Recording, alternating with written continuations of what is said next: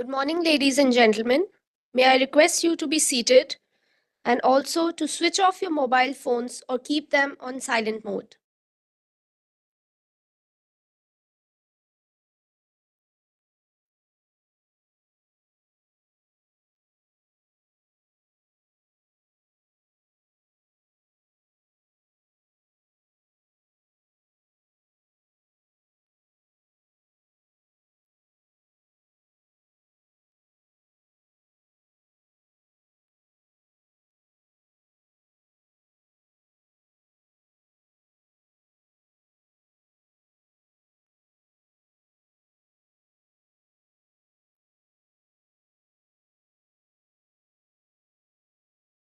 Good morning, ladies and gentlemen. On behalf of the Center for Joint Warfare Studies and Indian Council of Social Sciences Research, I welcome you all once again to the second day of the national seminar titled Synergies in India's Disaster Preparedness Towards a Comprehensive Framework. Before we begin with the proceedings of the day, allow me to take the privilege of informing everyone about the website of CENJOWS. The website can be accessed through the address cenjows.in. Our website has ample on military related issues, including joint war fighting and military technology. Being a think tank of the new era, we can be accessed through our various social media handles, which are flashed on the screen. I would like to encourage all present here to visit our site and follow us for remaining updated with our upcoming events and the latest updates. Now, we commence with session 5, the theme for which is analyzing and implementing international best practices in India's disaster management framework. For this session, I have the pleasure of welcoming Professor Dr. B. Rupini as the chair. Please let me introduce the chairperson and the panelists. Professor Dr. B. Rupini is a professor in environmental studies at IGNOU. She has over 26 years of teaching experience and specializes in organic chemistry, environmental science, and green chemistry. She has led a number of research projects both in India and abroad on environmentally benign ionic liquids and metal complexes. A distinguished scientist and awardee of multiple honors, she has delivered keynote lectures on green chemistry's role in environmental and pharmaceutical education. Dr. George Joseph Cordical is a medical doctor turned public health professional with extensive experience across clinical, administrative, research, and public health roles. His expertise extends to his roles as a consultant and strategic advisor for various international organizations and NGOs. Currently, he serves as the Health Emergencies and Disaster Risk Management Officer for the WHO's World Health Emergencies team. The team specializes in public health preparedness for emergencies, including CBRNE emergencies, extreme weather events, and works extensively in the area of health system resilience. He has contributed to several national guidelines and modules in the area of health emergencies and disaster risk management. Dr. Debashish Nandi is the head of Department of Political Science and coordinator for Center for Studies of South and Southeast Asian Societies at Qazi Nazrul University in West Bengal. He has been a visiting faculty at many foreign universities that include the Tajik National University in Dushanbe, University of Dhaka, Osaka University of Japan, and Frankfurt University of Applied Sciences in Germany. He has also served as a guest faculty at the National Institute of Technology, Durgapur, and Rabindra Bharati, Kolkata University. He is the editor of 13 books and the author of 8 books with a wide range of publications. Dr. Uday Pratap Singh is an assistant professor in the Department of Defense and Strategic Studies at the University of Allahabad. He specializes in international strategic relations and national security, holding a PhD in Defense and Strategic Studies. He has published extensively on defense and security topics with a number of books to his credit. Dr. K. Vinay Kumar is the founding director of the Sardar Patel Forum for Young Leaders at Hyderabad. He is currently an assistant professor of political science at Maharashtra National Law University, Aurangabad, With over 8 years of teaching experience and expertise in India's foreign policy, energy security, and maritime issues, he is a frequent commentator on national news channels. I now hand over to the chairperson to take the discussion forward. Thank you, Ms. Priyanka, and a very good morning to these uh, honorable members and of CENJOWS. And first of all, thank you very much for giving us the opportunity to interact with you people on this special theme of risk reduction as well as the resilience. And I'm very, very happy to chair this session. So without delaying time, and once again, I would like to congratulate the entire team of St. Joe's, especially the DG sir. Namaskar. And all the panelists, welcome to this session. Our title, this one is the analysis and implementation of international best practices in India's disaster management and framework. So for this session, so there are 5 panelists are there.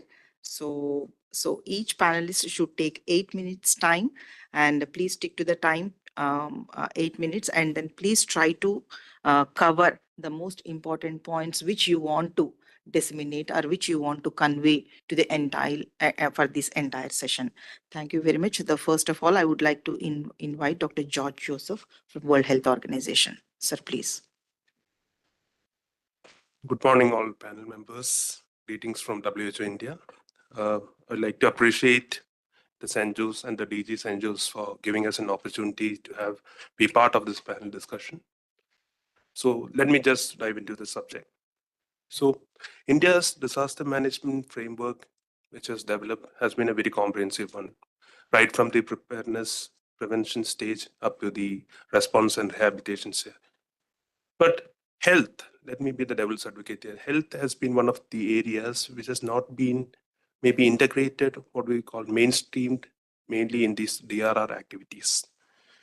So most of the times in all the activities, health is conspicuously missing, and the preparedness for the health sector or its integration with these activities is largely missing. And usually any small emergencies later turn into a big public health crisis or a big outbreaks or a mass casualty, leading to greater mortality and morbidity because of this non-integration of this.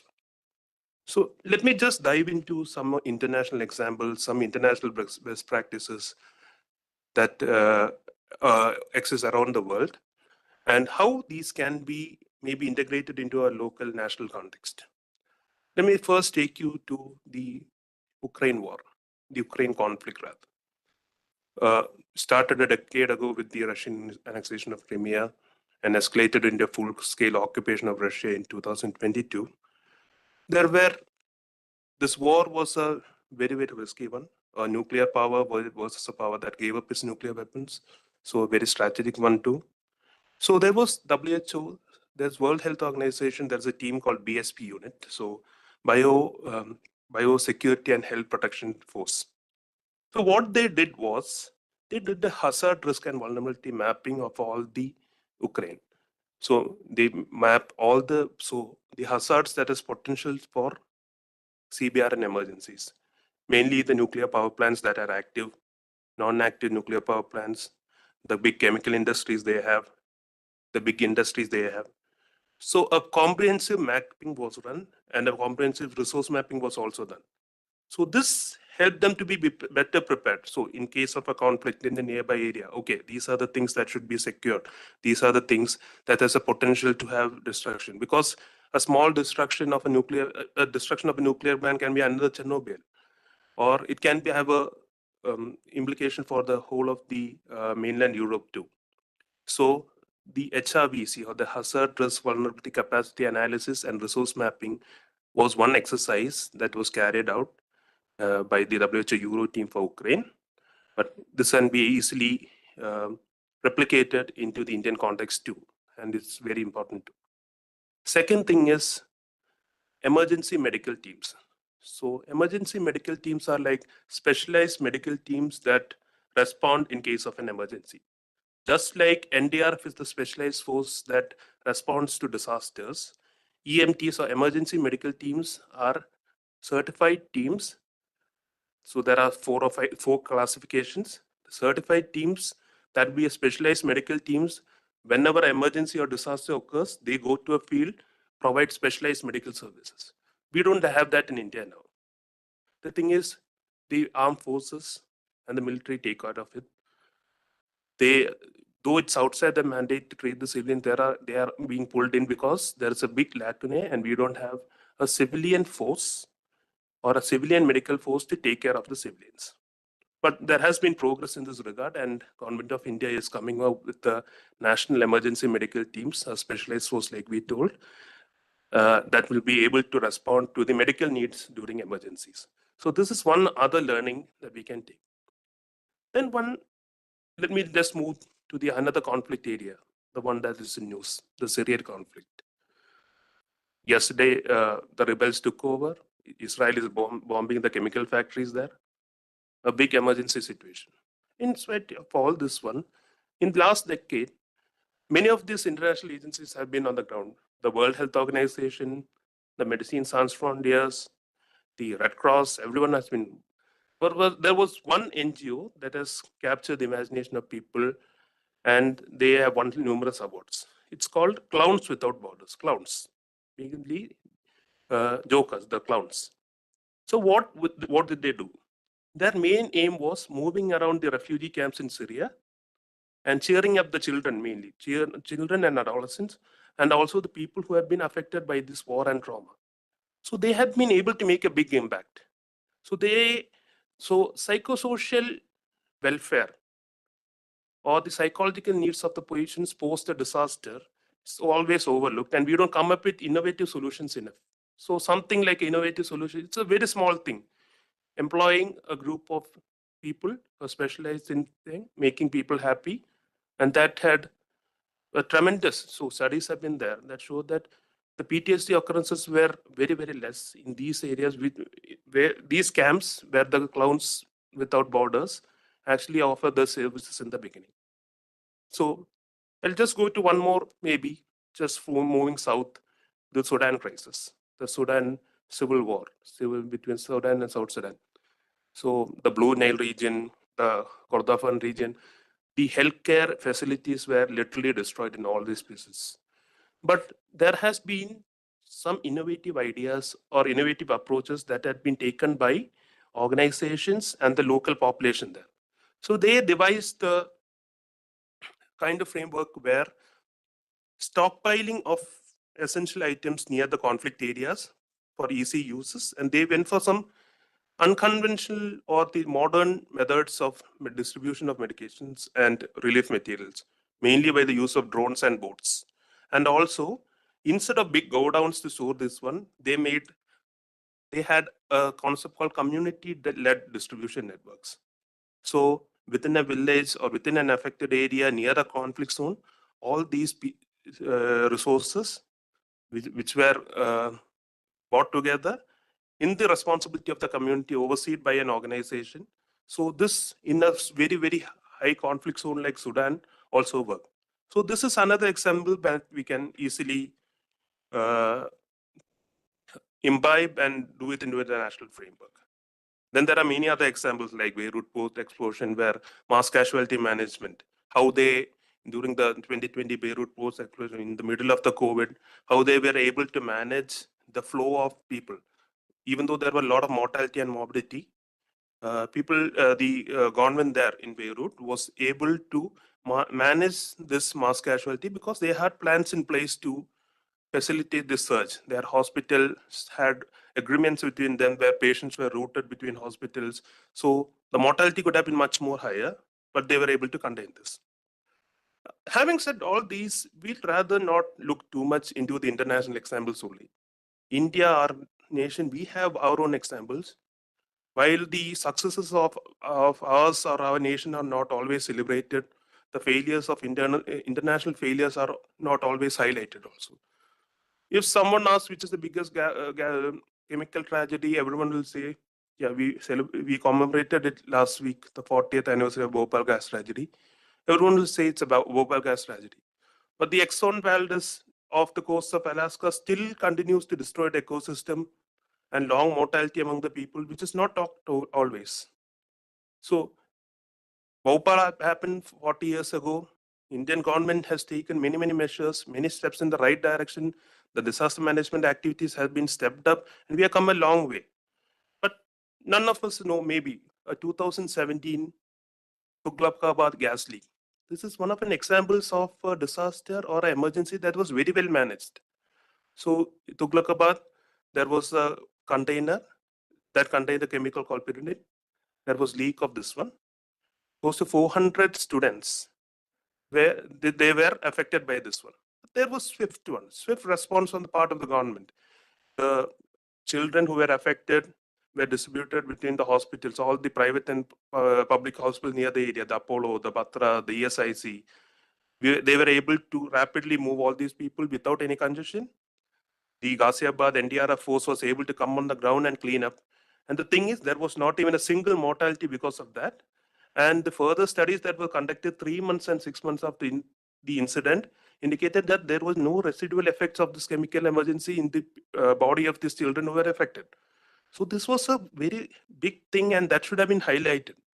So rather than India being known for the failure or the inadequacies in Bhopal, we should be celebrated for our successes in Tughlaqabad. So having said this, we have to look for the future. So what do we have? What do we need? We need specialized forces, but more than the specialized forces, we need community participation. Bringing the community, bringing them to the forefront, what they can do to disaster management is one thing. Second is technology. Technology for simulations. We are not doing enough.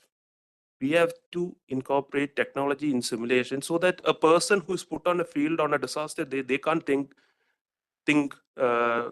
enough. So they have to be trained. It should be like a muscle memory. The success of Tughlaqabad can also be maybe attributed to the large-scale disaster management exercise that happened in India during that time. Maybe the preparation for that may be supplemented to this better response. So that disaster response, mock drills, and full-scale exercise should be like something that should be, these training exercises should be conducted in regular intervals. Integration of IT and IT-related tools into simulations and training of the people, creating of specialized forces like National Emergency Medical Teams. These can be some of the ways forward. Yeah, thank you. Thank you very much, Dr. Judge. And you have given a very brief outlook about the mapping of hazard risk analysis. And then you have touched upon about the Ukraine war and Syrian war and also Beirut and Sudan civil war. And you have given a brief whatever the activities you have been given and extended for the medical teams, that is a national emergency medical teams, and also community responsibility also you have touched upon. And also you have given recommendation of the training as well as IT, that is a incorporation of IT. And thank you very much, sir. And next I would like to invite Dr. Debashish Nandi. Sir, please.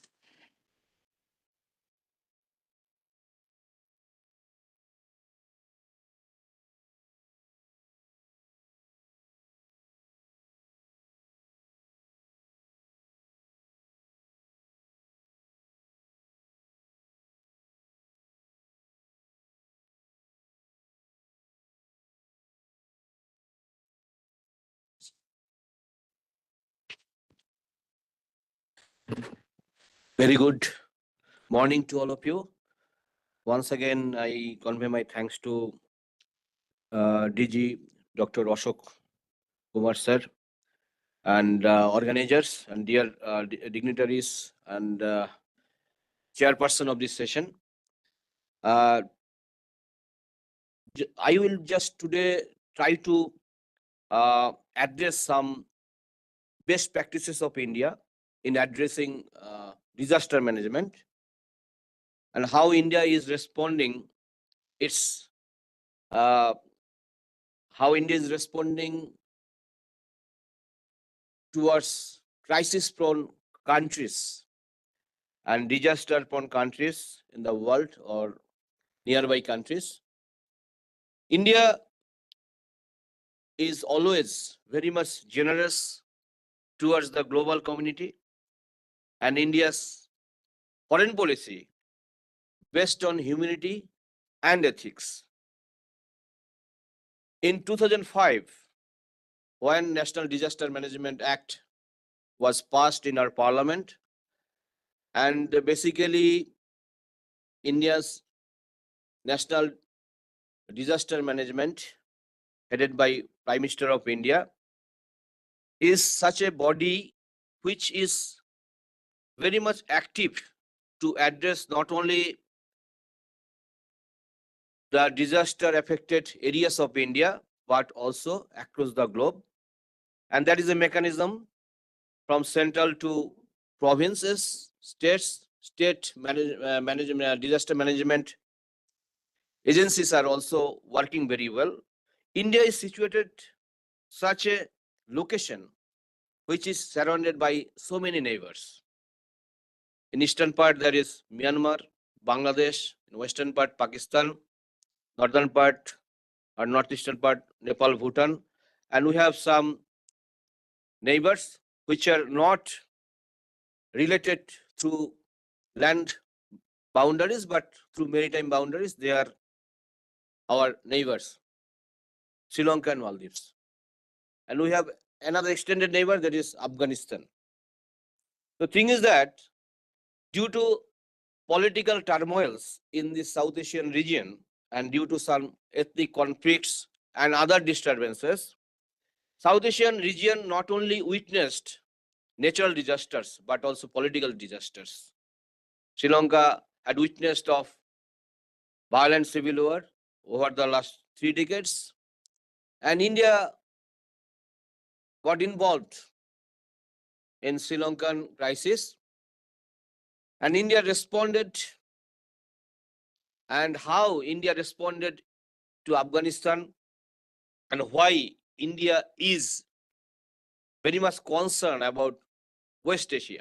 West Asia is a region which has been the hotspot of terrorism and conflicts. This is not the new phenomenon. But thing is that the mechanism of India's disaster management works through a long chain. It not only depends upon the assistance of our Ministry of Home or Defense, but also Ministry of External Affairs in collaboration with the affected countries. Questions raised how India will react just after disaster with the enemy countries, or how India will react with those countries which are not our friends. There is no hostility, there is no friendship. But India, always very responsive. India responded soon after any event occurred in enemy countries also, to Pakistan also. And even after occupied Afghanistan by the Taliban on 15th August 2021, India officially discarded its relations with Afghanistan, but disaster is happening in Afghanistan. Disaster drought is there. There is food crisis. There is some terrorist activities which are going on. Law and order is not there. Afghan people are suffering from food crisis. Through Wagah border and through Chabahar port, we have sent food grains, baby food, and other things. So through back channel diplomacy, we are engaging with Afghan people. The Indian approach is very much clear. We may disagree with the existing Afghan government, but we don't have any enmity with Afghan people. So this is the difference of Indian approach than other countries. And now I will just focus on the Middle East. What is happening in Syria, what is happening in Iraq, what is happening in Yemen and Jordan. These are the war-affected countries. And many times we have seen how Indian embassies or diplomatic missions in Middle East actively evacuated the Indian people with the help of local administration. The thing is that the effectiveness of rescue process or relief depends upon the managerial capacity of the state and how much powerful the state is to manage the things. It is very difficult to work in abroad, especially in war-torn countries and affected areas. But through India's best practices with the help of Indian Navy, Indian Army, Indian National Security Guards, and India's military, and with other non-governmental organizations, India is successfully conducting its activities to address the disaster-prone areas in Middle East. And India supplied not only food grains or medicine, but also supplied other essential commodities to war-affected Iraq, Yemen, Jordan, and Syria. The regional political equation of Middle East is very much critical one. Sometimes it is very much difficult to address the crisis due to the power equation. For example, India has a very good relations with Iran, but India has a good relations with the United States of America. Many times India has been pressurized by the United States of America to discontinue its relations with Iran. If the war takes place in near future between Iran and Israel, then how India will respond? Whether India will continue its best practices on the ground of humanity, India should send its relief to the war-affected Iran or not. Another, my previous co-panelist also raised a very significant question, India's response to Ukraine crisis. That was also a question. India had a very good relations with Ukraine as well as with Russia. But thing is that after being affected by Russian forces, the Ukrainian people were forced to flee their country and took shelter nearby East European countries. But India didn't stop its assistance, humanitarian assistance to the war-affected Ukrainian government. Prime Minister Modi also visited a few months ago. Not only that, not politically, but also we didn't stop our supply chain to Ukraine. And this is the diplomatic managerial capacity of India, how India is managing Ukrainian government and the Russian government. Russia government may be unhappy with India, but thing is that India has in a position to bargain with the big powers. But it is if we talk about the small powers or mid-range power, it might be difficult to manage Russia and the United States of America. So India, this is called the strategic autonomy of India. So India can do that. But before 1991, India also continued its assistance throughout the world, even to African continents also. But now India can do it better because through so many acts and rules and regulations enacted in India. And that is a good coordination between all of our forces. The role of the civil society is very much important.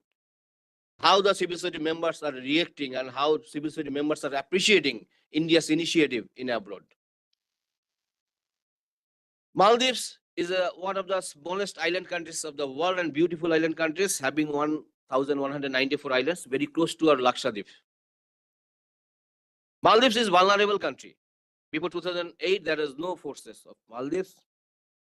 Since its inception, India not only assisted Maldives and extended its assistance to Maldives, but after tsunami, India immediately sent the relief to Maldives. And few years back, Maldivian air purifier center was collapsed.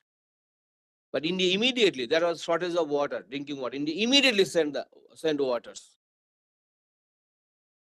So when any humanitarian crisis raised in any parts of the world, as per its best capacity, India responded. Even India also extended its assistance and cooperation to North Korea also. Diplomatically, we have little relations with North Korea, but North Korea is highly criticized for its armaments and nuclear activities. But India didn't stop its assistance to North Korea on humanitarian ground. And India also extended its assistance to Indo-Pacific, these small islands of Indo-Pacific, Kiribati, Vanuatu, Fiji, and Solomon Islands, these islands also. So maybe economically those countries are not viable to India, but on the ground of humanity, India also responded when these countries just faces any natural disasters or climate-based crisis. So I think in near future, through these activities, India can prove itself it is the best countries in the world to respond disasters and human-made disasters and wars. Thank you. Thank you very much, Dr. Debashish Nandi. And you have touched upon very best practices, and you have expressed the success stories of our country with the respect of negotiations with the neighboring countries, and also extended cooperation without compromising the security as well as supply chain of goods of our country, and also maintaining the political nexus with the existence laws as well as amended acts. Thank you very much, sir. Welcome. Now I would like to invite Dr. Anjum Soni, sorry. She's not there. And Dr. Uday Pratap Singh. Yes, please.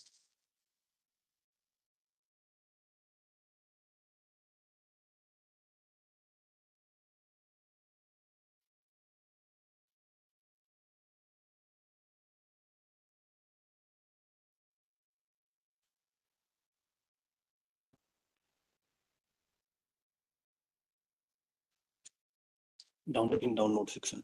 Download. This one.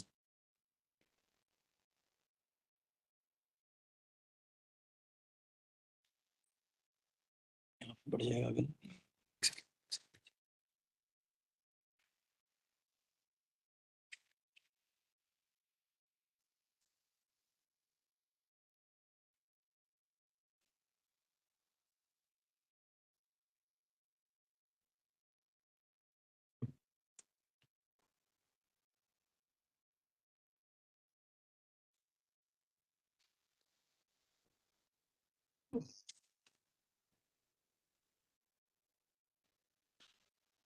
Thank you. Good morning to all and everyone. Respected dignitaries, distinguished guests, and fellow panelists. It is indeed an honor and privilege to be part of this national seminar that is organizing on the theme Synergies in India's Disaster Preparedness towards a comprehensive framework, organized by the CENJOWS New Delhi. At the outset, I would like to extend my heartfelt gratitude to respected DG CENJOWS, Major General Ashok Kumar sir, for providing me this wonderful opportunity to share my thoughts and insights on such pertinent topic. I also feel a personal connection to sir, with you sir, that you are an alumnus of our alma mater, University of Allahabad. So I feel the University of Allahabad, and which fills me with immense pride. I would also like to acknowledge my thanks to Dr. Monajit Das, Senior Fellow at CENJOWS, for providing me this wonderful opportunity and cooperating in better manner. The best practices in India's disaster management framework. A disaster management framework in the context of India is a very critical area that requires a constant innovation and robust policy framework and seamless interagency coordination. As we are discussing in the session, best practices in India disaster management framework, I would like, and I'm hopeful that this platform will serve as a catalyst for fostering collaborative strategies, integrating technological advancement, and building resilience ecosystem. So with these words, now I would like to present my views and my presentation. And look, the question of disaster. Yesterday, Professor Bharti Das has stated that the disaster are the biggest, war is the biggest disaster as man have ever made and invented. So in connection of that statement, I would also like to highlight and emphasize on this that disasters are the biggest non-traditional security challenges to nation state and international system. When disasters came into the existence, then it is the question of the survivability of the human being, survivability of the international system. So सबसे पहले मैं कुछ basic इस पे बातचीत करूंगा। पिछले 2 दिनों से एक बहुत इस विषय पर गहन विमर्श चल रहा है। अलग अलग विषयों पर अलग अलग विद्वानों ने बहुत सारी बातें की हैं अपने विषय से संबंधित। मैं कुछ इसके फंडामेंटल्स पे बात करूंगा, क्योंकि जो डिफेंस स्टडीज और सिक्योरिटी स्टडीज के एक स्टूडेंट होने के नाते जो सिक्योरिटी का जो पर्सपेक्टिव है डिजास्टर्स का, उसको मैं आपके साथ साझा करने की कोशिश करूंगा। समय की कमी है, इसलिए मैं थोड़ा सा उसको बहुत ब्रीफ में करूंगा, और जो बाद में जो कंक्लूजन है या जो मैं कहना चाहता हूं अपनी बात को, उसको मैं आपके साथ साझा करूंगा। Basically disaster management can be defined as the organizational and management of resource and responsibilities for dealing with all humanitarian aspects of emergencies, in particular preparedness, response, and recovery, in order to lesser the impact of the disaster.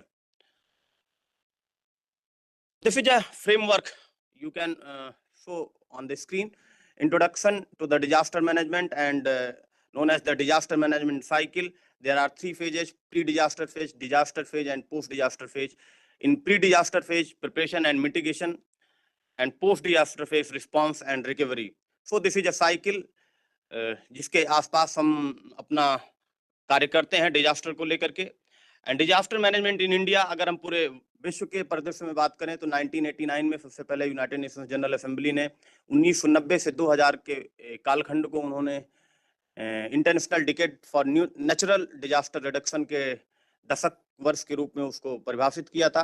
India में हम बात करते हैं तो 1999 का जो ओडिशा का जो सुपर साइक्लोन आया था, और 2001 के गुजरात के जो भुज में जो भूकंप आया था, उसके परिदृश्य में जो हमारा डिजास्टर मैनेजमेंट का फ्रेमवर्क है वो काफी इम्प्रूव हुआ। और बाद में हमने 2005 में एनडीएमए का गठन किया, और 2006 में हम पॉलिसी लेकर के आते हैं, फिर 16 और 19 में अलग अलग प्लान्स लेकर के आते हैं।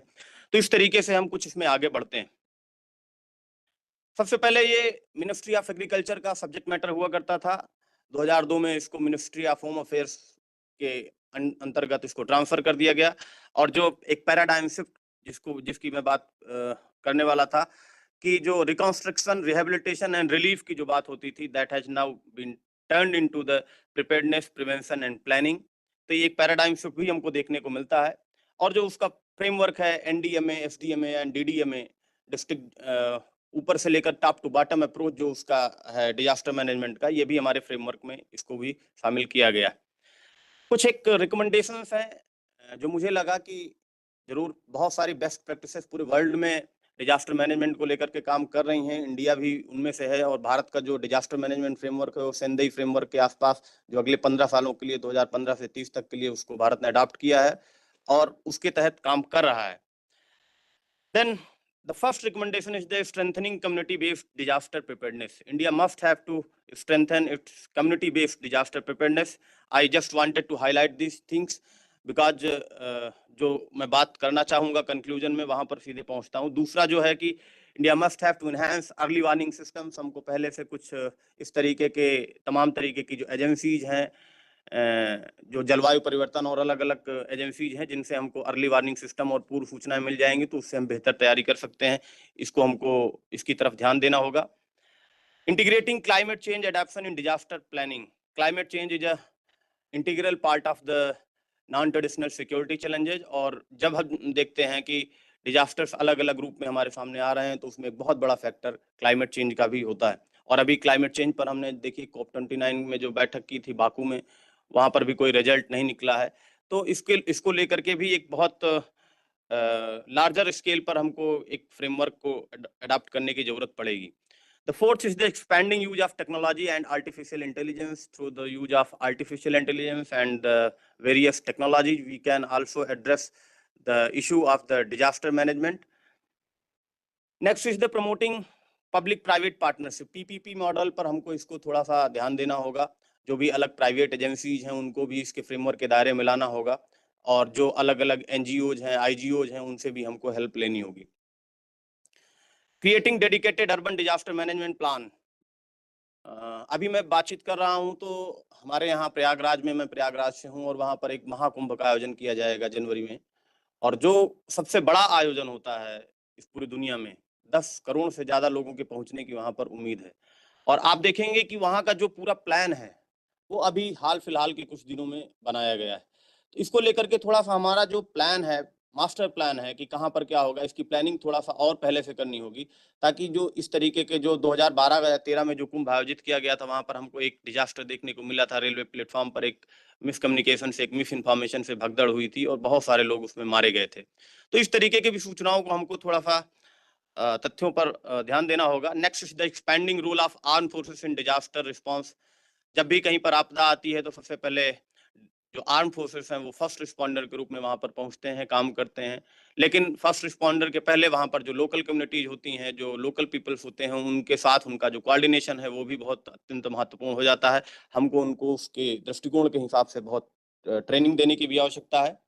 स्ट्रेंथनिंग इंटरनेशनल कोऑपरेशन, तमाम तरीके की इंटरनेशनल एजेंसीज हैं जिनके साथ हमको जरूर कोऑपरेट करना चाहिए, उनके साथ कोलैबोरेट करके हम जो डिजास्टर मैनेजमेंट फ्रेमवर्क है इसको और स्ट्रेंथन कर सकते हैं। Next is the integrating health services into disaster framework. And अभी कोविड में देखा हमने किस तरीके से जो पेंडेमिक आया था वहां पर जो हेल्थ इशू था, और मैं तो उस समय बातचीत कर रहा था, जो 20वीं शताब्दी थी, that is 20th century, that is known for arms race, arms trade and arms aid, and now 21st century there is an urgent need to the health race, health aid and health trade. हमको स्वास्थ्य सुविधाओं को और ज्यादा बुनियादी स्तर पर मजबूत बनाने की आवश्यकता है। Encouraging academic and research contributions, तमाम तरीके के थिंक टैंक्स और तमाम तरीके के सेंटर्स काम कर रहे हैं, लेकिन जितना कुछ काम किया जाना चाहिए अभी वहां तक हम नहीं पहुंचे हैं। तो इसको top to bottom think tank और यूनिवर्सिटी लेवल से ले करके सामान्य जो जन है या जो भारत का जो जनमानस है वहां तक इसकी जागरूकता को हमको पहुंचाना होगा, तभी हम वास्तव में इसकी दिशा में कुछ काम कर पाएंगे। These are the few recommendations that I wanted to share with you all. And next part is the conclusion. क्योंकि मैं बार बार कह रहा था कि इस पर मैं थोड़ा सा ज्यादा बातचीत करूंगा, समय की कमी है। By adopting these recommendations, India can transform its disaster management framework into a global recognized model, ensuring safety, resilience, and sustainability. And please focus on the next step. If we want to minimize and mitigate disaster risk, then what should I have to do? We must have to understand the disaster. अगर हम disaster या आपदा को समझेंगे नहीं तो हम आपदा प्रबंधन की बात कर नहीं सकते। And we must have to study of the disaster, और उसका हमको अध्ययन करना होगा। उनसे जो लेसन्स हैं, वहाँ की जो हमको सीख मिली है, हर डिजास्टर हमको एक सीख दे करके जाती है, उन पर भी हमको बातचीत करना होगा। And we must have to prepare for disaster, और हमको आपदा के लिए तैयार भी रहना होगा। अगर हम ऐसा करते हैं तो हमें लगता है कि these are the 3 best practices that ever have been made in the context of the disaster management framework, particularly in India. Disasters are not confined by border or communities. They are as a collective problem of the nation state in international system and humanity as a whole. So it requires a collective solution or a global solution involving governments, international organizations, communities, and individuals working together to mitigate the risk and threats. Madam, please give me 2 minutes more. I just wanted to share with you 8 pillars of disaster management framework that is very important, and generally ये कोई ऐसे 8 statements हैं जिनको हमको अगर हम ध्यान में रखेंगे तो जो डिजास्टर मैनेजमेंट फ्रेमवर्क की जो भी हम प्लानिंग कर रहे हैं उसमें हमको लगता है हम ज्यादा कामयाब होंगे। मैं केवल उनका नाम ले रहा हूं, आप उन स्टेटमेंट से उनको आप समझ जाएंगे। पहला है study of disasters and lessons learned from disasters. हम उनका अध्ययन करें, उनसे जो प्राप्त शिक्षाएं हैं उन पर जरूर ध्यान दें। दूसरा, if possible be powerful as a nation state.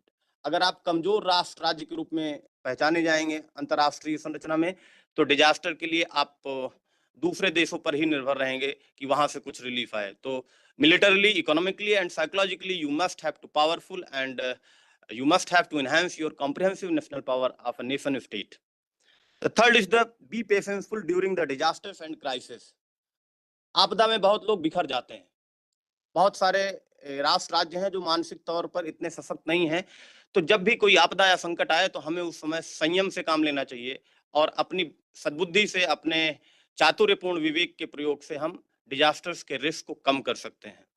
The fourth is the प्रकृति को जानबूझ करके संकट में नहीं डालना चाहिए और प्रकृति का जो मानव के साथ तालमेल है उसको बनाए रखने में हम सभी की जिम्मेदारी सुनिश्चित होनी चाहिए। क्योंकि हम क्या कर रहे हैं, बहुत सारा डेवलपमेंट करते चले जा रहे हैं और development leads to the disaster. जो कोई भी हम डेवलपमेंट कर रहे हैं, हमने न्यूक्लियर डेवलपमेंट किया, it comes to the nuclear disaster. Chemical, biological, जो कुछ भी हम कर रहे हैं वो उसके आपदा के रूप में हमारे सामने आ रहा है। तो मुझे लगता है कि जानबूझ करके नेचर के साथ खिलवाड़ नहीं करना चाहिए और हम तो ऐसे मानवीय मूल्यों से हमारा सरोकार रहा है, खास करके अगर हम भारतीय परिदृश्य में बात करते हैं, इंडियन कॉन्टेक्स्ट में, तो हम अगर वृक्ष को भी अगर हमको जरूरत पड़ती है उससे कुछ लेने की तो पहले उसको प्रणाम करते हैं और उसके बाद हम उसकी पत्ती या उसका फल या उसको काटते हैं। लेकिन जब विकास अंधाधुंध तरीके से बढ़ रहा है तो ऐसे में प्रकृति के साथ तालमेल बिठाना अत्यंत आवश्यक हो जाता है। द फिफ्थ इज द अपने आप को आपदा पीड़ित के स्थान पर रख करके ही उसके हिसाब से परिस्थितियों का आकलन करना चाहिए। अगर आप डिजास्टर, आप सोचेंगे तो डिजास्टर वायनाड में आई है, उससे हमारा क्या लेना देना, तो फिर वो वायनाड से आपके यहाँ भी आ सकती है और आप उसके लिए तैयार नहीं रहेंगे। तो मेरा ये मानना है पर्सनली कि अगर जो डिजास्टर पीड़ित है, जो आपदा पीड़ित है, उसके दृष्टिकोण से आप चीजों को समझेंगे तो आप थोड़ा सा ज्यादा सेंसिटिव हो पाएंगे। छठवां है, हम जो विकास की नई बुलंदियों को प्राप्त कर रहे हैं वह सही है।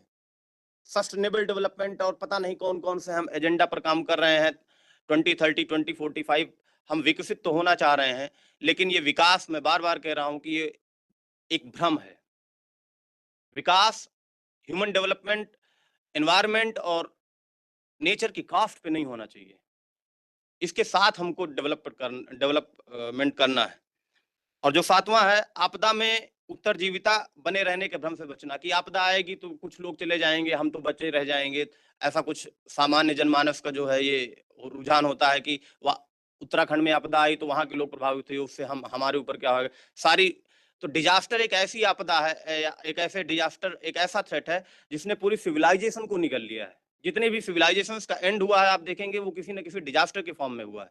तो पूरी सभ्यता को, पूरी मानव सभ्यता को, इनफैक्ट अगर न्यूक्लियर डिजास्टर हुआ तो आप कल्पना नहीं कर सकते, पूरी दुनिया का सर्वनाश तय है। एंड लास्ट इज द आपदाओं को नियंत्रित और प्रबंधित नहीं किया जा सकता, यह एक तरीके का भ्रम है। This is the realistic approach. Disaster को हम कंट्रोल भी कर सकते हैं, मैनेज भी कर सकते हैं, एंड इट शुड बी। तो विद दीज वर्ड्स हम यही आपसे कंक्लूडिंग रिमार्क्स के रूप में कहना चाहेंगे कि जो कुछ भी हम बेस्ट प्रैक्टिसेस पूरी दुनिया में और भारत में है, भारत का जो सैद्धांतिक दृष्टिकोण है वह बहुत ही स्पष्ट है। और अगर उन मानवीय मूल्यों के साथ हम डिजास्टर मैनेजमेंट के फ्रेमवर्क को डेवलप करने की कोशिश करेंगे तो निश्चित तौर पर हम अपने लक्ष्य में सफल साबित होंगे। एकमात्र कोई, चूंकि disaster, there is no absolute best practice और a singular best practice in international system. तो हमको कलेक्टिव एफर्ट की जरूरत है, कलेक्टिव सोल्यूशन की जरूरत है, ग्लोबल सोल्यूशन की जरूरत है। With these words I wind up my presentation. Thank you all. Thank you. Thank you very much, sir. Thank you very much, Dr. Uday Pratap Singh ji. So you have touched upon the disasters in security personal perspective and various types of disasters also you have mentioned upon, and adoption of frameworks to mitigate and also to respond, and the integration of the health aid as well as the 8 pillars of disaster management you have explicitly explained. Thank you very much, sir. So now I would like to invite Dr. Vinay Kumar. Sir.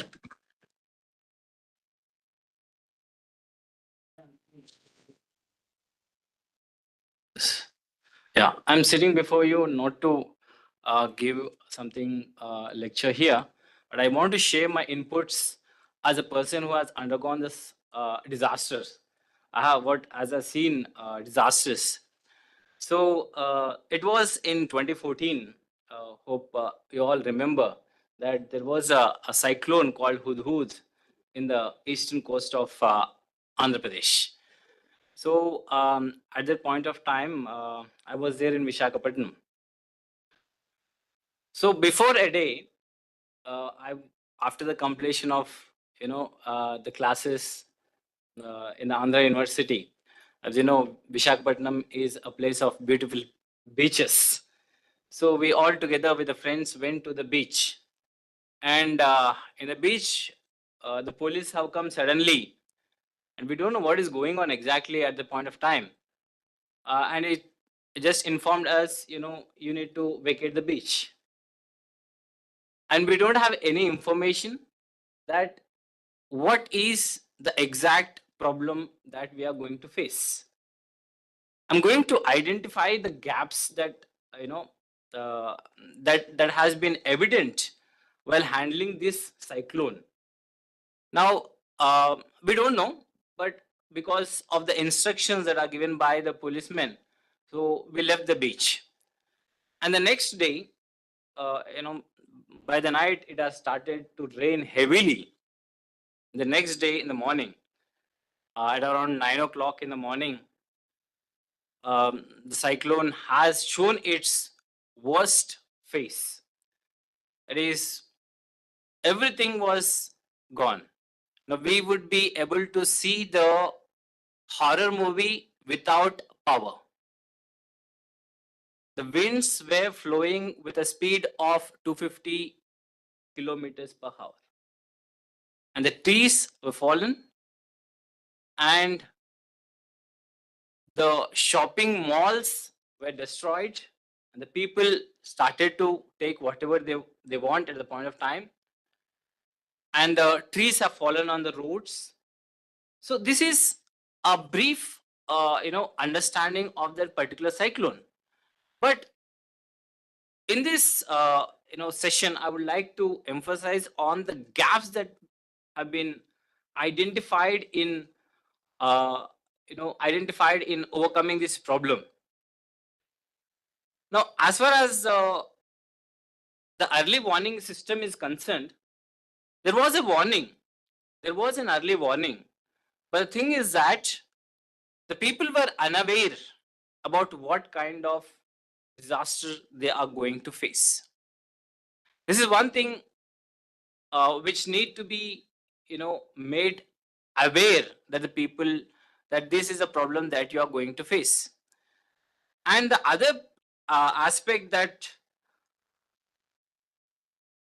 and the gap that we have found in this report of the Hudud is that the NDRF personals have arrived on time, but they did not carry the enough equipment with them, and they are dependent upon the material that is provided by the district administration.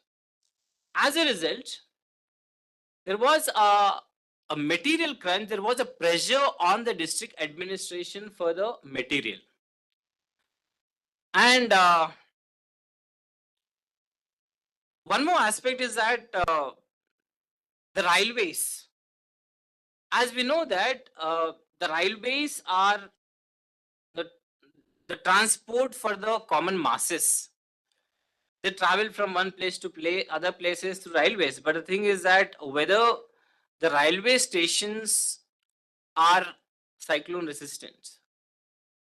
In case if the passengers are stranded at the railway stations, or whether the administration could handle the people there who are stationed at the railway stations. And one more, the labs that we have found during this Hudud problem is that the telecommunication labs, we could not communicate with anyone. And the BSNL and the other private telecommunication players were not prepared to handle the situation, because towers were totally damaged and the communication lines were not restored until 4 to 5 days. And there was no backup plan for either the BSNL or the private players. they have not procured enough diesel, they have not procured enough battery backups to make sure that early communication is established between the people. Of course, the governments have established the emergency lines, but how we have to reach the emergency lines? So airports, and we have a very critical infrastructure at eastern coast, that is Visakhapatnam. The ONGC and other critical HPCL and other critical energy infrastructures are located on the eastern coast. Whether these infrastructures are climate or disaster resilient, so we don't know that. So all these things need to be addressed as far as the Indian disasters are concerned. And one more incident that has happened in the Visakhapatnam again, that is the leakage of the styrene monomer vapor from LG polymer factories. There's a factory which is located in a heavily populated area. Earlier it was not heavily populated, but because of the population growth, the people started to build the houses near to this factory also. Now on May 7th, 2020, there was a leakage of this gas from the LG Polymers company. And this led to the evacuation of nearly 20,000 people from around 17,000 homes. And it took 12 lives. The question is, upon discussions and upon research, a simple solution is needed to address this gas. That is, a wet cloth tied around the nose would be enough to protect the people from this gas. The people surrounding this place were unaware about this issue or this solution that is available to them. And as a result, there was a great panic that has been created in the people in and around places. So what should be done?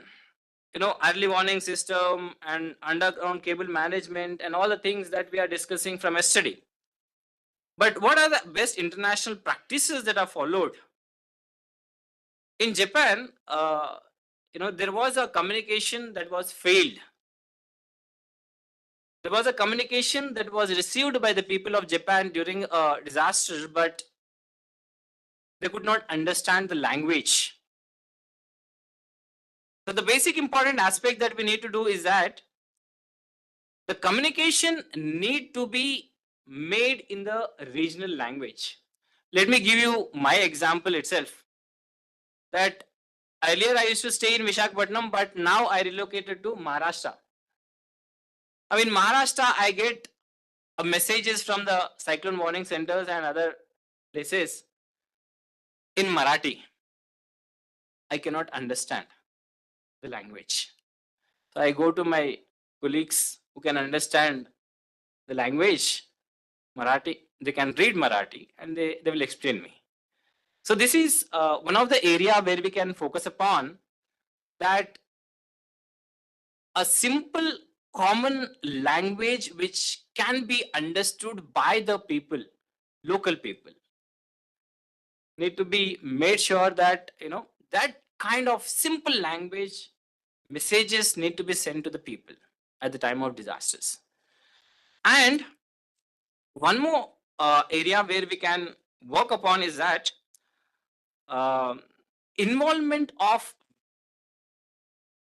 women in the disaster management. Actually, Ecuador is one of the best example when we discuss about the involvement of the local women in collection of data, gathering the information.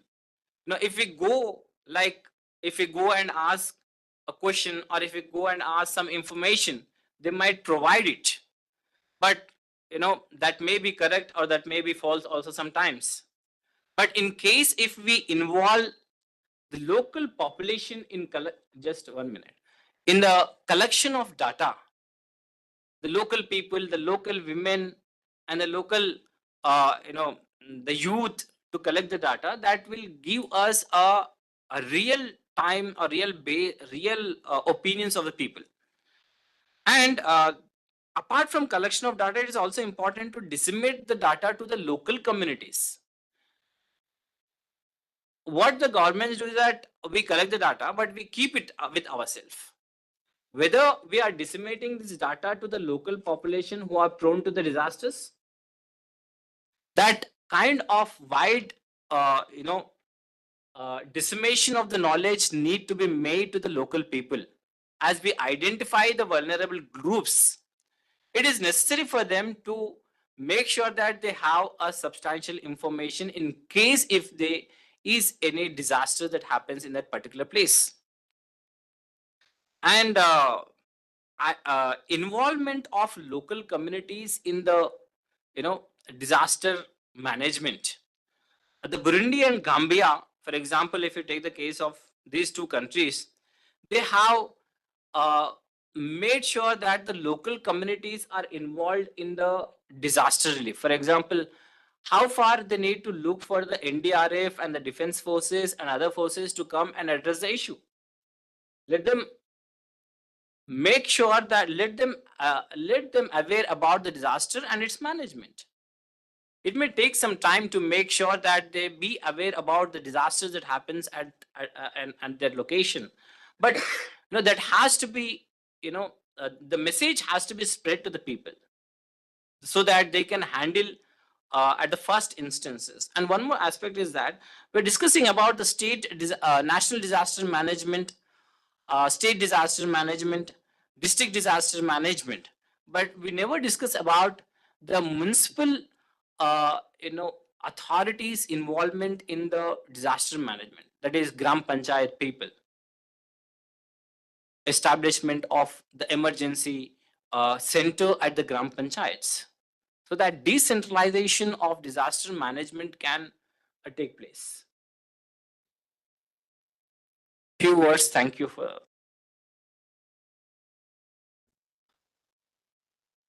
Thank you very much, Dr. Vinay Kumar. And you have stressed upon very briefly identifying the gaps in disaster management and execution with a case study of Hudud cyclone affected by the at Vishakhapatnam. Of course, which is a natural calamity, and also man-made disaster. Also, you have explained about that LG Polymer Company. And thank you very much. And then you have emphasized the role of women and also local community in disaster management is a must. Thank you very much, sir. So I would like to hand over this session to the rapporteurs, Ms. Priyanka and Ms. Radhamani. Yeah, sir. So this is the.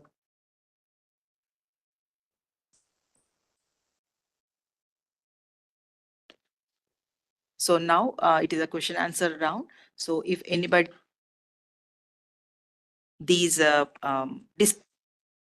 you can have any queries, you can make a comment, you can make any contribution related to this theme. Most welcome, anything. Sorry, you first. I have a question for Dr. Joseph. We are talking about, you have shared about the EMT. And to me, as far as I know, the Navy, the Armed Forces, and the Air Forces are the best medical teams still today. And but through your sharing, we also come to know that there must be a room for improvement, definitely. Therefore, my question is, if at all you would like to give one suggestion, and as an international representative, what would be that one thing that will reinforce efficiently these three forces? Thank you. Yeah, my question is, if you were asked for one suggestion for the EMT to reinforce efficiently the three forces, the Army, the Navy, and the Air in India, what would be that one suggestion? Yeah, the armed forces are in fact doing a very wonderful job. The thing is, in a big country like India, where the population is spread like this and multiple disasters occur at multiple intervals. So shouldn't we have a civilian force to respond to that, to take that, to share that force of responsibility? Because there's a lot of civilian population and army can't be everywhere. So that was basically the idea behind EMT. So EMT is not there in India now, and it is going to be there. The ministry is in talks with them. So they are creating one thing. So they can maybe army from their local experience and their national experience till now can be play a very, very significant part in training these doctor forces. Okay, the one of the main thing we likely to face is NEMTs might not be a disciplined force like an army. There might be doctors that are recruited from many parts of the country. So to train them in that discipline, maybe the army discipline, how to take orders, the hierarchical system, and like a very, very, very responsive force, that might be the thing that armed forces can train and supplement these civilian medical teams. Yeah. I'll further add on, sir. We maintain around 11 QRMTs in various services for CBRN. We deployed them, tested them in G20. Regarding the chemical you told about, but we are trained in certain type of war gases only. So we don't have expertise other than those war gases, what Ludhiana gas will do. Ludhiana thing which happened, one you told one more tanker in southern India, sir. So we don't have expertise for those gases. We have got equipment. We have got war equipment. Now we are upgrading them based on whatever is additional need. We are also offering our ex-servicemen in NDRF is also coming up with certain emergency medical teams. So we are also offering our ex-servicemen or people who will be willing to join them. Now, giving to Dr. Saab what you told about Vishakhapatnam, sir, I'll give example of Remal, Fengal and Biparjoy. The three cyclone in last 1 year. DG IMD Mahapatra Saab, with every 2 hours, he issues notices, warnings. He spreads it to 60 countries also in coordination with RHCC Changi. This was not existent in 2004. Now, with every 2 hour, 4 hour of bulletin, what DGIMD is issuing warnings, he gives how much area is going to come under cyclone effect. Now also that Kerala or whatever is there, it is on my phone now. Okay, what is issued now? 2-3 months, 2-3 hours back. So early warning system advanced to that level. We are giving it to other countries. Other countries like Singapore is giving it to us also, sir. So Remal, Fengal and Biparjoy is an apt example that our early warning system and integration with various ministries is so improving every day. I know it requires great improvement. Now, giving an example again of Vishakhapatnam, the moment floods took place at night, it is Andhra Pradesh and Telangana, both states.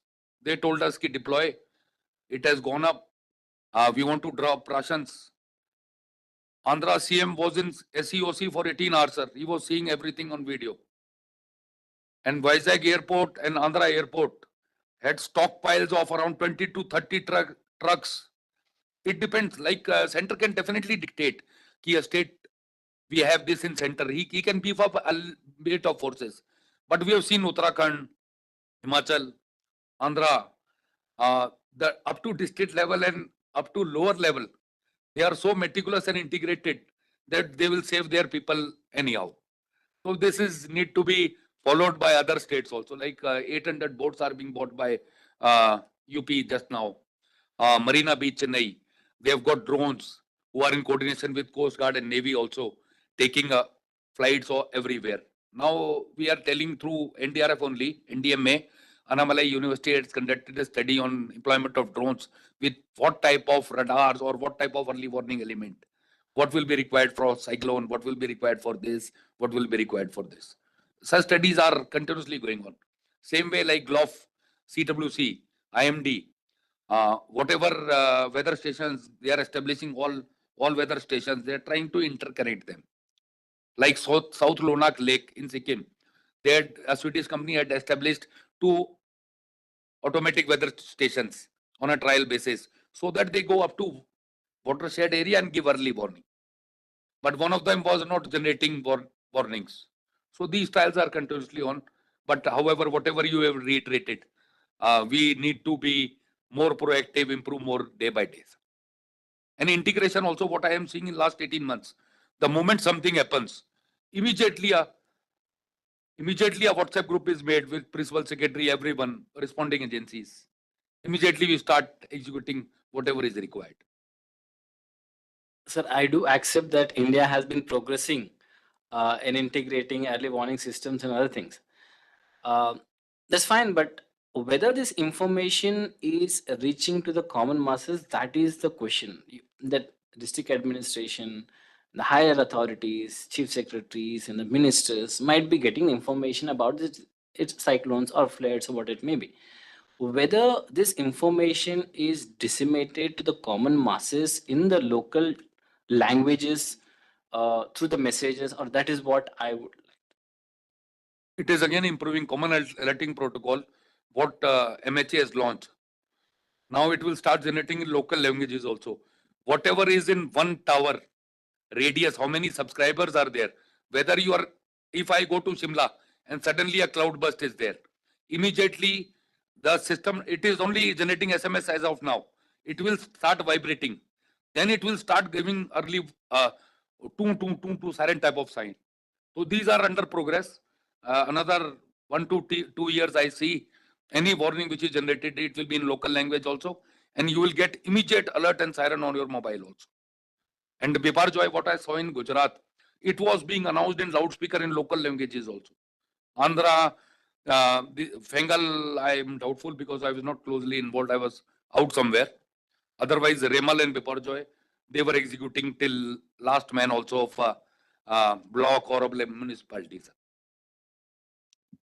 With your permission, we are very fortunate to have General K.S. Brar, who is GOC Dakshin Bharat area, who is fortunately here with us for a few minutes, who will share his experiences as to how he handled the recent cyclone in Tamil Nadu and Puducherry.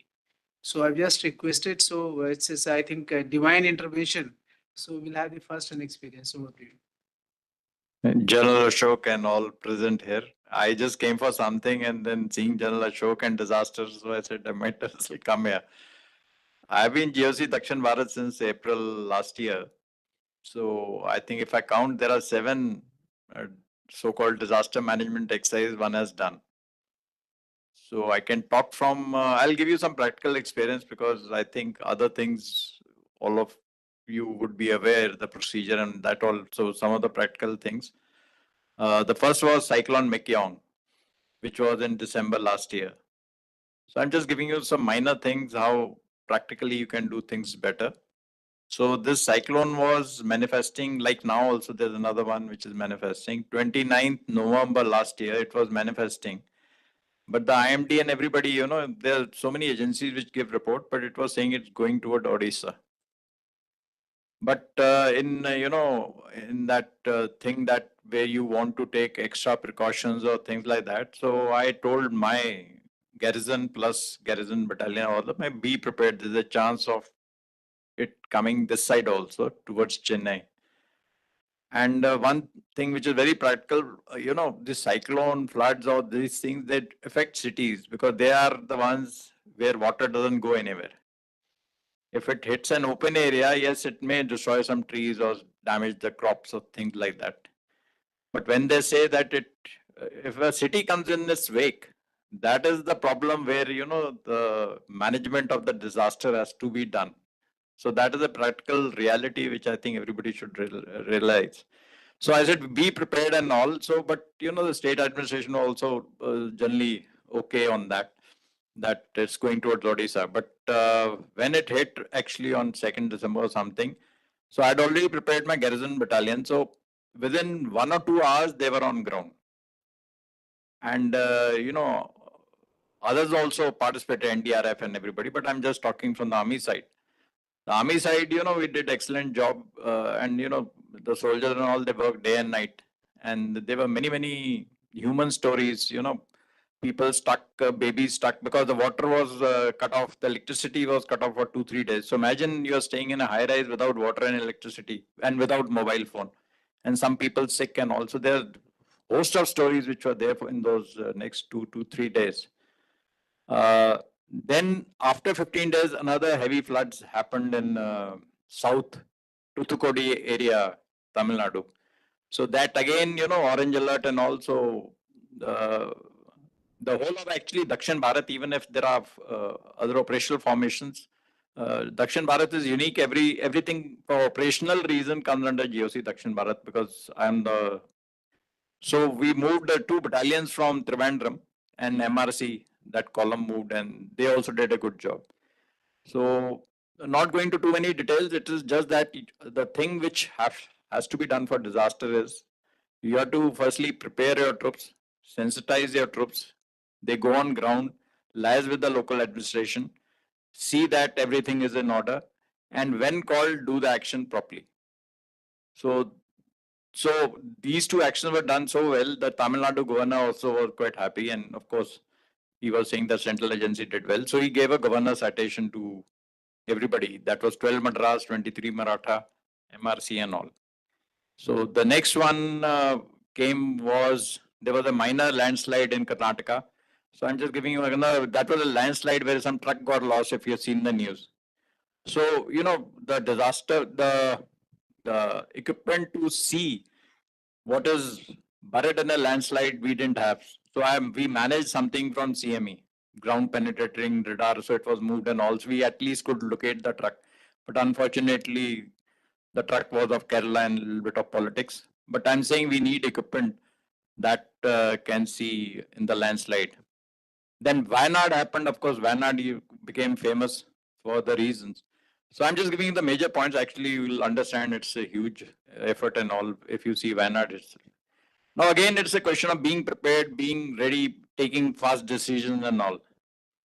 So these rains and all were coming. So the Karnataka thing, there was a little bit of politics. So the GOC had just taken over General Matthews. So I, in fact, went across to him and said that this is one thing in Dakshin Bharat, we are not fighting LSE or LC. So we have to react fast on disasters. So that I just told him a week before this whole thing happened. Mega, next time we need to be. And Mega, please, there was some, message pass. Mega, middle of the night, anything, please let me know, and we'll take a decision of what to do. So when Wayanad happened, so the call rightly came around 3 o'clock, that huge early morning, 3 o'clock. It was dark, it had happened in the night, people were not aware exactly where it had happened and what was the loss and this thing. But then without reference, we also have a procedure of clearance and all. I said move. So the nearest was again TA battalion, there was a DSC center, then Trivandrum also. So, all these contingencies, there was a RT regiment in Madhukarai. So we all moved as ordered them. But by about 7, 8, when the daybreak took place, they realized that people on the other side are stuck, so you need to construct a bridge. Now, again, that is again a decision. Had it gone wrong, maybe. But then I told, I asked, because, I'm from Armored, so we deal with all kinds of bridges. So I said, what does MEG have? They said they have a Bailey bridge. And it's a training bridge. And I think if there are some people not from the informed, you can't move a training bridge. It's never moved in, I think, history also. Make a move it. Polta is not moved, it's for training and all. You have to take, make a move it here. So we moved that bridge, and it took about 25 CHTs. So they were brought in 2 hours. So on the night it had, morning around 10 o'clock it moved, and then it took some 14, 15 hours in the night to reach. So the bridge construction, obviously, those people are trained. So the thing of moving the bridge, and of course there was the other foot bridges and all, whichever were there, I should move everything. And you saw the rappelling and, other, expedients which were put initially to cross that channel. So that was done. And of course, then the medical team, the dog squad and all thing. Again, then the problem of equipment, then how do you track the bodies? So then people came up with some other things which is used in avalanche. But the person who's stuck in avalanche is also wearing. So somebody, and I'm just telling you, somebody sold made good profit by saying that it can detect, and when the state realized the person who's buried also has to have, otherwise you can't. So Wayanad, of course, was in the news, so it came. Then another one came in Andhra. That was August. Uh, so I'm just highlighting, I'm not trying to put things, but you know how fast things can develop. In Andhra, the floods came, there was heavy rain, and a breach had taken place, not on a river, on a canal. And so we again put everybody ready. In fact, they were ready because, you know, after all this, like in Wayanad, people were moved by air. You see, Air Force was also mobilized to move troops from Trivandrum. And in fact, things from Delhi also came up and all. In fact, another Bailey bridge was brought from Delhi. It was stationed at the airport at Kannur or Calicut. So it was stationed there. Of course, it was not used. So it was sent back. But I'm saying that then Air Force was also incorporated. So we were ready to move for this.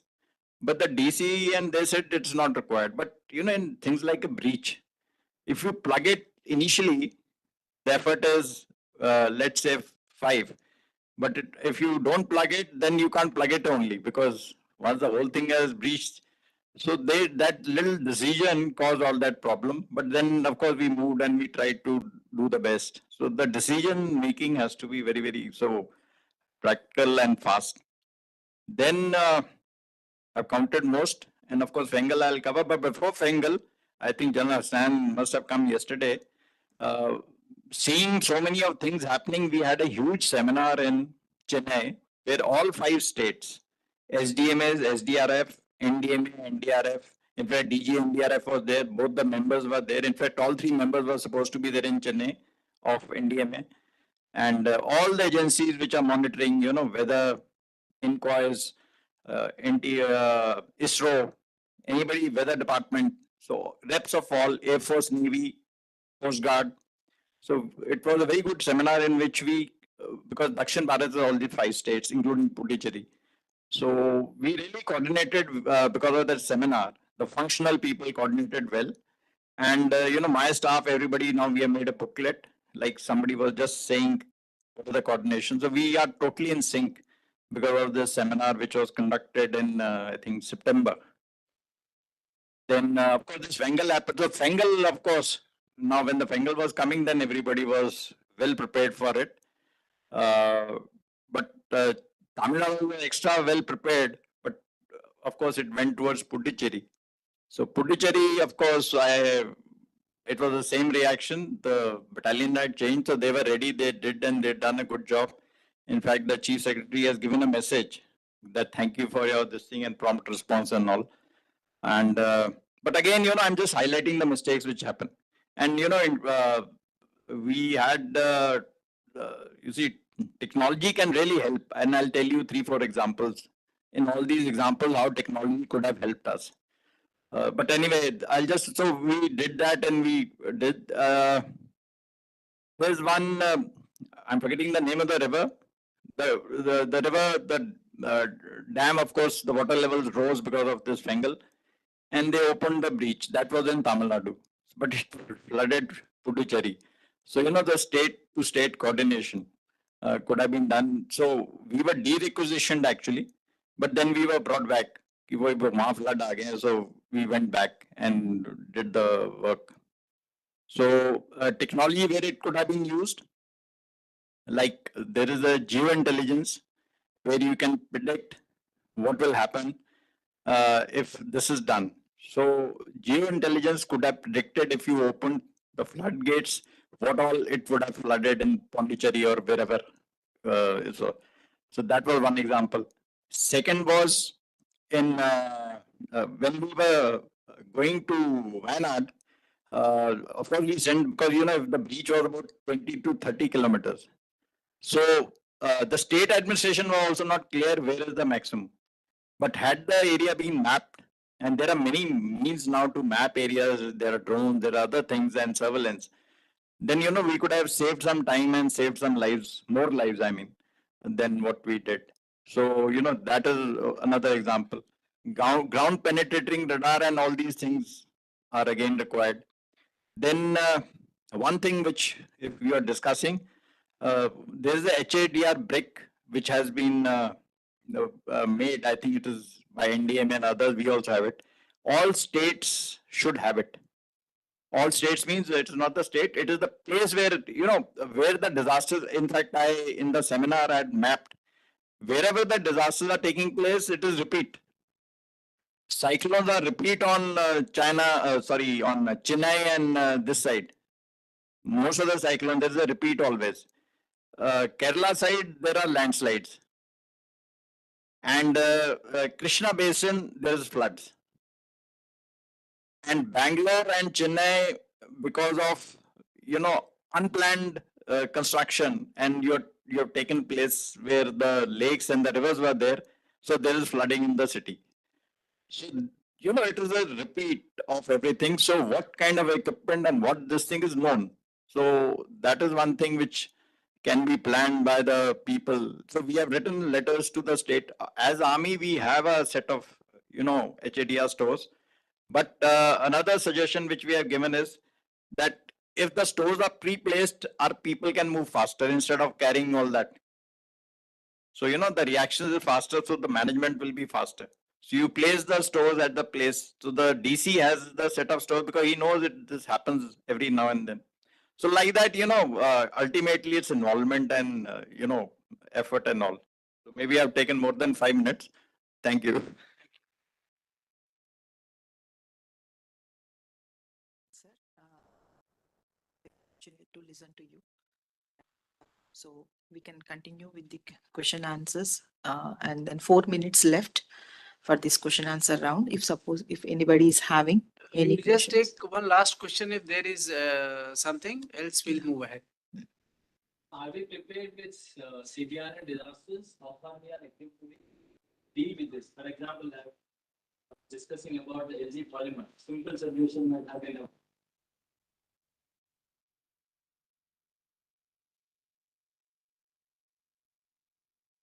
especially the places which are vulnerable, like populated places. In Armed Forces, Army, Navy, Air Force, we combined of 11 QRTs and 11 QRMTs for CBR and disasters. We are only prepared for war-like cases. However, NDMA with NIDM, they have also started doing, we have a list of around 44 equipment. With the import ban on certain items, indigenous development, these things are under progress. Same way energy, they have already procured items. In G20, they didn't have all these QRTs and QRMTs.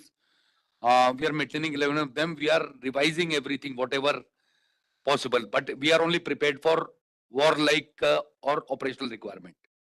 However, NDRF is doing the needful as regards Ludhiana gas leak or any other type of gases. However, training, mapping of Dadra Nagar Haveli, Kota, CBR and exercises are continuously taking place, where we have a participation from CME, CBR and CEL, and all industries, Indore, like large number of, last month it was conducted. All 2000 industries of chemical, they are mapped at state level also, central level also, and they are going on adding the list and whatever type of chemicals are there. I'll just add to that. So Minister of Health and Family Welfare, for the health part, the medical management, they are coming up with in association with the National Center for Disease Control. For the chemical industrial disasters, the pre-medical or the field management, referral and medical management, they're coming up with the module that will be released soon.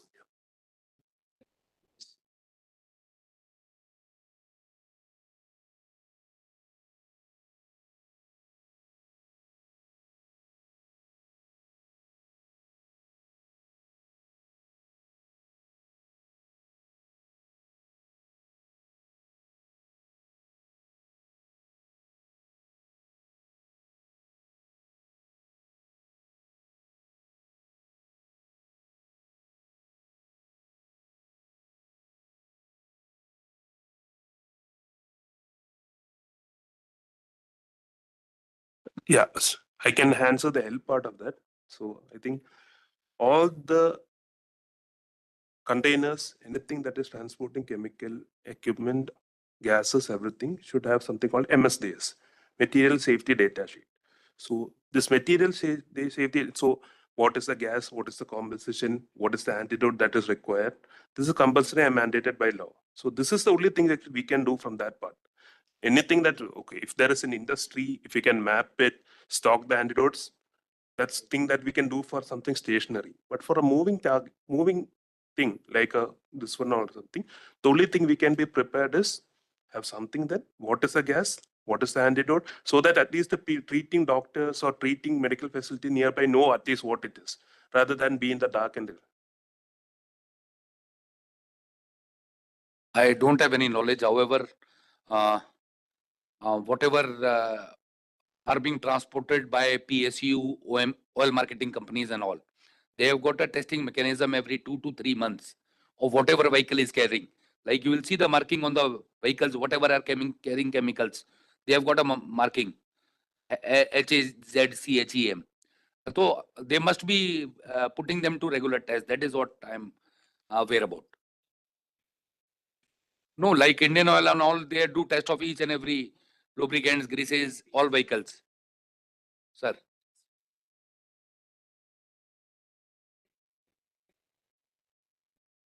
It needs to be checked. I'm not aware. Thank you very much, sir, for all the answered questions. So we will move on to the refreshments. So it is 10:30 to 11 o'clock and sorry, 11 to 11:30 now. It is a refreshments. And then we'll come back to the other session at 11:35. Thank you. Thank you, panelists. Thank you, panelists and Lieutenant General Brar, for your insightful inputs. May I now request Professor Dr. B. Rupini to come forward and honor the panelists.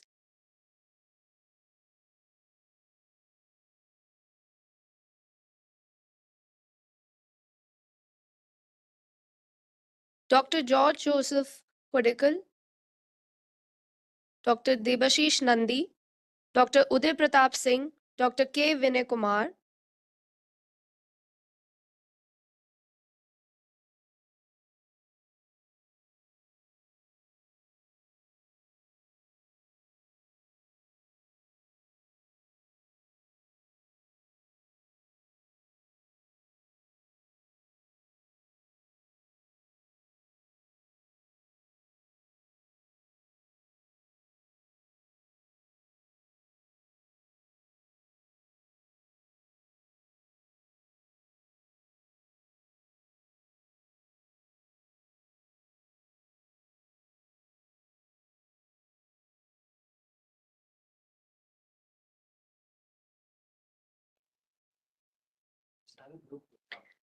May I request DG CENJOWS to honor the chairperson and come forward for a group photograph?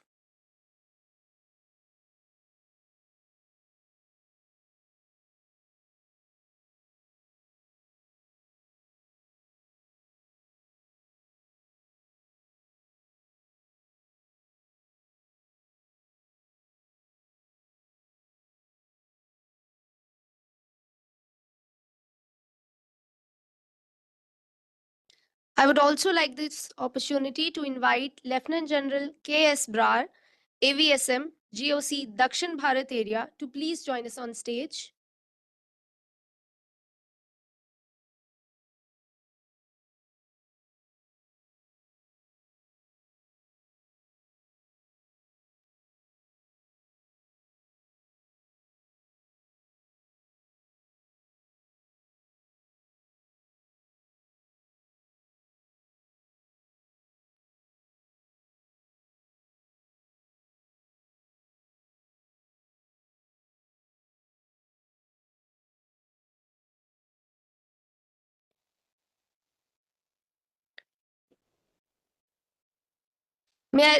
With this, we come to the end of session 5. May I request all of you to proceed for a short tea break and reassemble at 11:30 for the next session.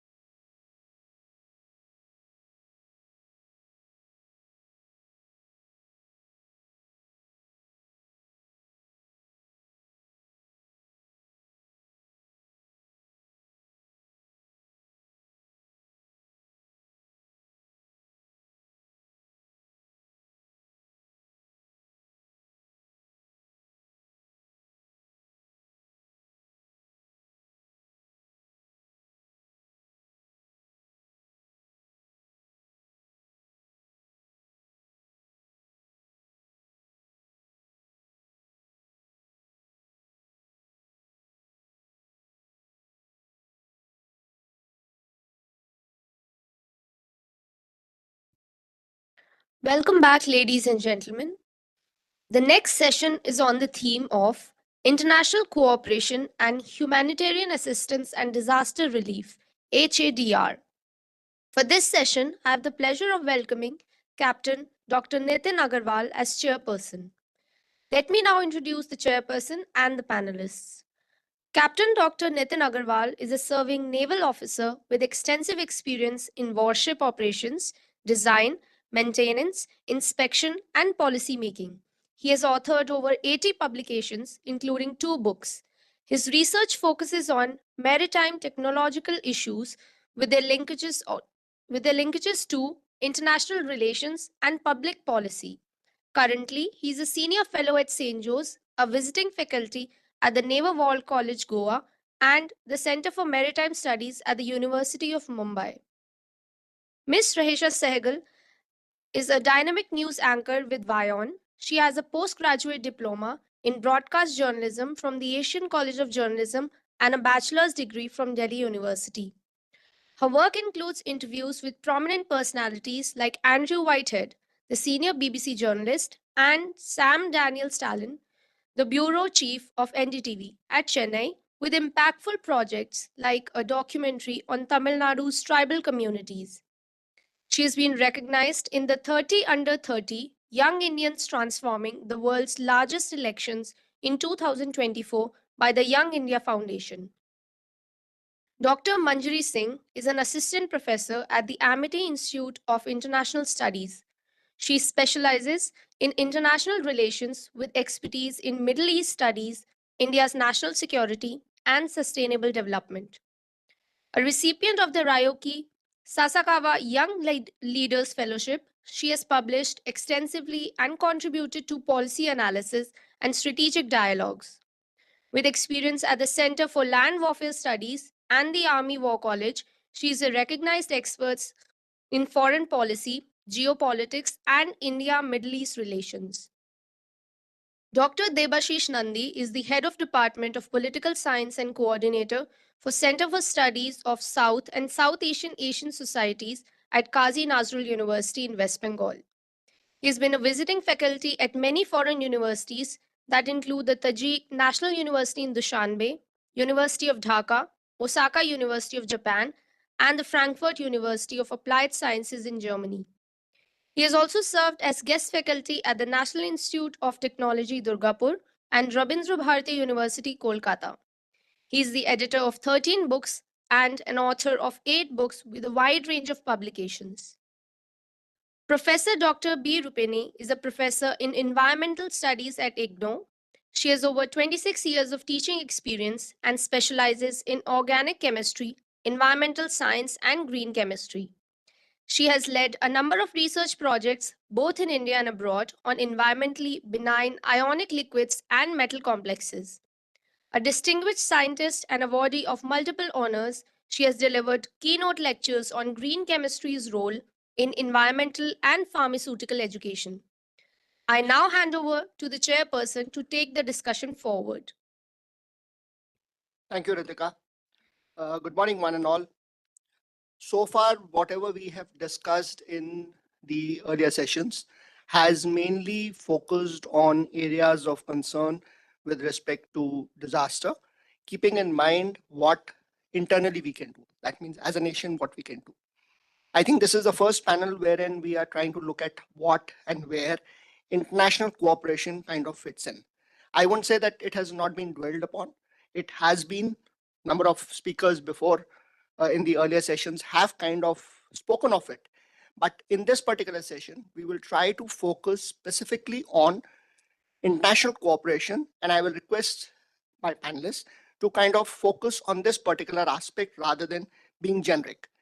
Now, while the chair is not supposed to make a presentation, as I know, but I thought I will just put the things in correct context as far as the working is concerned. Just click on.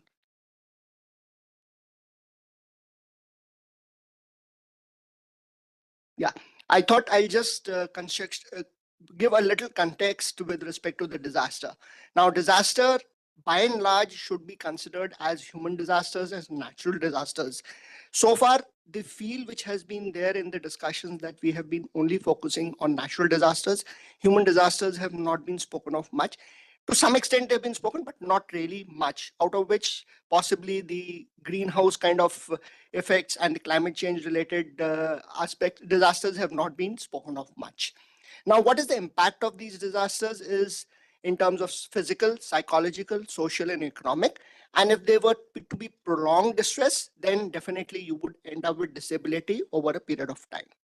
Now, if you look at India, this has been flashed on the very first session itself. India is got enough and more of hazard zones ranging from a variety of hazards and a variety of disasters that can possibly happen. If you look at a greater region, which is the Asia Pacific, or rather the East Asian part of it, you would find that the region per se is definitely prone to a lot of disasters due to climate change. And if we were to expand this region to the entire globe, we find that the entire world per se is affected by disasters in some form or the other. The impacts of these disasters lead to economic, non-economic, and security issues, which need to be considered, and that is where the response and rehabilitation comes into play after the disaster happens. When you look at the recovery part of it, you need to look at relief, rehabilitation, and reconstruction, of which each country, each system has its own institutional mechanism in terms of response and rehabilitation. Response could be either preventive or repatriative. That means it happens after the event has happened. And that is how we have been working upon. Now, whatever it may be, the lessons that emerge from whatever relief operations which have happened over the time, which were discussed even in the previous session, that early warning information should be non-technical, should have a standard format, should be disseminated easily, and should be trusted by local communities and stakeholders. And when undertaking a relief, you should ensure that law enforcement meets the basic requirements of the evacuees. The response operation should not impact the local communities. Safety of the victims is taken care of. You should provide the necessary aids in a coordinated manner, and the focus on life saving should be more important than community building. And all this requires adequate SOPs, preparedness at both government level and the community level. And most developing countries lack the capability and the capacity to undertake HADR activities by themselves. So this requires some kind of a multinational or regional disaster agencies, and that is where the international cooperation comes into play. However, few national or regional disaster response agencies exist, and this is mainly because of the fact that developed nations consider it not really worth asking somebody else for assistance. Nations do not see eye to eye with their neighbors and to provide the resources to others. But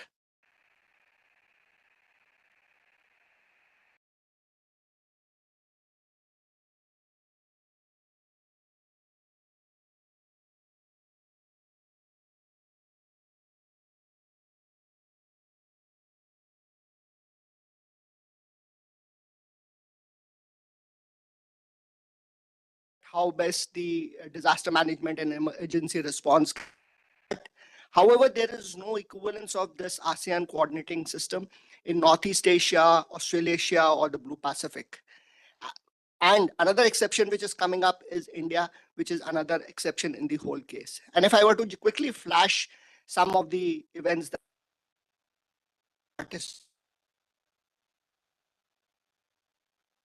Malaysian Airlines 70 of March 2014, vaccine diplomacy, all are aware of, Operation Dost, that is the HADR in Turkey in 2023.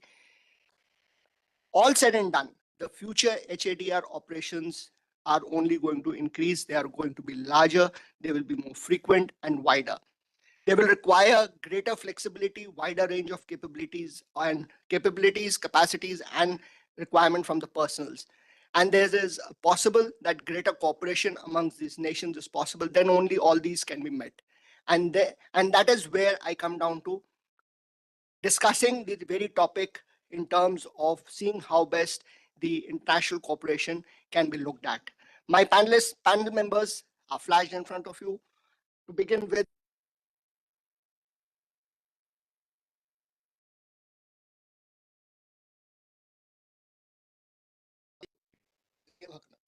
Thank you, Chair.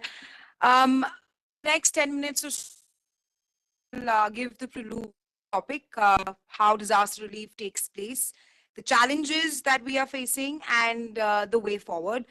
Now, we do know that HADR, it is a critical component of contemporary global governance, especially in the context of disaster relief. And talking about HADR, it refers to collective efforts of states, intergovernmental organizations, non-governmental organizations, and other actors that are working cohesively at providing relief and recovery to the population from disaster. Yesterday, we were discussing about how NGOs, IGOs should join hands and work in mitigating disaster relief. But in a situation of disaster, there are also various sub-departments under humanitarian assistance, like food, shelter, healthcare, and even logistics that need to work together. I would also like to touch upon how disaster relief generally takes place. The first start is preparedness, that is pre-disaster planning, then comes response, recovery, and reconstruction. Having given a prelude of the topic, I would now touch upon the challenges that HADR is facing. Now, despite being a clear need for international cooperation, there are various challenges that that complicates the effectiveness of humanitarian aid, starting with political and security barriers. And this year is a prime example of this very point. For example, taking the example of Gaza or maybe Syria, where international assistance is often hindered by political leanings. For example, in Gaza itself, there are children who are malnourished, there's rising hunger, there's all atrocities taking place.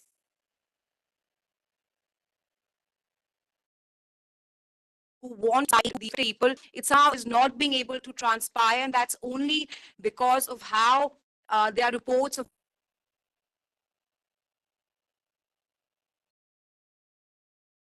the international cooperation takes place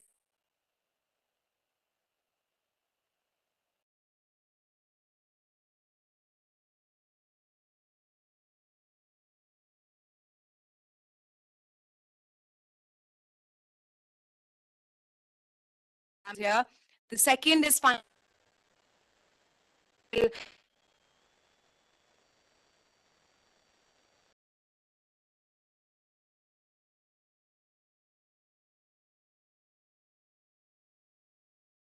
the developing nation frequency of disasters that we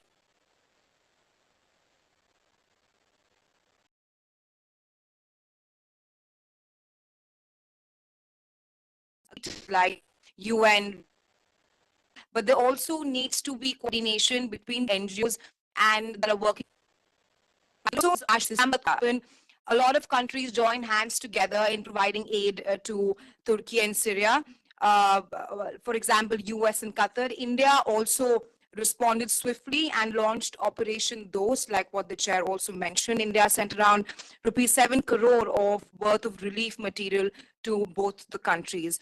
Or even the Bangladesh floods, when Cyclone Amphan made landfall, not only in Bangladesh, but also around Indian coast. During this calamity, it was not only the foreign organizations that came in handy, but also the local and national NGOs, which is a point I made earlier, such as BARC in Bangladesh. Now, we do notice here that the response to all these disasters, it is a combination of immediate relief, collaboration, and long-term recovery. While these were some examples of the case studies, let's also now talk about the way forward.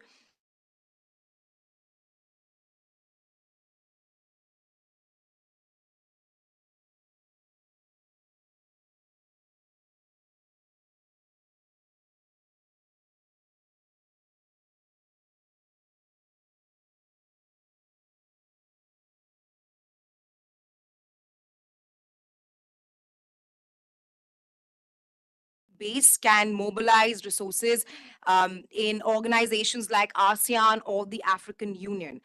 And also, we're living in an era where everything is just a click away. Hence, investing in better use of technology can also help in reducing disaster preparedness. But the most paramount point is, and the most significant one is, that there should be accessibility to humanitarian assistance as well. And that's something that we are witnessing in today's time, like I mentioned earlier, not just in Gaza, but Syria as well, where there are humanitarian agencies that are ready to help them, but there's just a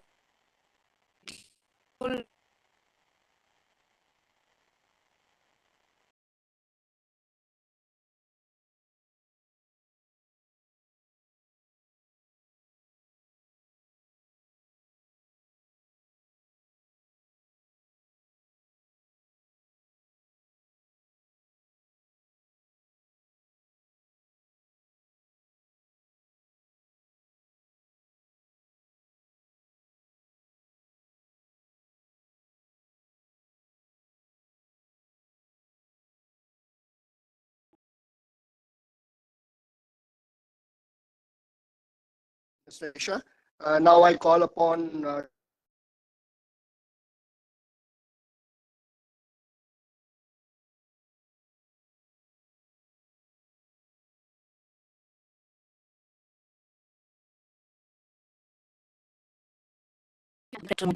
try to trace India's evolution in HADR and where it stands today. So I just want to say that I hail from a city of Varanasi, and we have three protectors over there. The three protectors being there is Kal Bhairav, there is Mahadev, and there is Hanuman in the form of Sankat Mochan. And if you look at all these three personalities, Kal Bhairav means somebody who relieves you from the dark times. Mahadev, the Banarsis want to hail, chant rather, Har Har Mahadev, which means Mahadev, please release my pain. And then there is Sankat Mochan, which also means that somebody who relieves you from the distress, somebody who relieves you from the disaster. So what I'm trying to say here is, and why I'm drawing this analogy is because I'm trying to say that it is intrinsic. Disaster relief and humanitarian assistance is intrinsic to India's culture. It is embedded in our culture itself. And therefore, I think we are the best pain relievers in the world. Having said that, if this is not enough, Mahabharata also, gives an instance that Nakul and Sahadev, apparently, who are the Pandavas, they had provided medical assistance to Karn, who was from the rival camp. Not just from the rival camp, a person or a Yodha who had the capability to single-handedly change the entire course of Kurukshetra.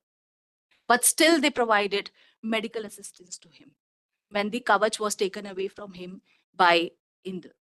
So what I'm trying to say here is, and my friend rightly pointed out about the Operation Dose. If you look at it, Turkey is not a very good friend of ours. But still, during the time of crisis, during the time of earthquake, in February 2023, we had launched this Operation Dose, tried to help Turkey as well as Syria to kind of relieve them from the disaster that they were facing. India is no. Last week I was in Kosovo. India does not have relations with Kosovo. But wherever I went, the one person that the Kosovans keep telling me was Mother Teresa. Mother Teresa is from Albania, has an Albanian background, and she has also some Kosovan ancestry. So everywhere I went, they told me about Mother Teresa and her Indian, kind of her connection with India. So what I'm trying to say is that this has become our identity. Humanitarian assistance and disaster relief has become our identity. In November 1819, Indian Army had initiated something called as Sanyukt Vimochan, which means coordinated effort to disaster relief, to humanitarian assistance and disaster relief, wherein 9 countries from GCC as well as from, IORA and Southeast Asian countries had participated in this coordinated, multi-sectoral, multi-agency kind of initiative. Now, I said that I will talk about India's foreign policy, how it is embedded. Like I said, that it is natural to us. Disaster relief and humanitarian assistance is natural to us. And that is how it is deeply embedded in our foreign policy as well. And that's what I'm going to trace in few minutes. If you look at it, when India gained its independence in 1947, it was reconstructing. It was looking inward and it was trying to rebuild itself. And we were dependent on development assistance from outside, which contributed to over 3% of our GDP. And the Indians like to give it back. So by 1964, we had initiated or kind of established something called as Indian Technical and Economic Assistance. So ITEC cooperation, economic cooperation in 1964, which was giving grants to countries who were newly independent or to the countries who were going through some kind of crisis. By 2000, 2003, we had revamped this ITEC and changed it into IDRs. And what we did was we incorporated lines of credit. Before that, we were only giving grants to the countries.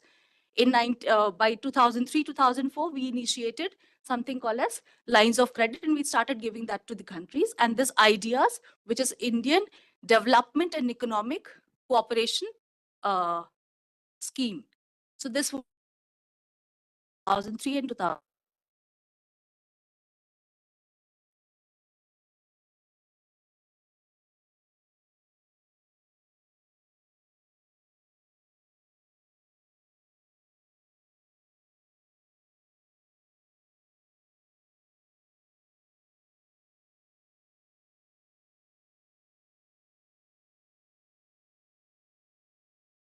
Kind of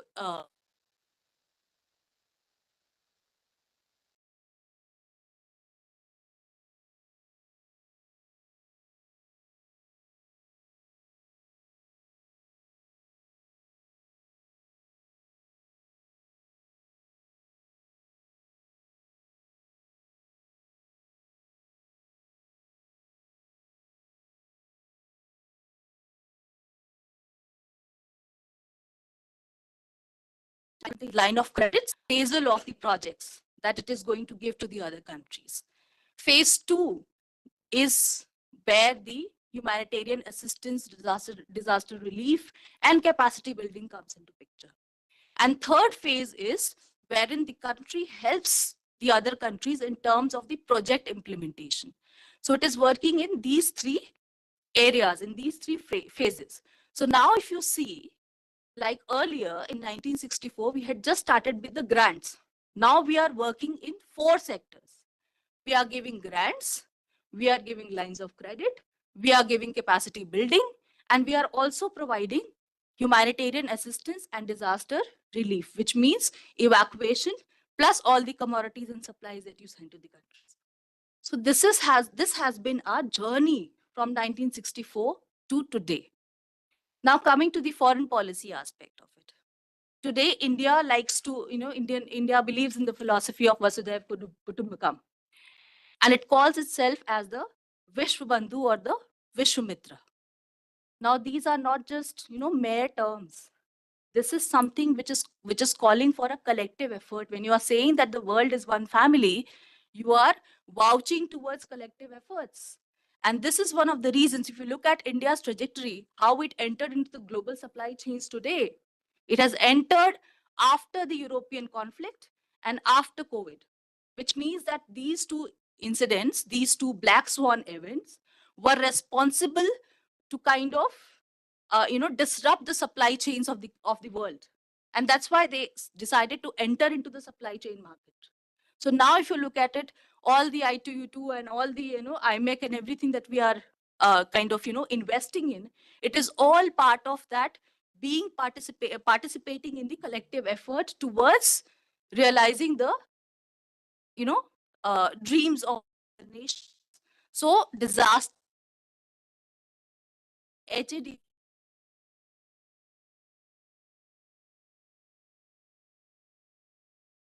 when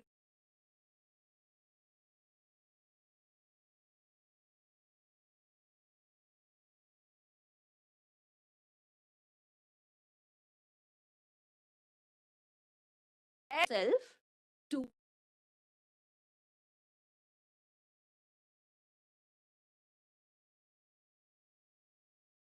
entire refugee was, and so this Vasudev could, we are incorporating the other countries to kind of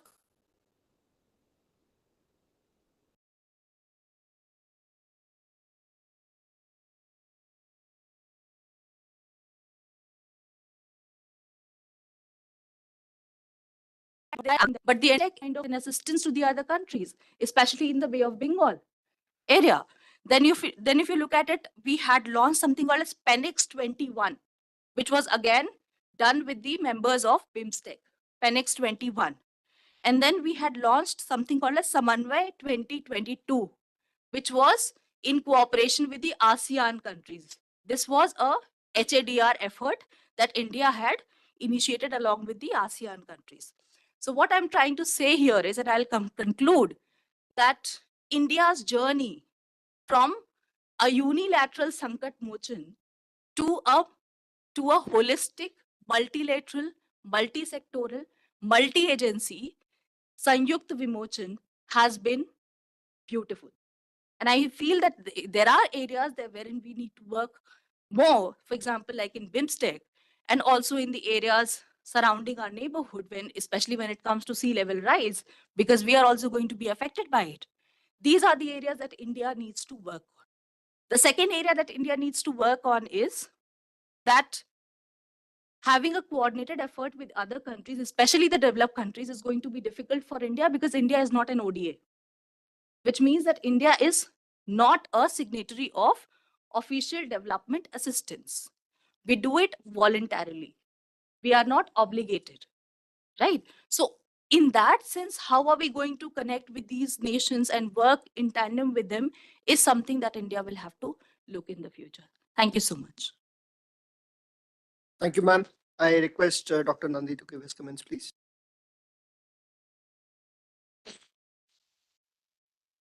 Good morning once again to all of you.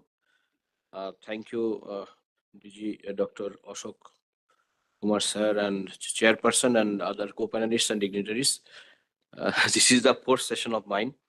So the two earlier speakers have mentioned a very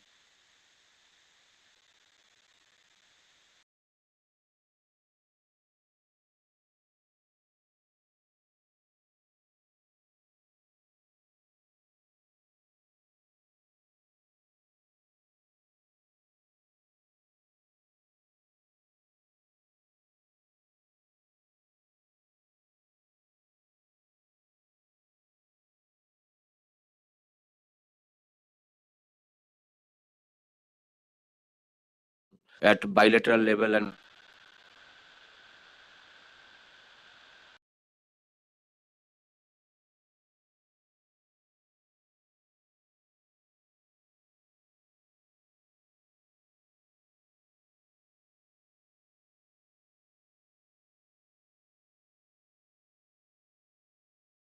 especially in disaster management. Basically, during the formation, there was no hard and fast rules and regulations how to address the disaster. But basically, this South Asian region is disaster-prone region. Earthquakes, cyclones, these are the very common droughts and other things. And in earlier, there was no such mechanism, but later on, so many things have been developed to address the natural disaster. First of all, SARC Disaster Management Center, which is in New Delhi, and then SARC Meteorological Research Center, then it is in Dhaka, then SARC Coastal Management Center in Malé, in Maldives. And then in 2021, SARC Disaster Management Law was passed and it has been enacted also. But thing is that despite having so many frameworks, SARC has not been able to address all of these things due to the some relational complexities among the member countries.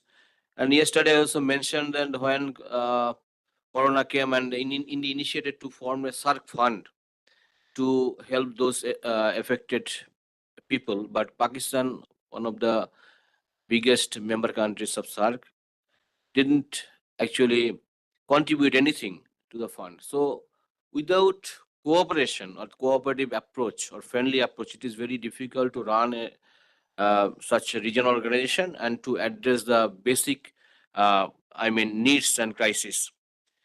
We are not only facing the natural disasters, but also man-made disasters, conflicts, wars, political violence, ethnic conflicts. And SARC region has been hotspot of terrorism. So when we talk about Afghanistan and Pakistan, there are a lot of incidents when itself is responsible.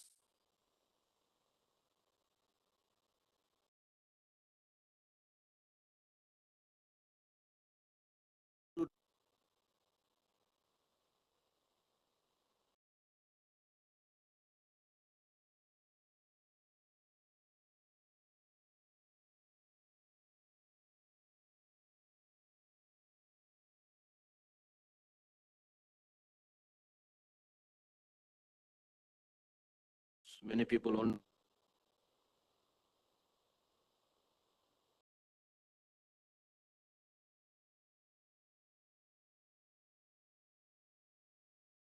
of this is the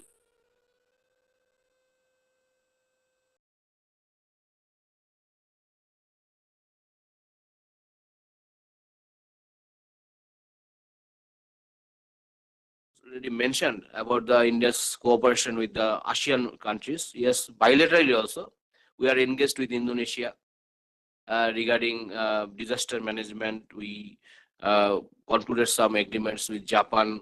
On the other hand, we concluded treaty with Russia, with, Tajikistan, and Switzerland also. But bilaterally, when we address some issues, then it is very easier to just conduct, because when we talk about multilateral issues, then so many stakeholders will be there and there will be some problems to address the issues. However, we are not the member of ASEAN, but as an invited member for a long time, we are cooperating with the ASEAN countries, because ASEAN countries also had experience of have had experience of natural disasters, and due to the global warming, many small countries of Indo-Pacific, they are actually afraid regarding their sustainability, because they may be submerged in near future. And that is why the small island countries in Indo-Pacific, me and Manojit, Dr. Manojit Das also concluded an agreement with Belgrade. Another book will be published, The Invisible Boundaries and the Small Islands of Indo-Pacific. If we talk about the future or environmental security of these small states, then question is the environmental governance. Without having environmental governance and rules and regulations, and no such cooperative approach can be succeed.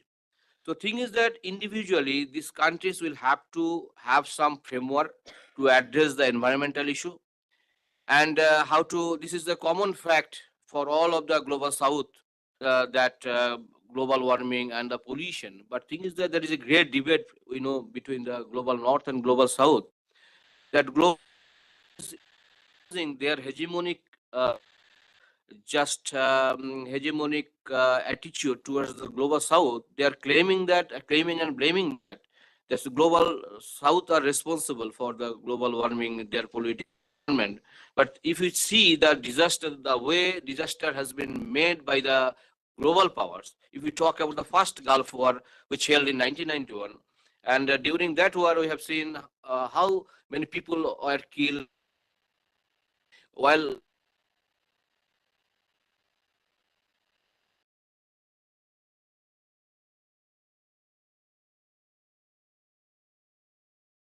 gas centers were totally destroyed.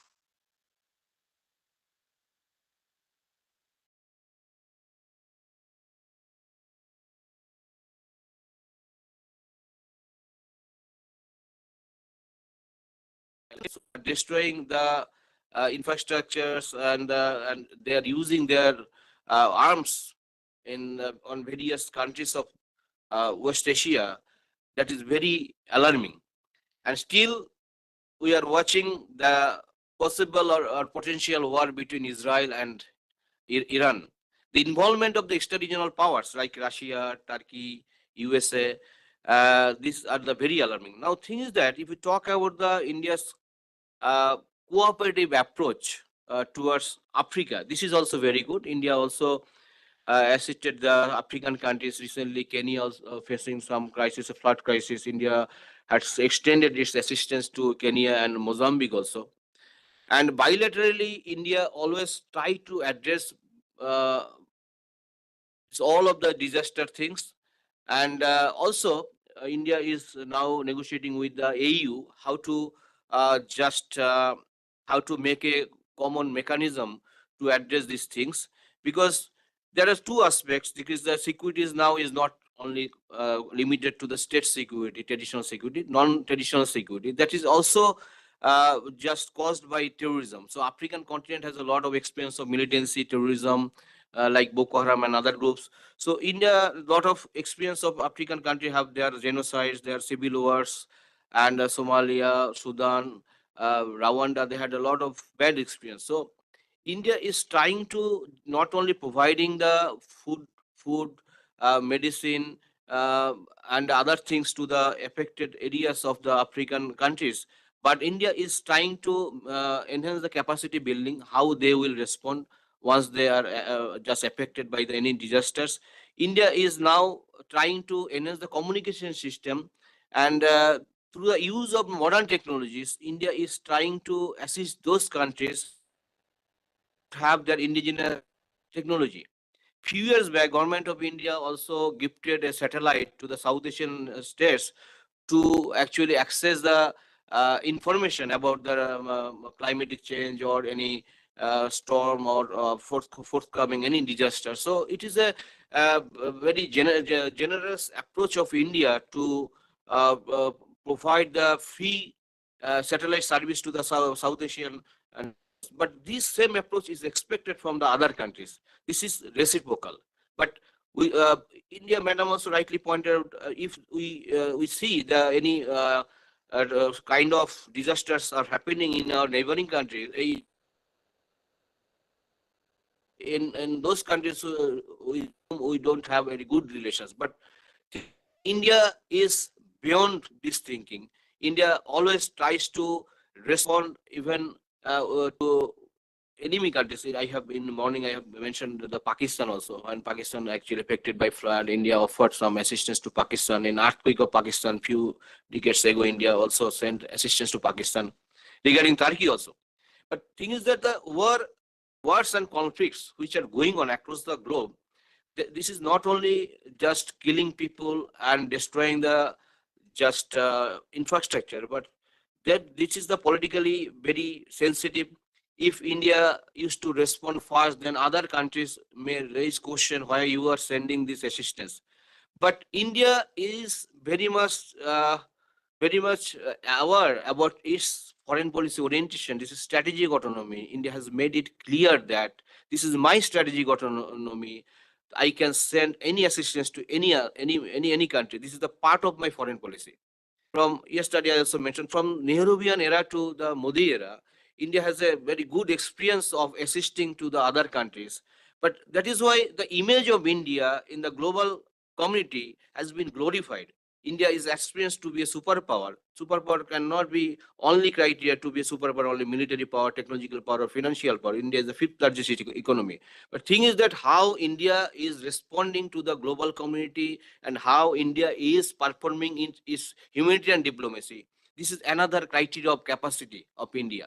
So I think through multilateral manners and through bilateral manners, India will be extending its assistance, humanitarian assistance and relief throughout the globe. I think if the regional organizations like, and that is the organization Madam already mentioned, that interregional, that is the BIMSTEC. BIMSTEC is also working very well. But thing is that if there is some common area of interest between SARC and BIMSTEC, some members are common. So if there is some approach among the SARC countries and the BRICS countries that can be very effective to stop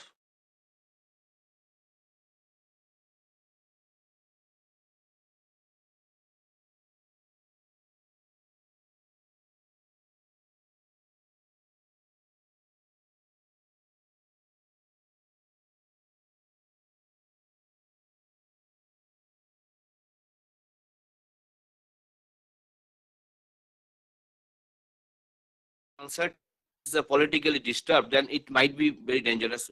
Considering the recent development in Bangladesh, if we ask to the South Bloc how India will respond in near future if there is any occurrence such kind of natural disasters in Bangladesh, whether India will just do the same thing what India did in earlier. So thing is, if the regime changes in any country, then it might be very difficult to set any particular foreign policy orientation. So in near future, I think avoiding these political turmoils and other challenges, India will continue its humanitarian diplomacy throughout the globe. Thank you. Thank you, Dr. Nandi. Professor Rupan.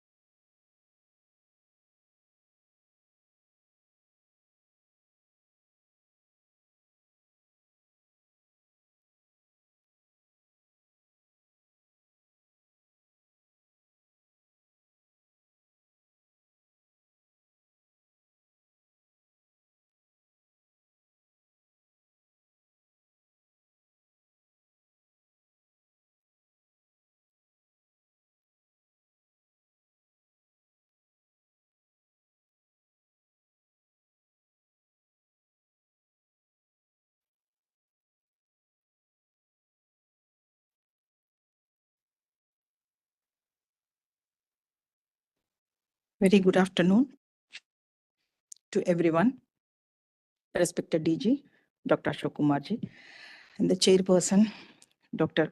Agarwala ji.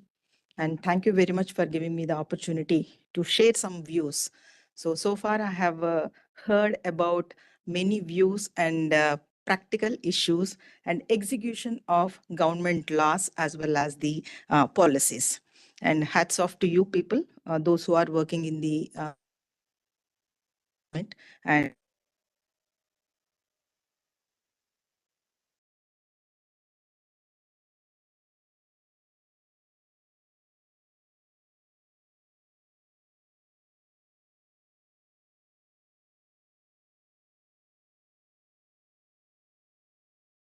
management.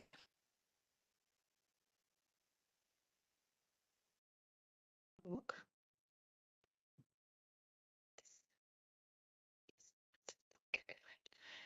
Yeah, so far we have studied and then we have heard about all these things just as a teacher to picturize and then to attract our students. Normally we will make some PPTs to attract their attention towards the teacher. So pardon me. So because so you people are very much interested, and then you are executors, and then for normal civilians. So this is the first slide just I have to make, because hazards as well as the disasters that are hand in hand, they are going. So rightly pointed out each and everyone why we are focusing and then why we are concentrating on disasters, especially because it is involved as well as connected with the people's life. So that's why it is a dangerous phenomena, and also it is are in any of the situation that we lose our lives, and also there is a damage in the environment, and also property damage and loss of livelihoods as well as services. So this is a just I have given, maybe it is a chemical accident or unintentional or man-made or natural calamities, but ultimately the people who are the sufferers as well as the vulnerable population, and ultimately the environment which we are living. So these are the accidents cannot be eliminated completely, but can be minimized. So this slide, normally, this is basically of the a disaster management cycle. So where the disaster happens and then rescue relief, those and then whatever the policies, acts, what we are observing and executing by the army personnels, and rescue relief as well as rehabilitation and reconstruction, and then now. So these three are hand in hand once a disaster occurs. And what is more important is planning, because we are the human beings are not robots, because we are not machines. We can't afford any further calamities or any further accidents do happen. So that's why we have to have a planning is most important. The planning, what the national plan will say. So the measures to be taken for the prevention of disasters are the mitigation of their effects, and also measures to be taken for the integration of mitigation measures in the development, and measures to be taken for the preparedness planning, and also especially for the capacity building of the effectively respond to any threatening disaster or situation occurs. So we have to concentrate the first three: rescue, relief, rehabilitation, and reconstruction will automatically will do. But the most important is we have to concentrate and then focus on planning, prevention, mitigation, as well as preparedness. And this is the only the gist or the collage of the all disasters. Maybe it is a man-made or natural calamity induced disasters are happening over here. I don't know where it has gone. Okay, no issue at all. So these are the, there are so many components which we have involved. That is a Love Canal tragedy, that is for the Mercury, and also the Chernobyl disasters, and then also the Bhopal gas tragedy, and Jilin petrochemical plant as a AZF factory. And then all these are the live experiences we do have. And recently also we have the release of the acrylonitrile at Bush earthquake in 2001, and the damage to the phosphoric acid sludge containment during the Orissa supercyclone, those who have already explained, and then Fukushima accident, and then recently the Wayanad disasters, what not. So the most important is people's lives. So, and then still we are suffering in 18, even though it is a Bhopal gas tragedy 40 years back also, till today we are suffering with the so many ailments, and also there is a contamination in the groundwater levels, and also contamination in the agricultural products also. They are proven history. So that's why there is a that means whatever it is the disaster that leads to the emergencies, epidemics, as well as the pandemics, the recent COVID-19, and then to whom we have to penalize. So that is also most important point I would like to focus on. So these are the dirty dozen. Normally we will talk about the toxins. Whatever it is a disaster induced nuclear power plants, or otherwise COVID pandemic, or any chemical disasters. The most important toxic components are, these are the 12. That is a dirty dozen. That's why these are the 12 toxic compounds, because they are persistent organic pollutants. It will stay in our environment once it is released more than 100 years. That means what? The air we breathe, and also because all these, once it is enters into the nature, in the environment, it is transboundary in nature. So it will definitely move from one place to the other one. So that's why it is because of its persistency, we have to be careful whether it is a man-made error, whether the chemical plants or the chemical industries, which are surveillance are the proof, engineering factors are involved. Also we have to look into. And now, the role of educational institution. So I'm from a educational institution. So what is my role to teach our students regarding the disaster preparedness?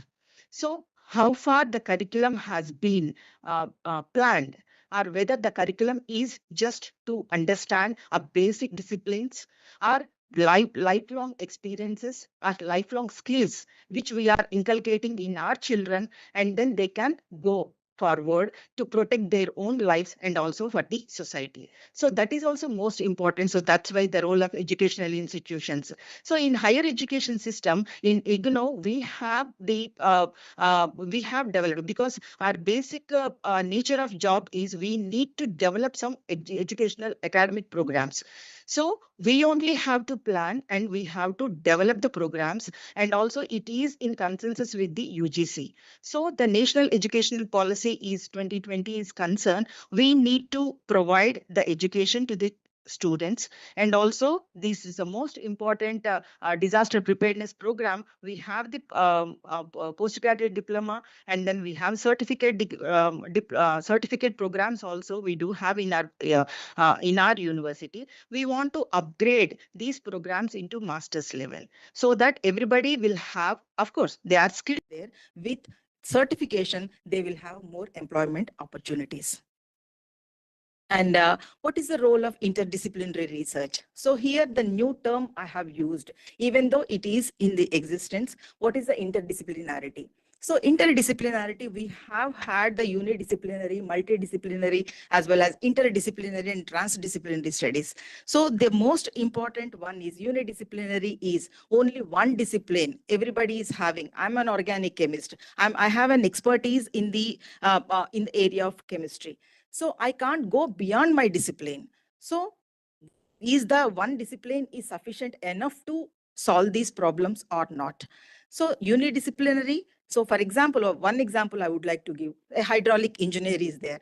He is an expertise in the flood physics, especially. And then he will think about the theory of that one, and then he can provide his expertise to how the floods can stop or are in any of the hurricane surge. So, but one hydraulic engineer is not sufficient enough to stop the disaster. So if it is a multidisciplinary education, the hydraulic engineer can also work with the economist.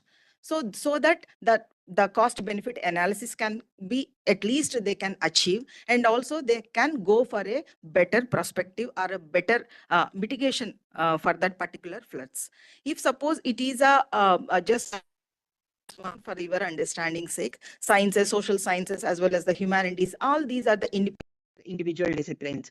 And then if anybody can say that your discipline is more or the superior than the other, nobody will accept it. So this is my discipline, my expertise, my knowledge. It will not serve the purpose. So the only single discipline is only for your own betterment, for your own employment, not to solve the societal problems. So there should be an integration of multidisciplinary expertise is highly required to at least to solve the societal issues.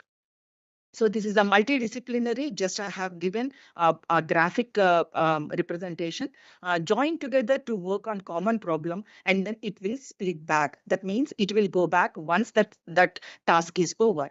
But whereas an interdisciplinary is concerned, join together their expertise. There is an amalgamation of the knowledge of particular disciplines for a common cause. So that means the outward productive or outcome is more important and more useful. Definitely it will serve the purpose. And this is for our students. Normally I used to explain to them. So this is the disciplines, just like fruits. We can enjoy each fruit with each flavor, different flavor. And multidisciplinarity is only a fruit salad. So we eat each and everything you will enjoy, but you can identify it is a different fruit. But in the interdisciplinarity, it is a smoothie. That means you will have flavors of all fruits with for your whatever it is taste, or whether it is an interest. Just like that, interdisciplinarity is an integration of all disciplines. So some people have said that only a particular not independent discipline, whether it is an engineering, that should be linked with the sociologist, that should be linked with the public health. There are the true interdisciplinary subjects are also there, nanosciences, and also biophysics. So these are the truly interdisciplinary subjects which is required for the societal problems. So these are the next generation science standards. Normally we will teach in the curriculum: energy, water, food, environment, poverty, terrorism and war, disaster, education, democracy and population. For all these, education is the core. So that means education in the form of a certification that is required from the school level itself. So this is the disaster plan. I have taken out from from one research article. So this is an integration of information data.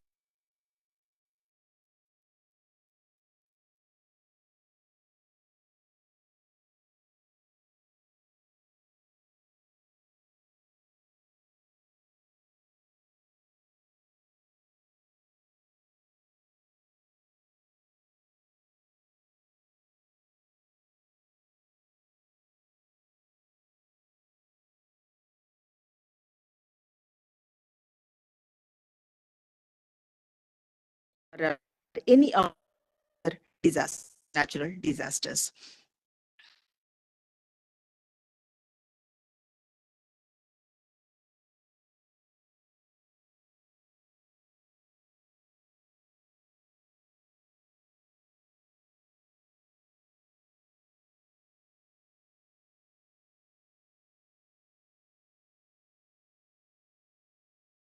Disciplinary collaboration I have hearing and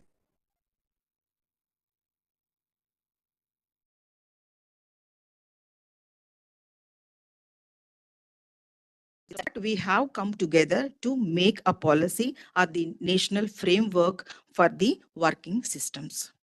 And research focus in the area of disaster management. So we do have the PhD programs also, risk assessment as well as modeling, and disaster response and recovery, community resilience, and technological inventions. So we do have all the PhD programs, and those who are working in this field, they are working with our faculty also. So at least to make some what is that a productive outcome or the productive research, active research, I can say that.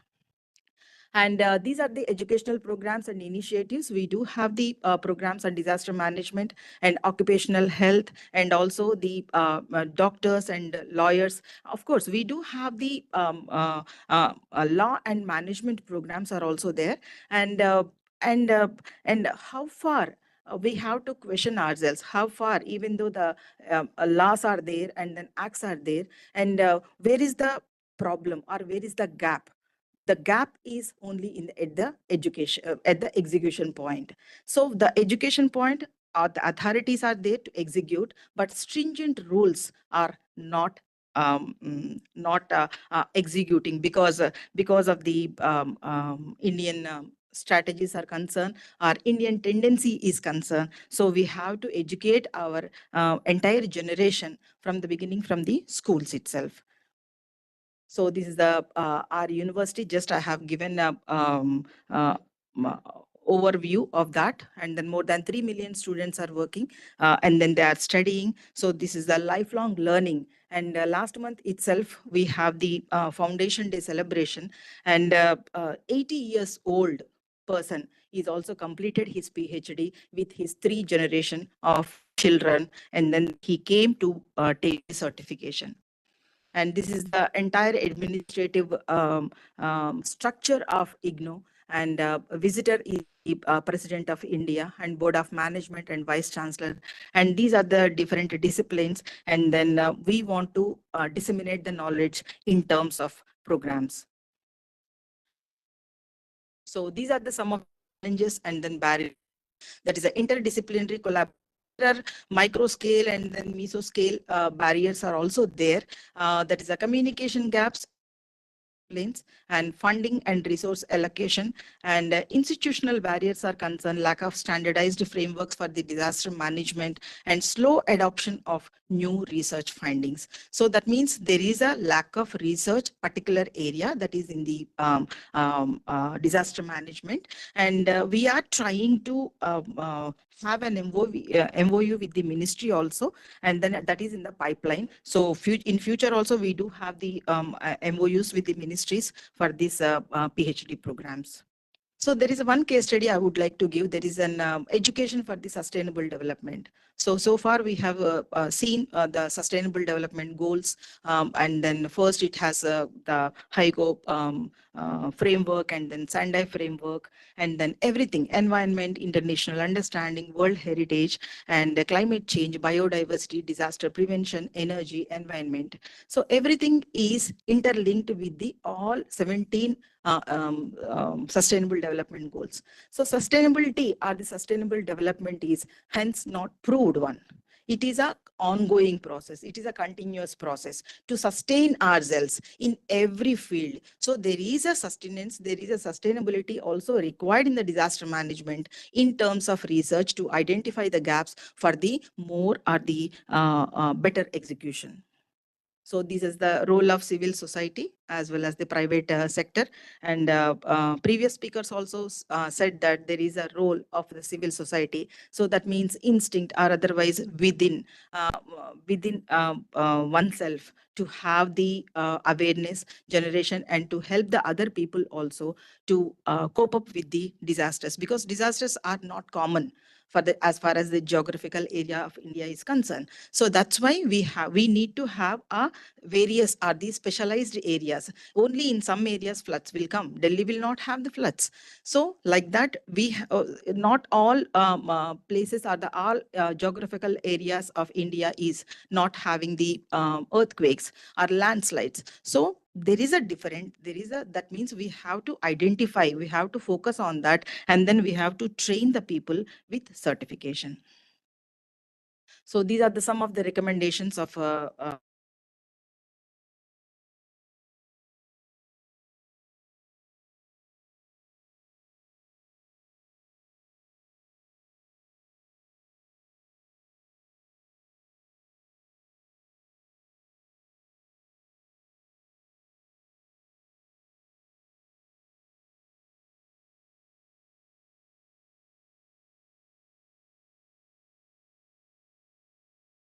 in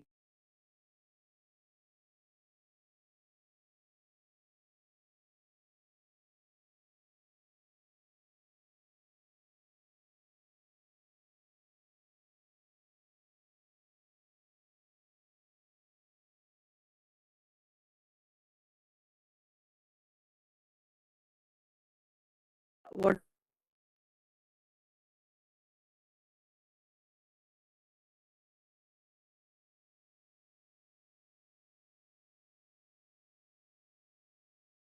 and establish partnerships with the international and regional networks, and also whatever it is the research outcome that should be available in the public domain, so that each and every common man also can access that information, what our government is doing, what is our duty to at least to cope up with that or to encourage ourselves.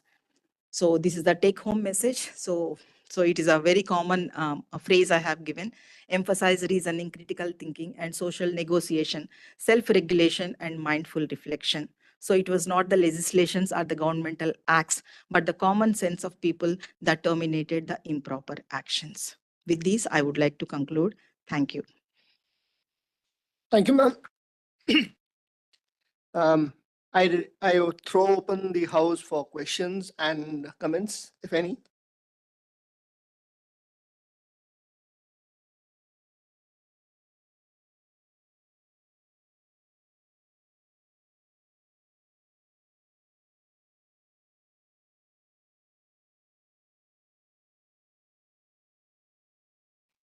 Okay, since there are no questions, let me just summarize by kind of putting across what exactly can we talk of as takeaways from this particular session.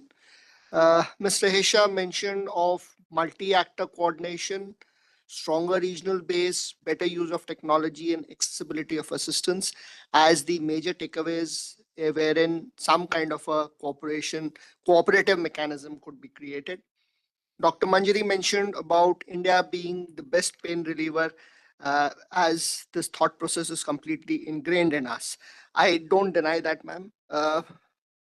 Possibly, we have been kind of brought up in that manner. But how do we make the reciprocate is something which needs to be kind of debated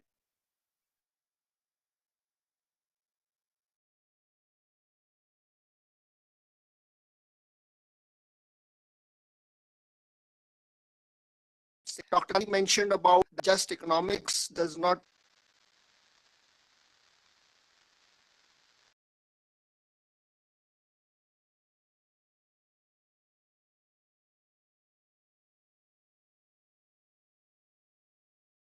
what matters. I think that important takeaway.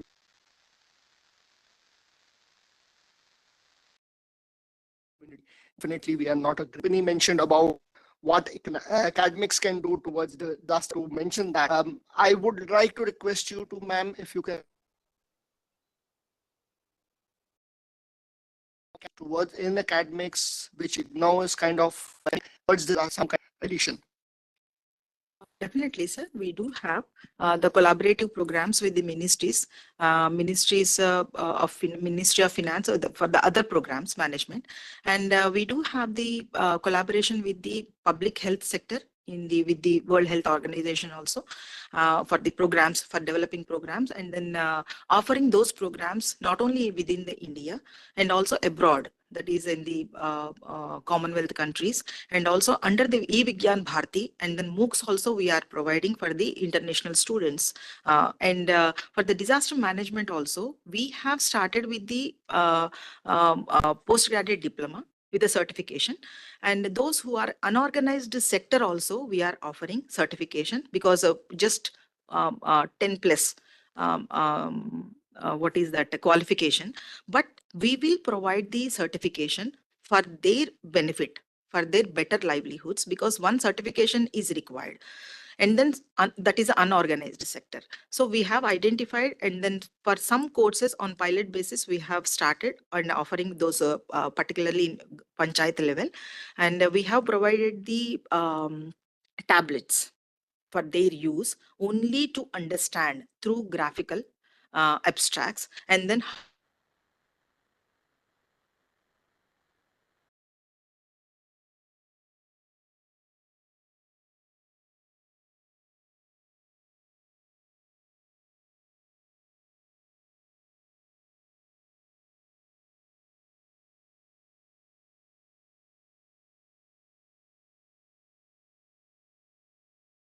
through MOUs, Memorandum of Understanding. Thank you, ma'am. I think that also gives us an idea about where we can build up the next level of trained manpower, at least in the education, through education. Finally, at the end of it, definitely hands-on would be required, but then that would be a different kind of a training altogether. I think with no questions being added on, I will hand it over back to Ms. Ritika.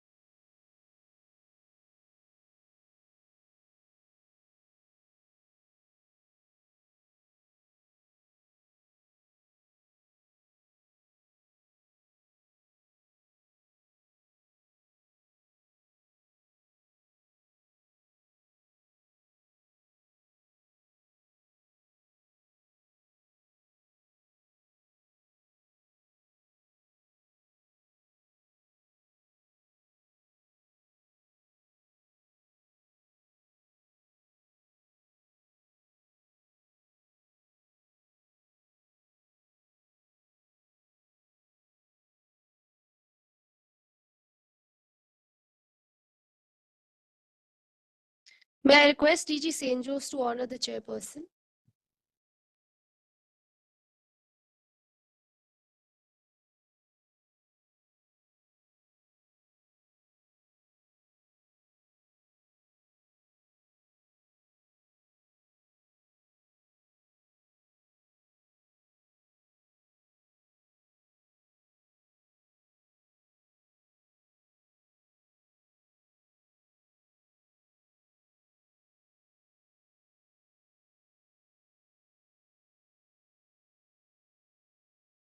Please join us on stage for a group photograph.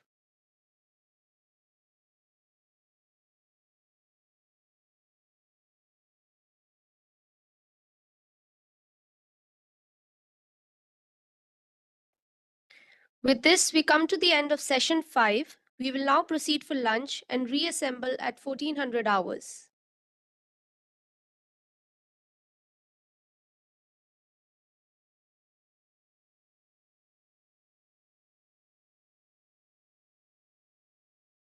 Kindly await as the lunch is being served after 10 minutes. Thank you.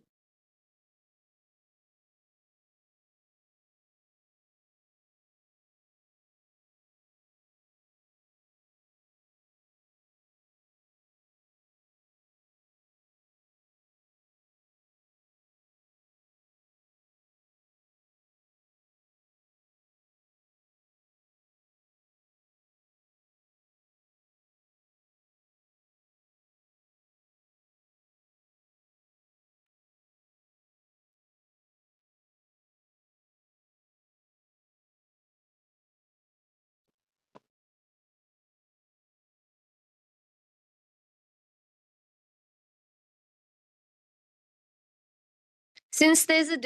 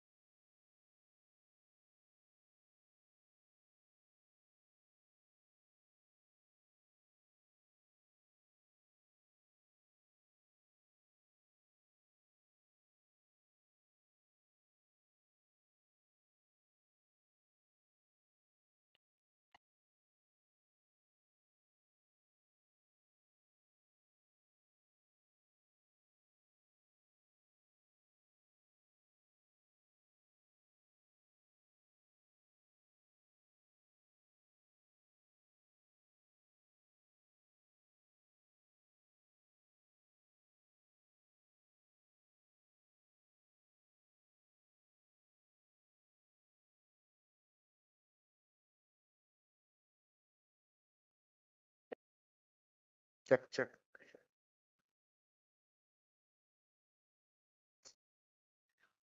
Check, check. Check, check.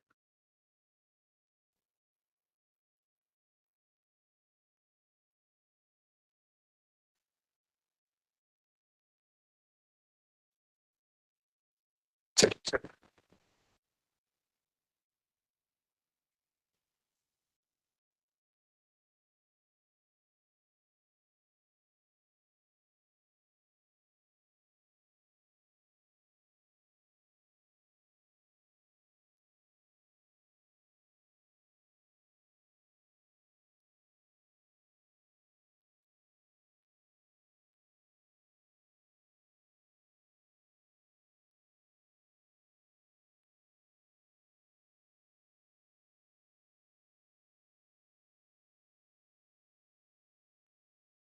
Check, check.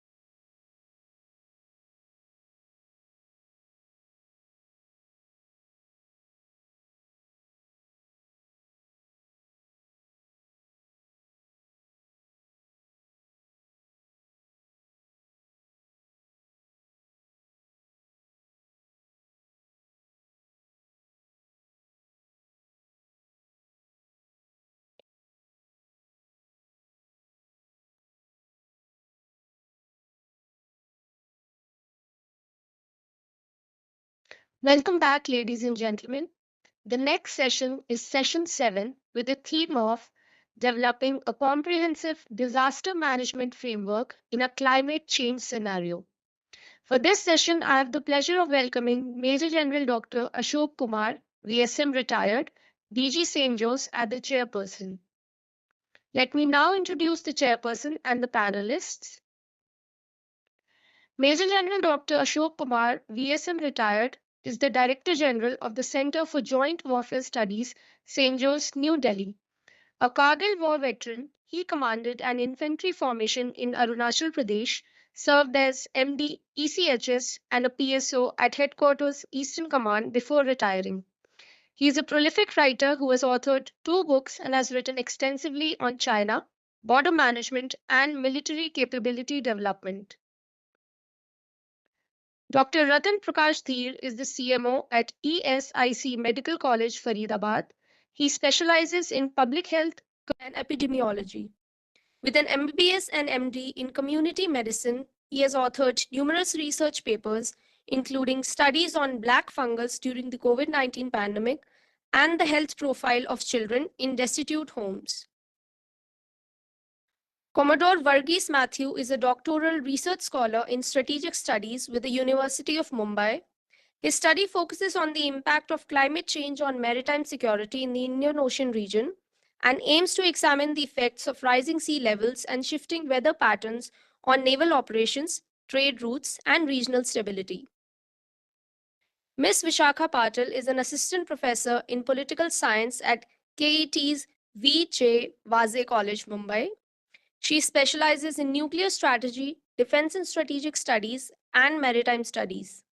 She is the recipient of Dr. Shankar Dayal Sharma Gold Medal and has published several research papers and book chapters while currently pursuing her PhD. Dr. K. Vinay Kumar is the founding director of the Sardar Patel Forum for Young Leaders at Hyderabad. He is currently an assistant professor of political science at Maharashtra National Law University, Aurangabad. With over 8 years of teaching experience and expertise in India's foreign policy, energy security, and maritime issues, he is a frequent commentator on international news channels. I now hand over to the chairperson to take the discussion forward. Thank you, Ritika. Being the DG, I thought Dr. Munojit will spare me from any kind of these tasks and I will be free to comment when others are speaking. But he finally selected a session for me to chair, and that too a post-lunch session and the last session. But that notwithstanding, this is a very, very important aspect. And there is a lot of misunderstanding as to how we look at climate or weather, so to say. Now, weather is actually a short time localized phenomena wherein we just try to see, whether the, it's hot, cold, kind of sun, rains, and those kind of conditions which are attributed to weather conditions. Now, once the weather conditions are aggregated for a period of 30 years, that becomes a climate for that particular reason. And you'll appreciate and understand that in the world map, the disparity is so much that you cannot say that the world has got this temperate climate or this climate or that climate. Invariably, that also gets localized to a particular region or an area. And each kind of climate brings different kind of challenges. You also should not get an impression that since the climate averaging is for a duration of 30 years, it means whatever has happened in 30 years it will not change that fast. But the climatic conditions in itself, they give a trend, and at times even those areas are touched which cannot be forecasted in advance.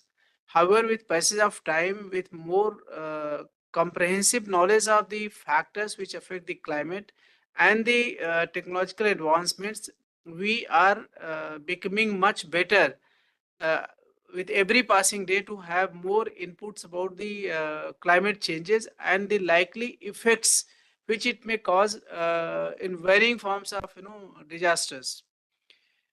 We have seen as to how disasters should be handled, what kind of cooperation should exist, and what are the interdisciplinary issues, what kind of warning should exist, what kind of infrastructure we should create. But let us look at what kind of change this climate is bringing. Now, once you look at the deficit of infrastructure in your country or in a particular area of your country, so that part will get more affected adversely. But climate change and impact is such that if some country even far off from your location also does certain things affecting climate in a particular way, even then you will be a negative beneficiary of that. It is something like, let's say somebody else is smoking a cigarette, so anybody who is in proximity is also getting affected because of faults. You would be also monitoring as to what kind of dialogues which are happening at the international level, and a clear divide has emerged between the developed nations and the developing nations. Developed nations undertook their industrialization, much early. So today they are already in a condition that they can give away the benefits which were, being accrued by them earlier, and they can move to the green era without much difficulty. But those developing and the underdeveloped countries who have still to reach the requisite degree of industrialization for the benefit of their population, they have also to undertake certain activities which result in certain emissions, certain industrial related waste and other things, which affects the climate adversely.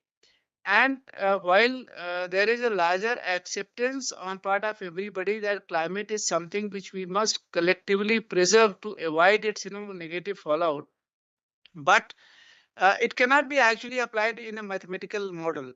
Uh, the developing and developed countries have been underdeveloped countries have been pleading to the developed countries that if you want us not to go to the industrialized way which are going to impact the climate, you want to us to reduce of carbon dioxide, sulfur dioxide, and so many other gases. So you must compensate monetarily so that we can use the greener mode to look after the entire population. But then that is where the developed world shrinks. So this kind of conflict is existing, and that is something which always continues in our own country also, and must be amongst us also, that should we bothered about our immediate generation, look at their livelihood, their growth, development, and other necessities of life, or should we do away with that, go slower on those counts, adopt to the green energy in an abrupt manner, irrespective of consequences. So as India has always been educating the middle path in other aspects of the geopolitical and social behavior. I think that is the something which will need to be done here. While we cannot afford to shun the those industrial practices and necessities which are critical for our national growth, but we have to keep reducing them and keep adding the green content as we go ahead. We already have adopted the solar energy in a big way. We are concerned about the global warming in a big way. As I was telling you about the example of that no cigarette. That anything which is happening, even any other country, that is adding to the global warming, rising of sea levels, the frequency of droughts are increasing, the floods are increasing, and it is not happening only in India. Even if you see in the United States of America, so-called the maximum developed nation with number one economy in the world, they are also suffering on these counts in a big way. So there is a serious need for all of us to look at the initiation of those measures individually as well as collectively, so that we can minimize the impact of climate change. Otherwise, if you read certain reports and stories, you will find as if the whole world is going to shrink and finish, let's say 30, 40, 50 years hence. So there is no denying the fact that there is a situation is alarming, but at the same time we have to take action, and we can turn the tide in a big way in the positive direction. I'm sure, irrespective of the place of your stay, whether you have stayed in a village background, a semi-urban area, or an urban area, you would have experience as to how the water level is going down. What are the difficulties which are being faced in the cities for the water supply, and the droughts are very frequent. At one time we find the drought happening in one part of the country, and another part of the country is getting flooded. Linking of rivers and other things are being talked of. Something is happening in that particular direction. But I think what alarms me personally is that the pace at which we have to look at this issue, and the kind of seriousness which is needed, I think somehow that appears to be missing. And we cannot expect only the government and the other institutions to look at this, because this is a problem which belongs to each one of us, and therefore in our each way we have to do a lot. And the we can do a lot, like yesterday Kantrapadi talked of the tree plantation. Whether the we adopt to the ecological model, or you would have seen some time back the Prime Minister had launched a ek ped maa ke naam. And I mean, whatever method we adopt, that is separate issue. But let's say we raise the tree plantations in a big way, and this is something which we all can contribute, and you will find the weather undergoing a substantial change. The temperatures will lower, and after the temperatures get lowered, number of other benefits will also accrue. Once we do the rainwater harvesting, we'll be able to take care of the depleting water levels. Similarly, if we manage even at individual level the plastic weight, even in the houses, we invariably open the tap while using the water. Even if we are brushing, the water is running, and we feel as if there's no dearth, but we are actually wasting a resource without using it ourselves, and somebody else is suffering that at that point of time. So climate change is going to, in case all do not join hands individually and collectively to do our bit. And of course, once we do our bit and become an important citizen, we can then demand more from the government, and they will also come up this thing, because there's a lot of economic benefit, once we manage the negative effects of the climate changes. And we will be able to look at a prosperous country. There will be no dearth of food. Otherwise, you'll find even the states and districts which are been the food bowl of the country, because of the climate changes and disruptions, even that thing suffers. You'll be agreeing with me that when COVID happened, the major savior to my mind was the grain stocks in the country, that we didn't have to depend on anybody else for feeding our population. In fact, we were in a position to feed the number of countries in the world. So all that thing to happen in a synergistic manner, the climate has to be favorably looked, and we all can do a lot. With that note, since as against 6, we have only 4 panelists, so panelists can take 15 minutes, but you are at liberty to take more time. Your every word is going to add to the value, and therefore time that way is not. You have taken time out and come here. So speak your mind and try to make that difference. So I call upon Dr. Ratan Prakash Dheer from Faridabad to give his perspective on this particular issue, especially how we can mitigate.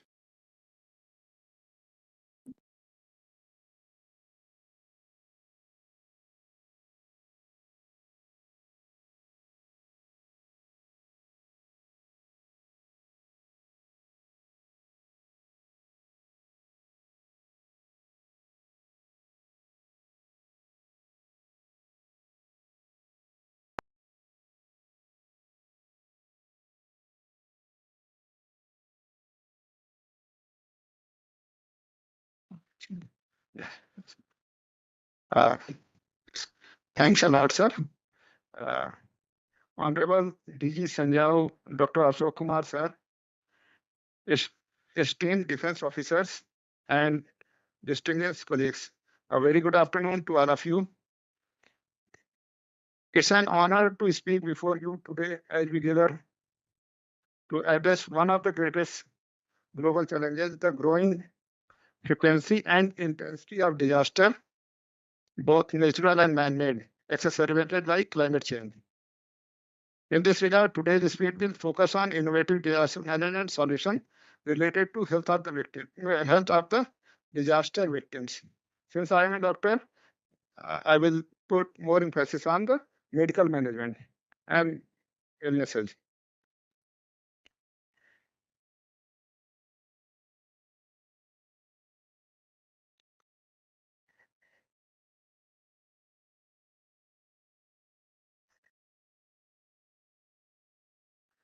Now, Sari rightly said, Vasudhaya Kutumbakam. In this, we are looking at two things are written over our current Prime Minister. Most powerful way to fight climate change is a behavioral change. Number two, climate has not changed. We have changed.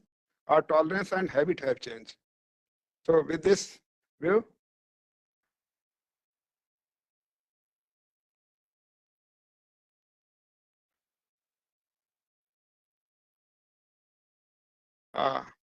these are the agencies mainly working for in case of any disaster.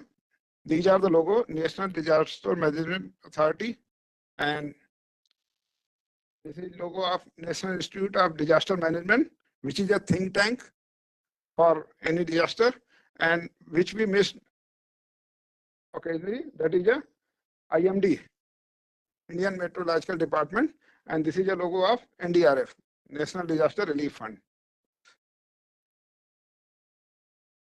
Then this picture just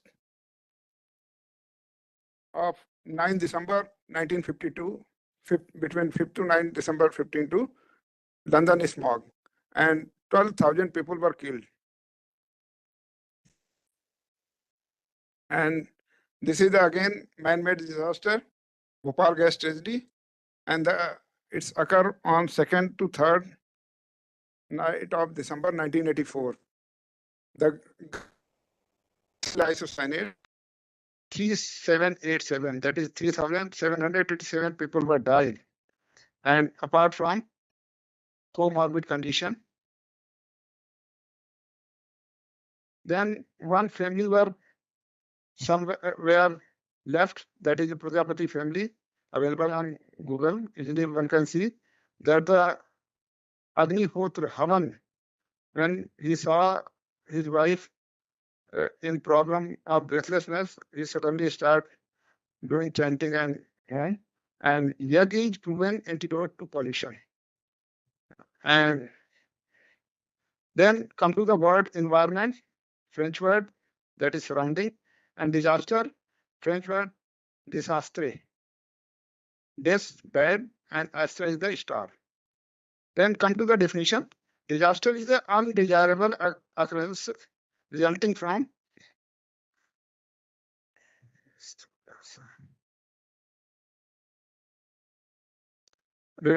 forces that are largely outside human control, strike quickly with little or no warning, which causes or threatens serious disruption of life and property. And second Wednesday of October is the World Reduction Day, Disaster Reduction Day. Now, hazard and disaster are the interchangeably. While hazard means a potential to cause disruption or damage of the people and their environment. This is the sequence of the sudden onset disaster.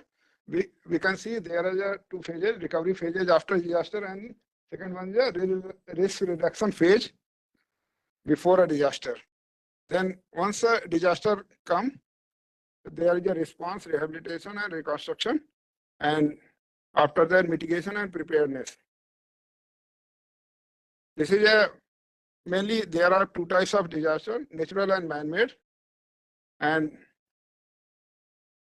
vulnerability, condition determined by physical, social, economic, and environmental factors or processes which may increase the susceptibility of a community to impact of hazard. Vulnerability is essential for defining disaster impact and its threat to people. And hazard zonation mapping is a very crucial element for the planning. There are three disaster phase: pre-disaster phase, disaster impact phase, and post-disaster phase. Then, sir rightly said, climate change refers to a long-term shift in the temperature and weather patterns. And in the Lancet Journal, it was said that the climate change is the biggest global health threat of the 21st century. In this slide, we can see that the 1% death to flood. So, floating home exploration like Netherlands, country and option.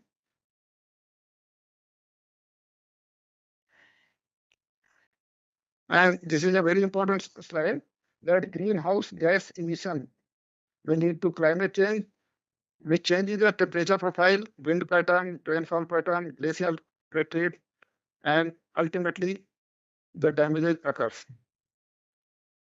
And in this slide, we can see that dark blue is showing a rain excess, that is Rajasthan 220% excess, Gujarat 204% excess, while light blue color is showing deficit of rainfall.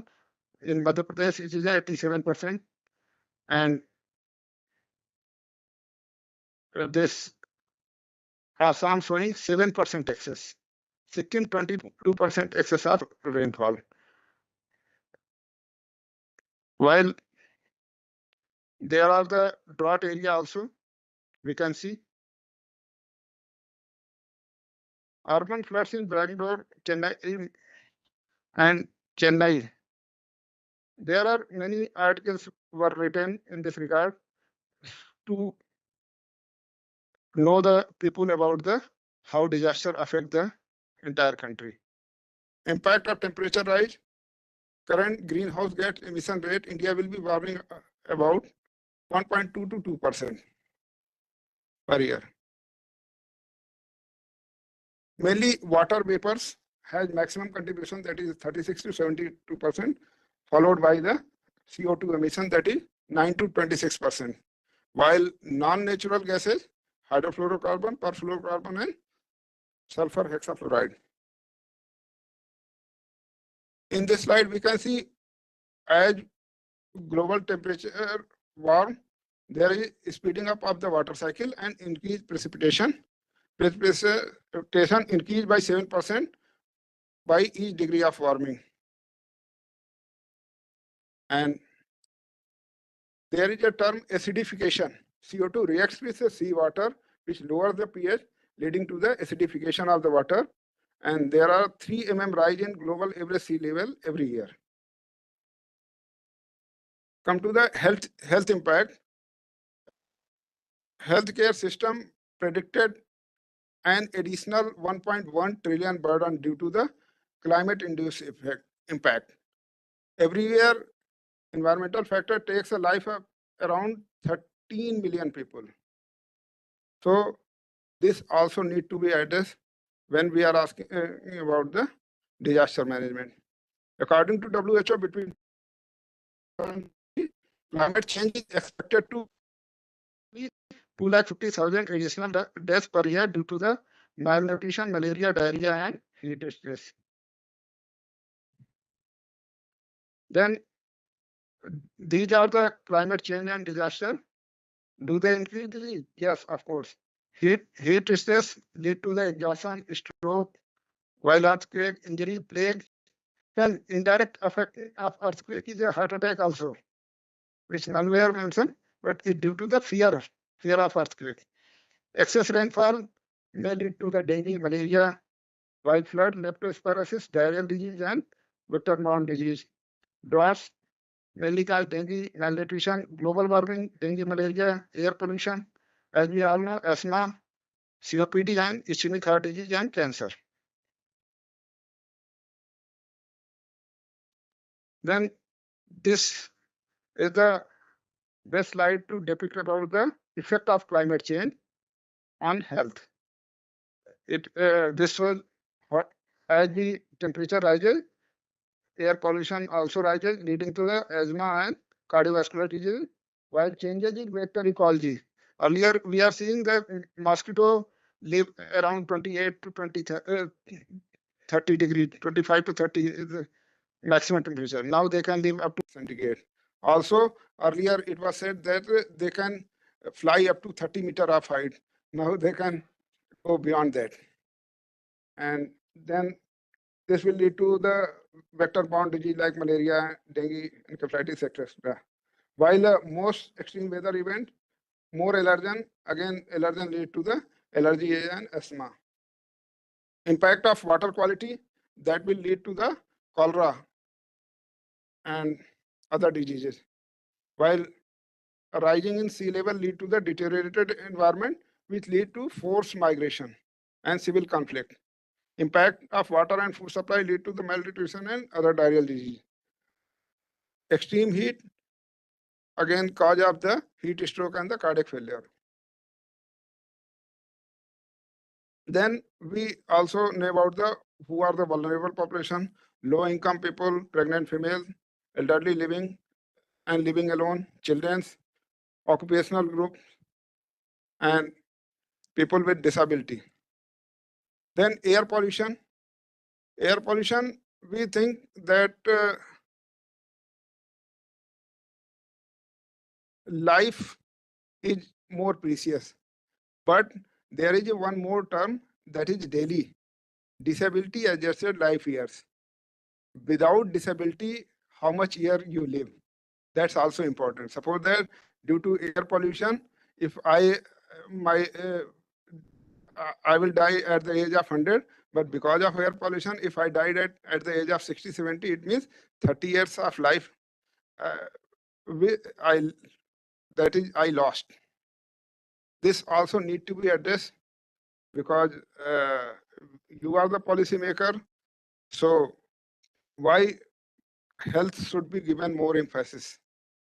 Then not only that, it also, here we can see that nitrous oxide, carbon monoxide, and polycyclic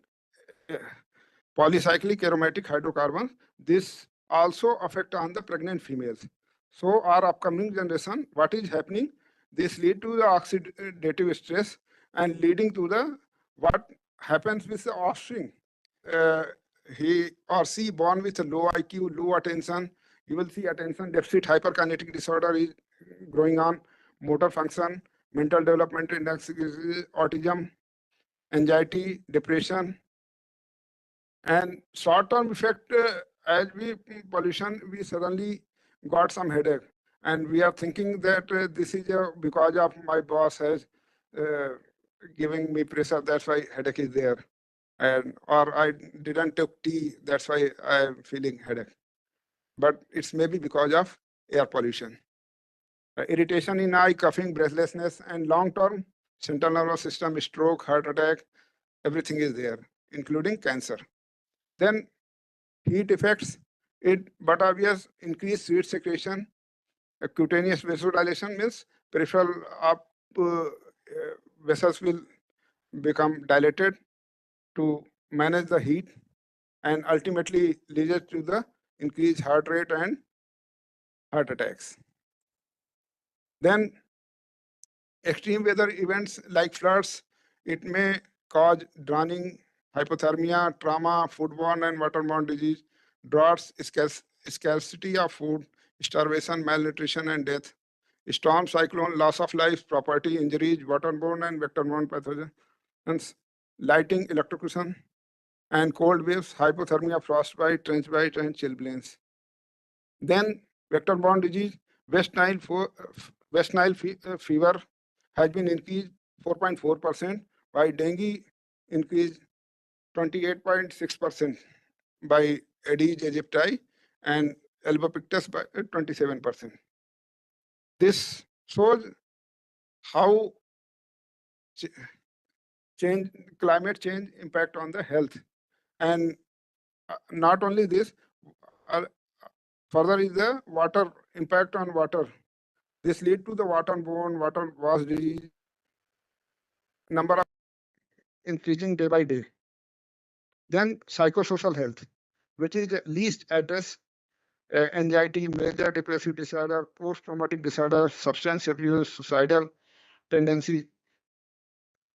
And this, if someone rescue from the disaster places, then he or she also need some mental support, and mental rehabilitation is also required with the help of psychiatrists and psychologists.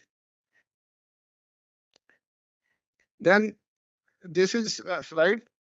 What is with us? This is the preparedness, meteorological forecasting with the use of presently AI and GIS mapping is doing. They are very good. And hazard map, due to this, what information we collect, what we can do in earlier phase, that is a early warning. And evacuation center alert we can issue. Then followed by the response, medical team, volunteers, temporary housing, maybe it is temple, mosque or anything, and debris removal at the same time. And recovery, urban planning, community participation and reconstruction. This is the slide which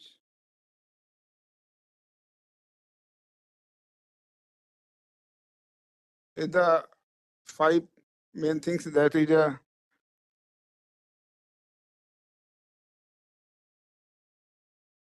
okay. Hazard in the mountain, if there is a loss of life and asset due to the intense wildfire, then what we can do, that the forest management to reduce risk of superfires. And in case of landslide and soil loss, what we can do, protect and restore the forest to stabilize soil. And wetland, if there is a asset loss, yield reduction, we can do these measures. And finally, NIDM timely issued many booklets to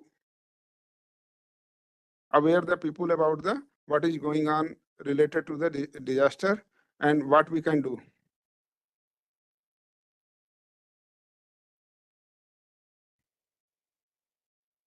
Then there is a term CCA, climate change adoption, and DR, disaster reduction integration through the interdepartmental convergence. And we can DDMA, District Disaster Management Authority, with the help of other department, make a planning. And this is the approach.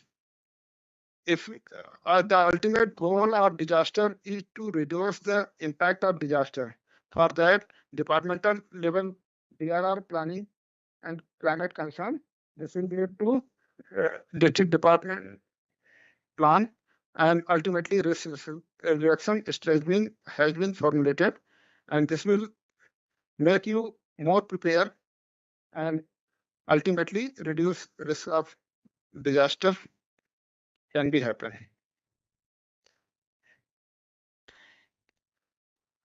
This is this IPCC Intergovernmental Panel on Climate Change. Already government is doing a lot, and this is a national program on climate change and human health. And the goal is to reduce the morbidity and mortality injuries and health vulnerability to climate variability and extreme weather. These are the key objectives. Then generating awareness, seasonal advisors, air pollution related, heat waves related, and IC material, information, education, and communication.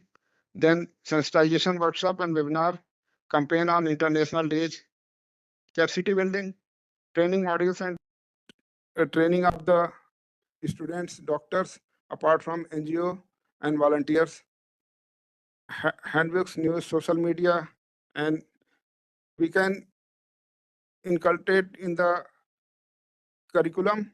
Like yesterday I said that NMC did it already, that tree plantation is now in the curriculum of MBBS. Then capacity building, strengthen health sector preparedness, and green environment and resilient healthcare facilities. Then collaboration partnership with the other ministries. And these are the measures we can take that less use of lights and lifestyle change and along with a tree plantation. And physical activity is the main theme by which NCD can be prevented, non-communicable disease like heart attacks, cancers, and others, along with a healthy diet. This is the community-based good practice can be adopted. And now my suggestion is there to increase the manpower, creation of DMMTF, medical task management, giving a training to volunteer, medicals of animals and Indian medical associations, etc. And such a tab, one of the pro tab, it can be further used as the not only given to them, but also asking the consent whether you can reach at their site or not, like Ola, Uber. And creation of psychosocial support system apart from rehabilitation of disaster victim. Holistic approach also required for air pollution, like prohibition of roadside encroachment. Nobody is asking about the roadside encroachment and grading of roadside. This is a red, yellow, and green road. And on that road, suppose that red road, if I'm asking about the metro city like Delhi, where suppose that this is a red road, so no, this battery rickshaws and not allowed, so that at least less chances of encroachment as well as accident can be prevented. And also traffic rule regulation need to be more strengthened, more penalties required for wrong side driving, etc. And what could be done? Podiums park and paid parking underneath, so that the encroachment could be prevented. And prompt repair of road and roadside assistance means suppose that if their road is damaged, then it should be maintained at the earliest.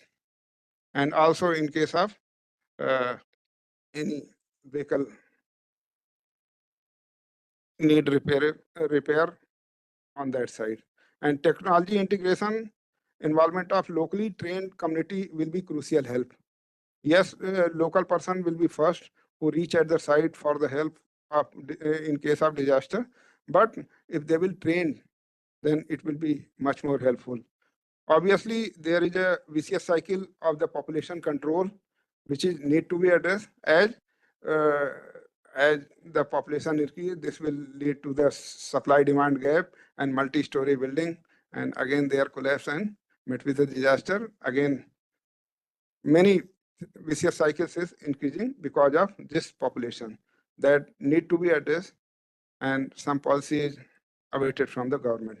In conclusion, the need for innovative, inclusive, and adaptive disaster management framework has been more urgent. By embracing the lesson learned from a past disaster and harnessing the power of technology, finance, and local knowledge, we can build more resilient world.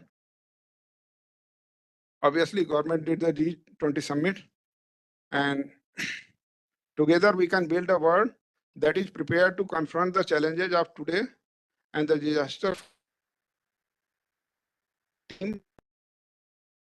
Together we achieve more. Thank you. Thank you, Dr. Deep. Please give him a good applause. At least the applause must be heard by him. And it will wake some of us also from the slumber. He has not touched a lot of valuable points. But one thing is very common in all the speakers who have spoken in earlier sessions also, that we are expecting a lot from the community. But who is the community? We must understand and appreciate that the community is not something which is external to us. We are, part of that community somewhere, in some manner. So therefore, whatever has been expected from the community, please, put yourself in their shoe. That is what we all have to do that. So with that remark, I thank Dr. Dev once again and now invite Commodore Varghese Matthew, who has, I think, already raised the podium for his well-considered thoughts on the issue. Thank you.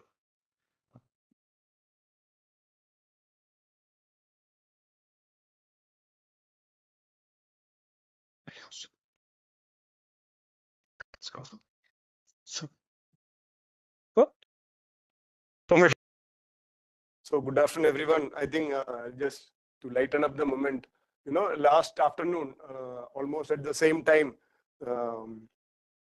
Monalisa ma'am, I was just sitting opposite, and towards my right was, that Nikunj. So whenever he was speaking, no, ma'am was a bit of surprise in her face and was looking at me. अब तो मेरा सब कुछ छीन रहा है. When her talk came, she said, I had only 1 point because the earlier speaker had taken. So I am almost in a very similar situation, ma'am. The speaker has taken everything regarding climate change. I just network with all of them so that I don't repeat the same mistake.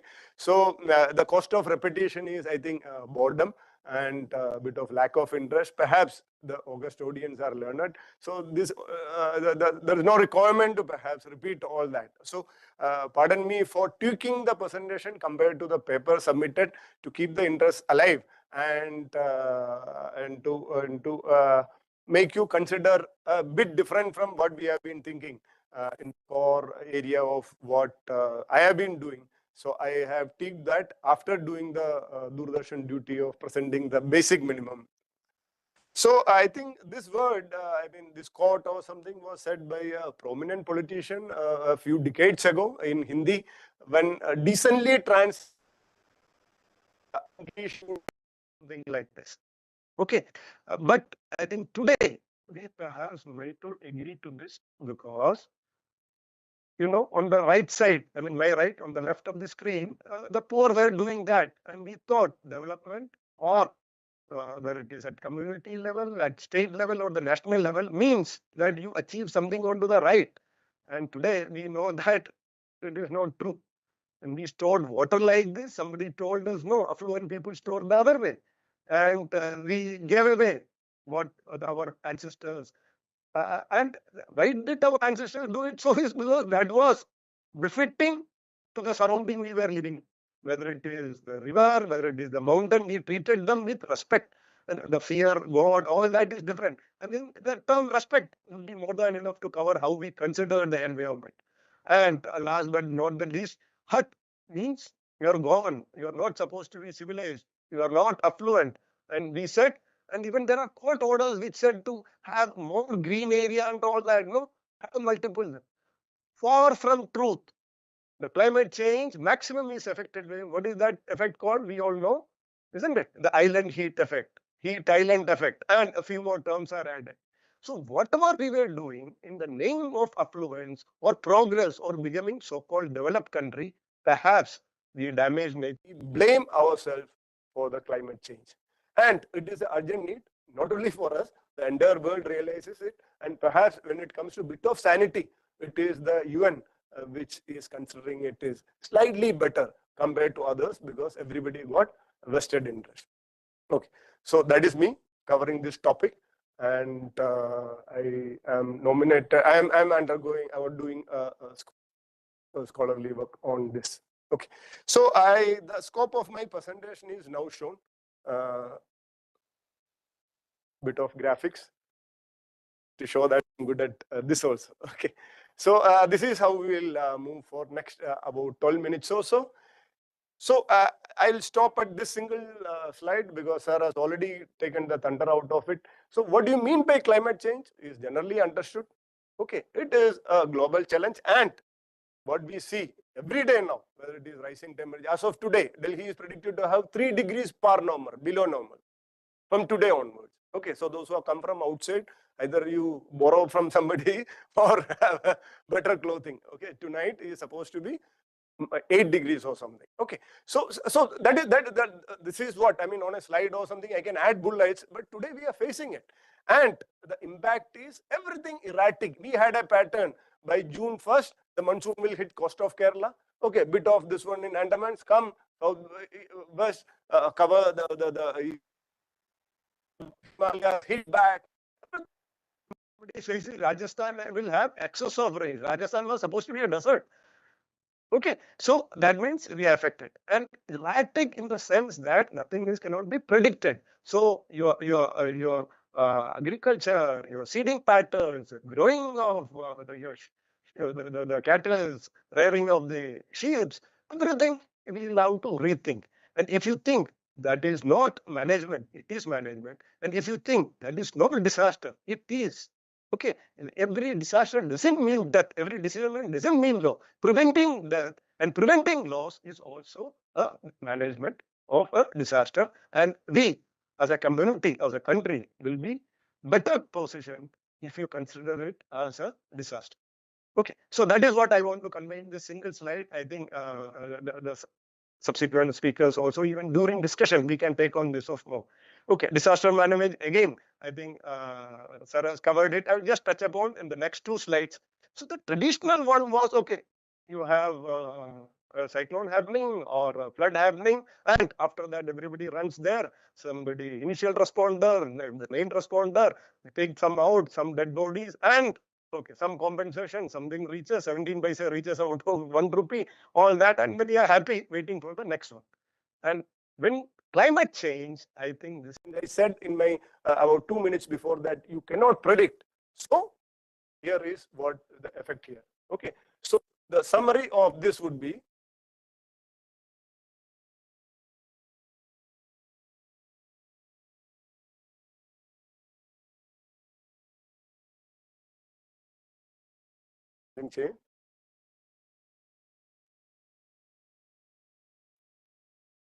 because is not that.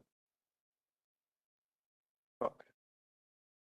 Okay, so the traditional methods would be inadequate, and hence we have this comprehensive disaster management, which again Sir has he put it in a horizontal thing, I put it in a rounder thing. So okay, it all means the same, but let me again come out with the example. You know what is happening is, let's explain it. When the cyclone hit, perhaps the Chennai coast the other day, what was happening? There was preparedness happening in Andhra Pradesh, bit of West Bengal and Orissa. And what was happening at Chennai would have been response phase. Okay. Now in Puducherry, again, people, some unexpected damage came, people were recovering themselves. Okay. It was administration, all that. So we all are doing practically. It is not that it is happening. So what needs to do is that weaknesses can be identified, we fill in those gaps and build up institutional capacity. Pumping in money, pumping in expertise, all. Okay, again, I think we will discuss this more during the question answer session. Okay, now I was to dwell upon structures. So that is how we generally know it is the NDMAs, and we have copied from the West. Let's accept it. And we have tailor-made it to our requirement, and that is why the state disaster management centers were made. And then we have at district level, even at panchayat level, everybody is strengthened. I think that is what democracy does to the institutional part of it and strengthening of the institution.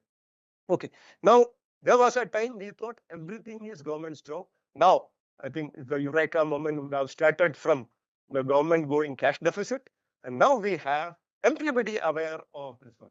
You know, especially with kids, whether it is burning of crackers to following bit of, I think, roadside hygiene and not throwing away toffee wraps, and our kids are very good at that. Okay, let's thank ourselves for what we have been doing, and whatever is the deficiency, I'm an optimistic person. I'm sure we will all together can address. Perhaps when we say these structures, the requirement is that not blaming each other for the wrong which is happening. I would like to stress that. Okay, there might be n things wrong. Let's not concentrate. We will concentrate on that only with the aim to mitigate them. If I can be of any help, each organization should do that. And I think that is how we will strengthen these structures. Okay, one point I will say that decentralization, we all look at it with a bit of, I think it might be the colonial this one or the governmental mentality of we all having it, that we look at with suspicion that money given to a lower level will be misused if not controlled well. There might be n reasons to court and n incidents to court and reasons to argue for that having a centralized governance. But I think the incapacity of the many of the lower level, whether it is at panchayat level or district level, institutions to do disaster management is not a lack of ideas or not lack of resources, but his power to spend money for calling for that aid. Okay, ambulances are available, but he is afraid I will not be able to pay for them. Okay, so I think a bit of decentralization at the cost of putting steps to have that audit and all that. And even if you, I think, lose a bit from national resource in the name of so-called corruption or all that, I think strengthening the next generation with handling authority and handling money safely and correctly, I think we would be empowering them, and that would help us to hand in good stead, at least for the next generation. Slightly deviate. India has been credited, perhaps blamed, for having a continental approach in everything, whether it is strategic in thinking, whether it is addressing popular measures, whether it is governance part of it, because traditionally the threat has been from north, and I think more population is this side, and the center of governance is here, all that. Okay, now have you seen that India, which is like this? Okay, this is also India, and if you look at this from disaster management, I think this will help us more than the other way. Why so? Okay, from 2019 to 2024, including this one, we had about 28 weather incidents. Okay, and all along the coast, and the number, that is the frequency, the intensity because of climate change. So I will give credit to my topic and address that. If you are thinking climate change induced and if you want comprehensive, you need to have a peninsular approach. You need to see what is happening there. Here, we are limiting ourselves to bit of coastal area, and when it hit the coast, and then we start our management of that disaster. What happened at the sea? Is the sea not important? Is there anybody doing there? After the next question, after the next slide, So now that the resources is depleting our land. There is scramble and search for resources at sea. And that is resulting into something called a deep sea bed mining. There are licenses issued, whether it is cobalt, whether it is sulfate, polymer molecules, okay, and even algae, fungi, and your edible part is going to come from sea. I think it's already started, and say by 2050, or data can be accessed to say that you will be looking at sea. And we also have a larger stake, about 4,000 to 5,000 miles away from Indian coast. We got a large area for exploration. What will happen there? When there is a storm, you have your platforms, you have your assets, you have your drills there, you have your rigs. That is not affected by us. Is disaster management not to cater for all that? So then we all look at the Coast Guard or the Navy for that. Okay, so the Navy is in the deep seas. Okay, that they will do something, and perhaps we have a medium there. But like when it is happening on the mainland, we have the army supposed to be doing. But then we created NDMA, we created the NDRF. Okay, so perhaps a specialized force may be required, because the Navy is supposed to do blue water operations and firefighting and war fighting for the security of the nation. Okay, same is with the Coast Guard. We expect the Coast Guard to do. We have an officer from the Coast Guard. We will take his comment also. From somewhere, say closer to coast, but he got a constabulary duty, which is his right. Okay, so only about the last week, there was this exercise happening off Kochi. So search and rescue mission, the part of disaster is very closely linked. Okay, so I had a peep what was happening. I was there for some day. See the number of representatives from foreign countries. Okay, perhaps we have had the NDMA responsibilities there. We didn't have. Nothing related to where the entire activity. I could add one last sentence. Whatever they were doing, and it was related and was considered could be a part of the comprehensive part of the disaster management, and perhaps that is something to be taken forward if you want to achieve part of it. Okay, so my argument here is that if in land we need to have the NDRF or the NDMA, perhaps for events at sea, the same source could be applied. I think thought for taking us forward. Okay, now a bit on this, I think the iconic pictures etched in our minds to explain this one. So what are the developments now? Some warmongering and rhetorics at that side. It has been for about 3 years. Okay, and in between we keep hearing this. Okay, is it too away from us?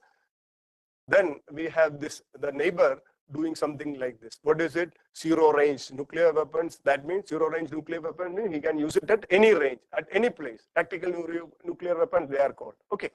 So I will not take the thunder from the next speaker. She is covering, I think, the nuclear safety of the civil nuclear plants. I think we will hear from her more. But I am addressing something different, though there might be commonality. So if you think that this would be looked after by the armed forces, I think what does our nuclear doctrine says? That not first use, we will not be using it. And then when attacked, there will be a massive retaliation by us. So who will do that? The armed forces. But in between, what is happening? Nuclear attack by the enemy.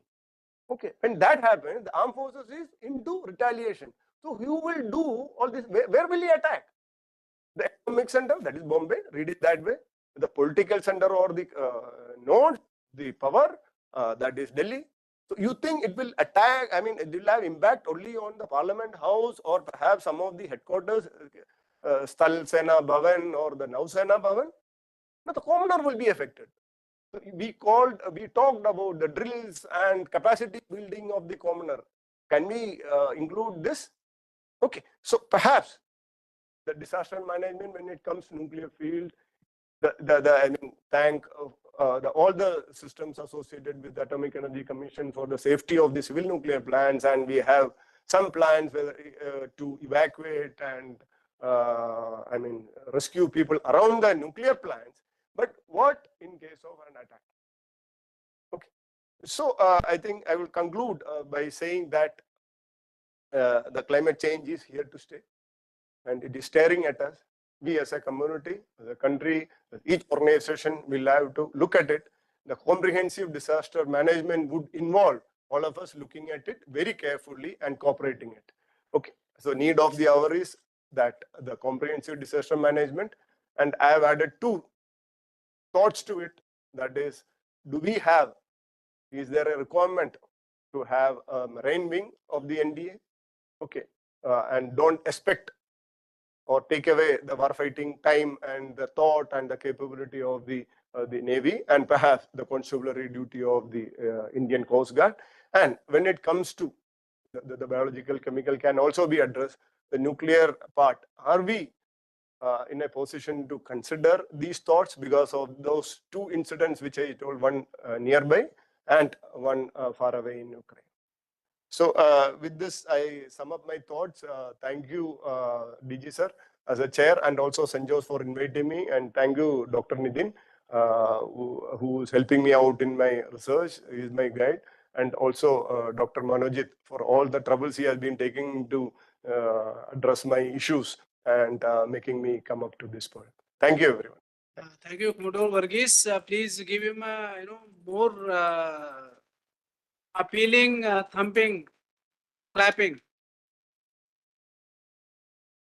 Actually, we heard an interesting presentation. This was highly needed. Sleep. Was difficult but you made an excellent presentation, made excellent points. We will take you this point of marine wing, being part of NDMA, how that can be constructed. Like once they have created the RF, I think what you have suggested has got a lot of merit. So we will approach NDMA in whatever manner we can to see if if it sees light of the day. So with that, now I invite Vishakha Patil, again from Mumbai, one after the other, to share her thoughts.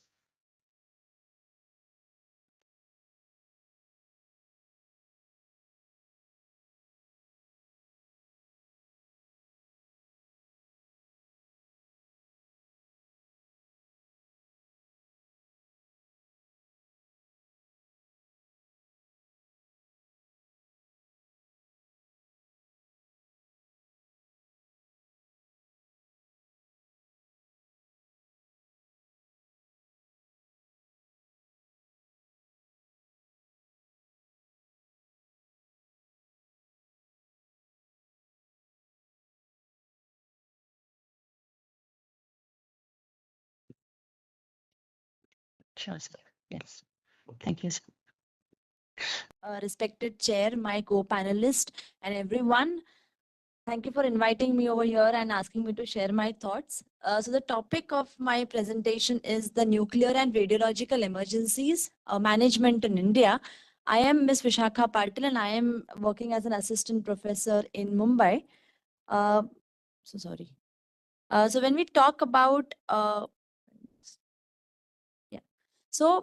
I think Sir has mentioned about the nuclear emergencies and what could be done. And I think he has simplified my work.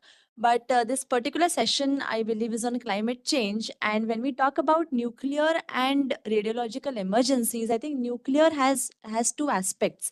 Like we always know that we have a civilian program and we also have a security program when it comes to the nuclear objective of the country. And thereby, when we talk about nuclear energy per se, it is something which is going to help mitigate the climate changes that we are going to see because it is a form of renewable energy.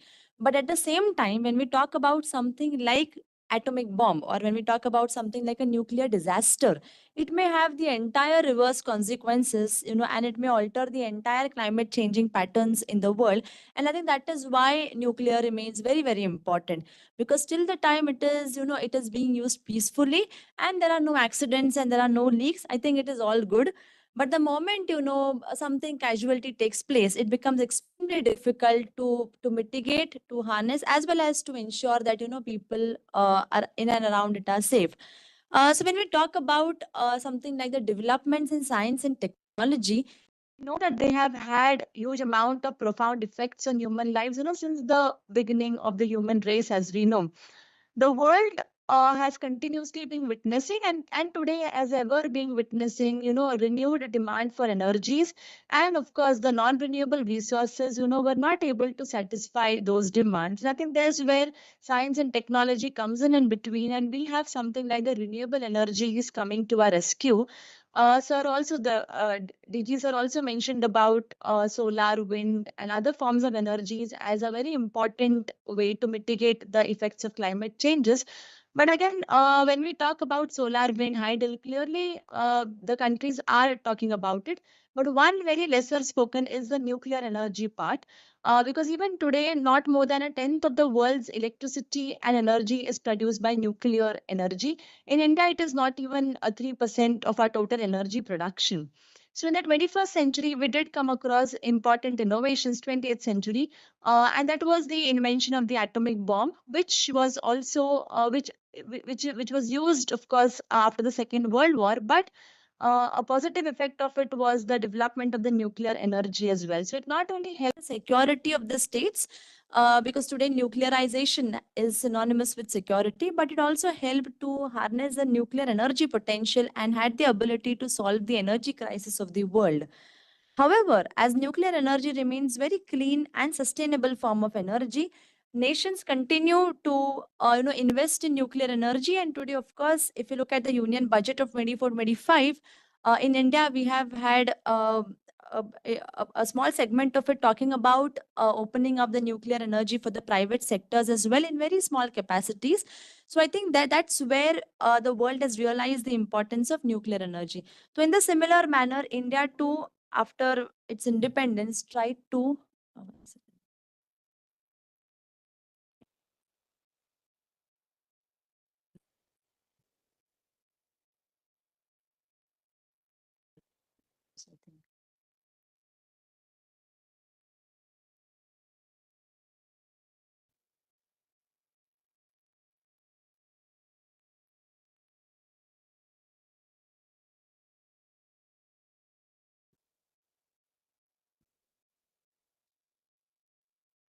how do I? Yeah. Okay. So India too, after independence, we did adopt the Atomic Energy Commission in 1948, established it with a view to have both the civilian as well as military aspects of nuclear energy. However, it really became important to note how the world was also looking at the negative sides of the nuclear reactors presently, because there have been a number of accidents in experimental reactors across the world. To name some of it, I think the most well-known was the well-publicized critically accident at Tokaimura in Japan in 1990. It was basically just a fuel preparation plant, which was used for experimental reactors, and it killed number of workers in radiation. As well as in US, the US Fermi 1 prototype fast breeder reactor in near Detroit in 1966, which was basically a result of blockaging the coolant flow, also led to huge nuclear materials being released and radioactivity and radioactivity happening, because of which again like a nuclear disaster situation happened. Although, of course, the world has created, we have the Convention on Nuclear Safety, which India is also a part of, wherein nuclear emergencies are put in place and there is a preparedness plan in place, but it is not completely fruitful as well. And thereby, in the above context, I aim to answer the following research questions, which talked about the different kinds of emergency plans adopted by India to manage nuclear and radiological accidents, as well as the policy measures that we could adopt in the future. And for my data, I have used both primary as well as secondary sources based on qualitative and quantitative. Uh, I had the ability to meet Dr. Anil Kakodkar, and therefore that becomes a huge source of primary data for me. And I could take Dr. Kakodkar's interview for almost an hour at his place. He lives very close by in Mumbai. Very, very fortunate. So I'll be sharing his views as well. So when we talk about some of the important ways to manage nuclear accidents in India, of course, we have the approach towards disaster management has undergone a drastic change in the recent years, especially with the enactment of the Disaster Management Act in 2005, which has a huge component dedicated to the management of nuclear emergencies. However, there are also certain things which the NDMA should focus on. So one of the most important thing that I think is the AERB, which is the primary organization which issues licenses as well as renews licenses for nuclear power plants in India. And the functioning of the AERB, Atomic Energy Regulation Board, remains extremely vital for managing the nuclear facilities in India. It needs to ensure that all the beneficial aspects of the use of nuclear facility do not cause any kind of undue risk to public health as well as the environment. Moreover, it has to clearly lay down certain guidelines for, as I said, renewing a lot of licenses, because issuing licenses take a lot of time, becomes a major. Importantly, while renewing licenses, I believe on-site and off-site emergency exercises should be conducted in a very, very profound manner. And if this has not happened, then the AERB becomes a primary body which should look into it. However, when we talk about emergency response mechanisms, in India, we do have the BARC, which has, have in place the emergency response centers called as the ERCs, which monitors and detects radiation sources, as well as provides training to the stakeholders and monitors instruments to a great extent. But the problem is with public awareness. So when I happened to speak to Dr. Kakodkar about this particular topic, Dr. Anil Kakodkar told me an interesting thing. He said that in India, the radiation standards are set extremely high.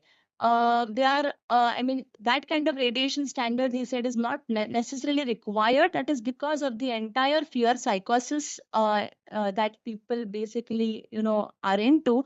That nuclear power plant being next to in a city or next to my place, will cause a kind of a fear psychosis.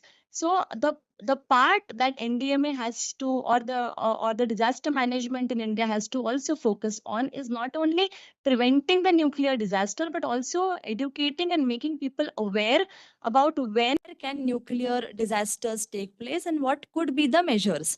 So a number of times when we see that when nuclear power plants come up, there is a huge resistance among the local communities because of no awareness as such.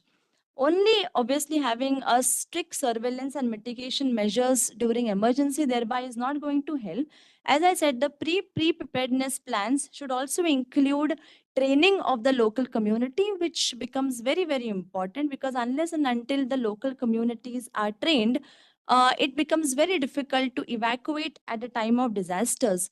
And that brings us to the next question, that who are the people who are going to evacuate during disaster? So it is going to be the paramilitary forces and the members of the armed forces, and thereby a close coordination among the local authorities.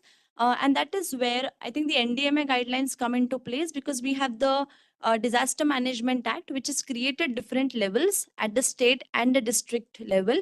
And the local level as well. So there has to be this huge coordination among the paramilitary, the armed forces, as well as the local authorities in terms of not only, and this is some of my recommendations, not only in terms of the local authorities like the collector in charge of the particular district or so, but also somebody like teachers and local corporators working in that particular area, who can provide their, or who can make people aware of these particular things as to what is to be done. Mechanisms should also identify something like, and this, I think some expert can definitely talk about it. But while I was researching on the topic, I thought if a nuclear explosion happens and if evacuation is not fairly possible at a very short span of time, it may have the potential to damage the food, the water sources which in the neighboring areas, and thereby I think there have to be alternate mechanisms identified so that people's lives will not be at stake over here. So integration of the civil defense personnel with the local police, the local guards, the administratively recruited people, as well as the medical staff becomes extremely important. And for that, I think, as sir was suggesting, there has to be a marine wing in the NDMA, not a nuclear wing per se, but at least, some emergency drills have to happen in the country as to what can happen and what could be the course of action whenever nuclear or radiological emergencies take place. So for that, checks and inspection along with drills made by the AERB, by the AEC, the AERB, and the BARC become extremely, extremely important. More importantly, I think training of the local people who are living near the nuclear power plants is extremely important. Although I'm sure the NDMA guidelines talk about bunkers being established, but I'm really not aware whether there are such bunkers established in India. So we may have a policy in place, but how it is implemented is something I think we need to take a cognizance of it.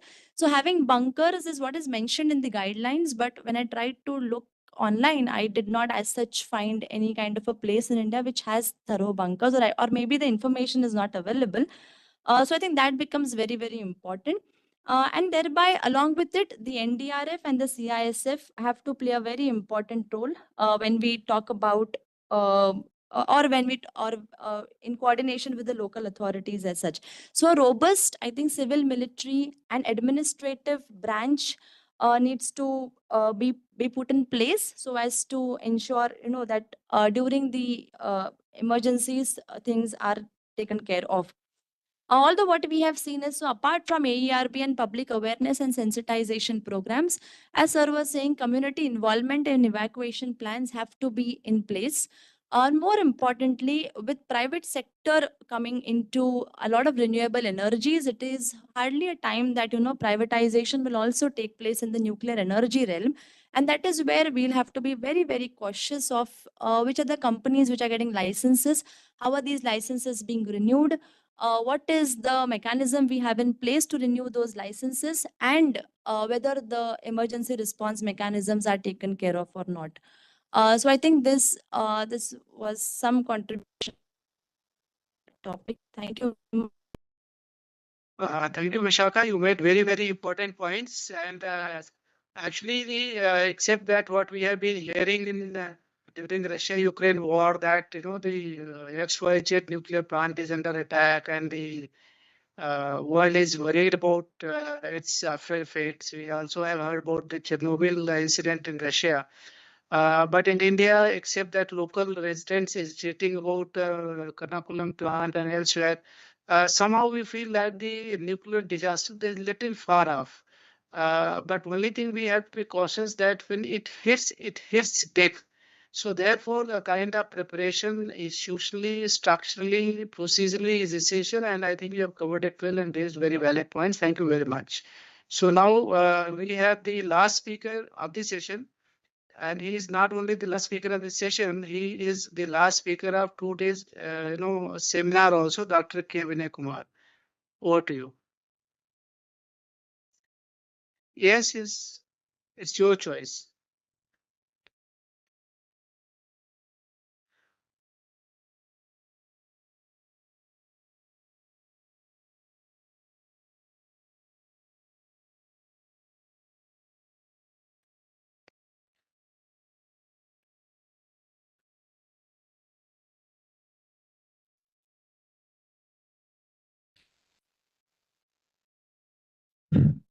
In the entire session, my other preceding speakers have clearly emphasized about the climate change, and they have clearly addressed the issues of climate change.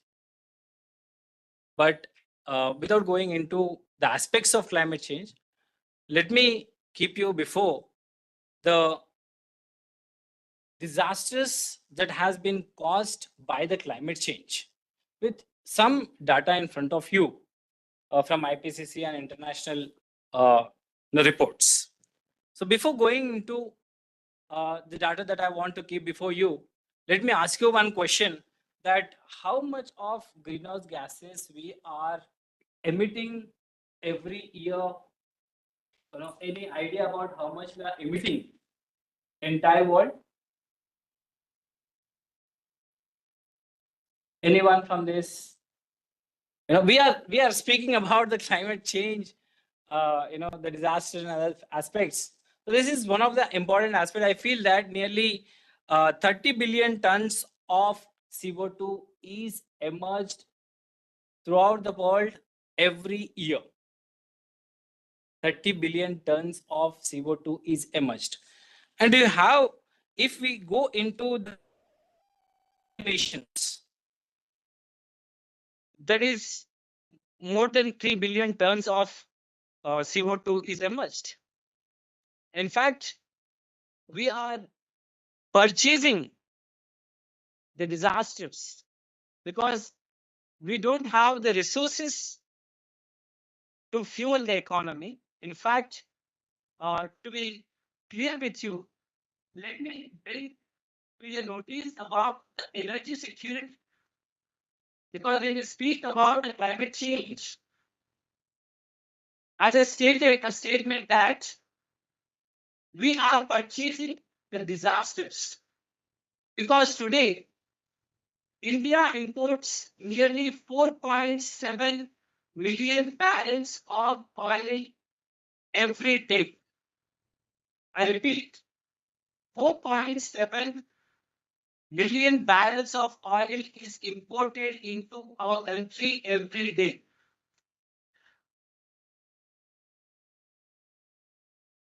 And apart from that, earlier we sleeping upon 4 to 5 countries, or max 10 countries for the procurement of energy. But today, We have diversified the procurement of energy from the. But even then, we are vulnerable to various energy insecurities. Either it may be the length of communication, either it may be the strategic petroleum results that we all know about it, either it may be non-state actors attack on the ships that are carrying the oil, or various other factors, the straits which are very critical for the energy imports. So all these factors, why emphasizing? Because we are just getting the resources from other countries to make sure that we put more carbon dioxide into the environment. And because of the pumping of excessive carbon dioxide into the environment, we face a lot of consequences. I present before you the data about the consequences that the world is facing because of the climate change. No, it is around 450 ppm would be. But unfortunately, we are exceeding it. In case we are not going to act, then it is going to be a biggest problem for us to handle in the near future. Apart from that, if you look at the hottest years around the from 1800 to 2014, the year on year, the heat waves have been increasing around the world, and India is no exception to it. And 2014 is one of the hottest year of the world. And there has been a continuous rise on the temperature of the past 38 consecutive years, which are recorded as the hottest years of the world from 1800. Now, not only that, what happens in case if there is excessive heat wave? Now, this will impact the hydrological cycle, the excessive evaporation of the water from the surface to the droughts. And in case of drought, as emphasized by my previous speakers, that the droughts will not discriminate whether you are rich or poor. The climate change will not discriminate whether you are rich or poor. Will have a lot of consequences. You see, the Marathwada region where I am working right now, there's a place called Latur. And every summer in Latur, the trains carry water to that particular place. I feel that this is evident what the climate change can bring to our doors. And in fact, in case of droughts, the rural population would be losing their employment. And they have to migrate to the urban areas for the employment purpose. In case if they migrate to the urban areas for the employment purpose, then there's a pressure on the resources in the urban areas. So, and in fact, there is a vulnerability of the women in case if the droughts have been increased, because women take care of their folks. In case if she has to walk for miles to get water, the other force of house may not be fulfilled by us. And perhaps it will affect the next generation. The elder daughter who is an elder daughter of the particular family has to be killed in the family. So that means the women are going to be affected more in this climate change. Let me present before you. If you take that, if you look at the data which is available to us from 1975 to 2004, the global hurricanes, if we see see the global hurricanes from 75 to 2004, the category of category 4 and category 5 global hurricanes have almost doubled. And they are going to increase in the near future. There is no doubt in that. If we try to consume the petroleum products, if we try to consume more fossil fuel, we are going to face a problem in the near future. Apart from that, if you look at the infectious diseases by 2050, because of the increased climate change, there is an evidence that by 2050, the infectious diseases would increase. See, the global warming would lose would lose the biodiversity that we have today, and that would increase the transmission of diseases. And apart from that, changes in the climate patterns and urbanization process and the deforestation would lead to the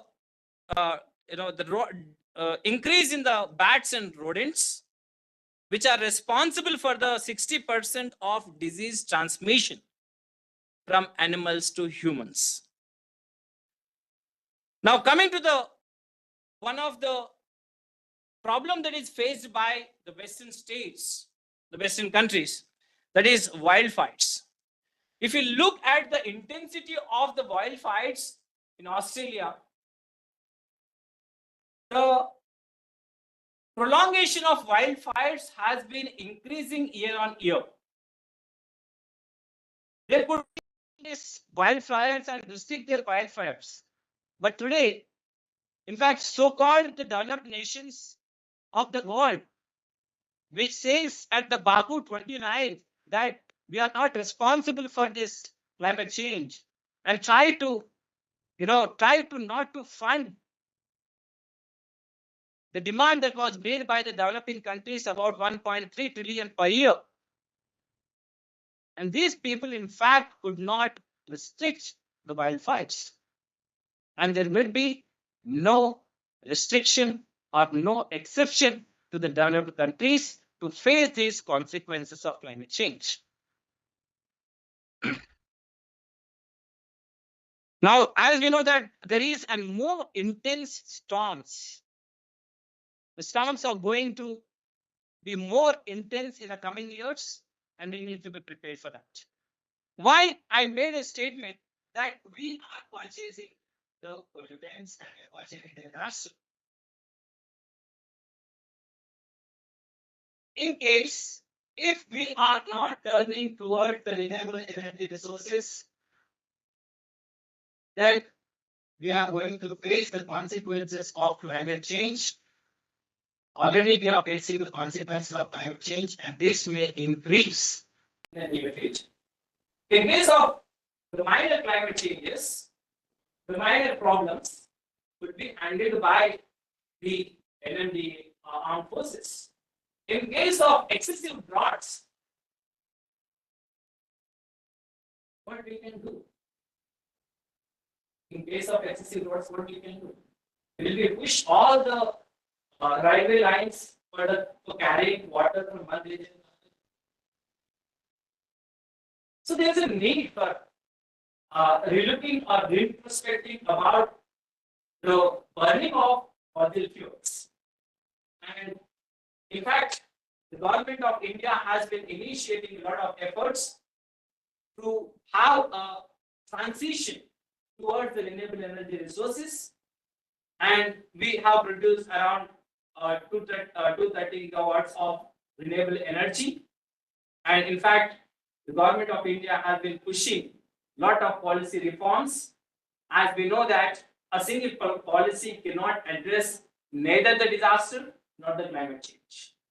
So a multi-layered approach is required for the climate change and the disaster management, whatever we are speaking about from the past weeks. Thank you very much. Thank you, Dr. Vinay, for bringing out important aspects. And with that, we are through with the panel members covering their part. Now we are open to comments, questions, answers, recommendations from everybody present, whatever you wish to say. Please. I have a question to Vishaka Patil. In fact, if sir is interested, sir can.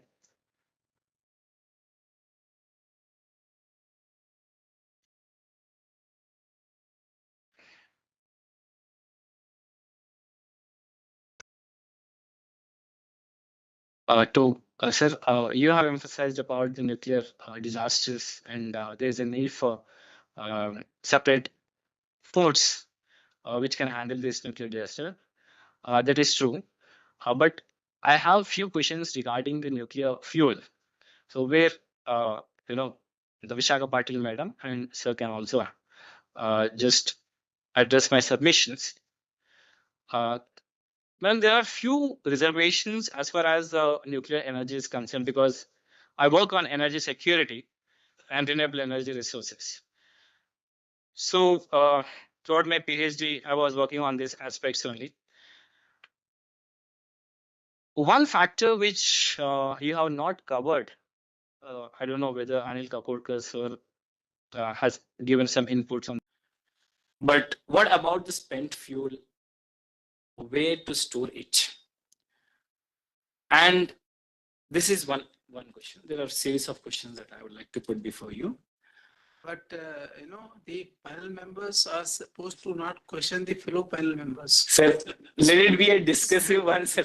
Let it be a discussion. Just in a lighter sense, you can go ahead. Yes, sir. Because some substantial outputs may come with the discussion. So I thought of asking. It is just in lighter moment. Yes, thank you, sir. Don't take it seriously. So one question is about the spent fuel. I think, once you have put the question, let them respond. Otherwise, it will get confused. Yes, sir. Yes. So that Regarding spent fuels. The question, sir. So yeah, I did the spent fuel because I did not think about it as a part of disaster management. Yeah, but I think yes, what you said now makes real sense. And I would like to talk. I mean, yeah, there are. So by spent fuel, you meant the fuel that we use to produce nuclear energy. Where is it stored? Is that?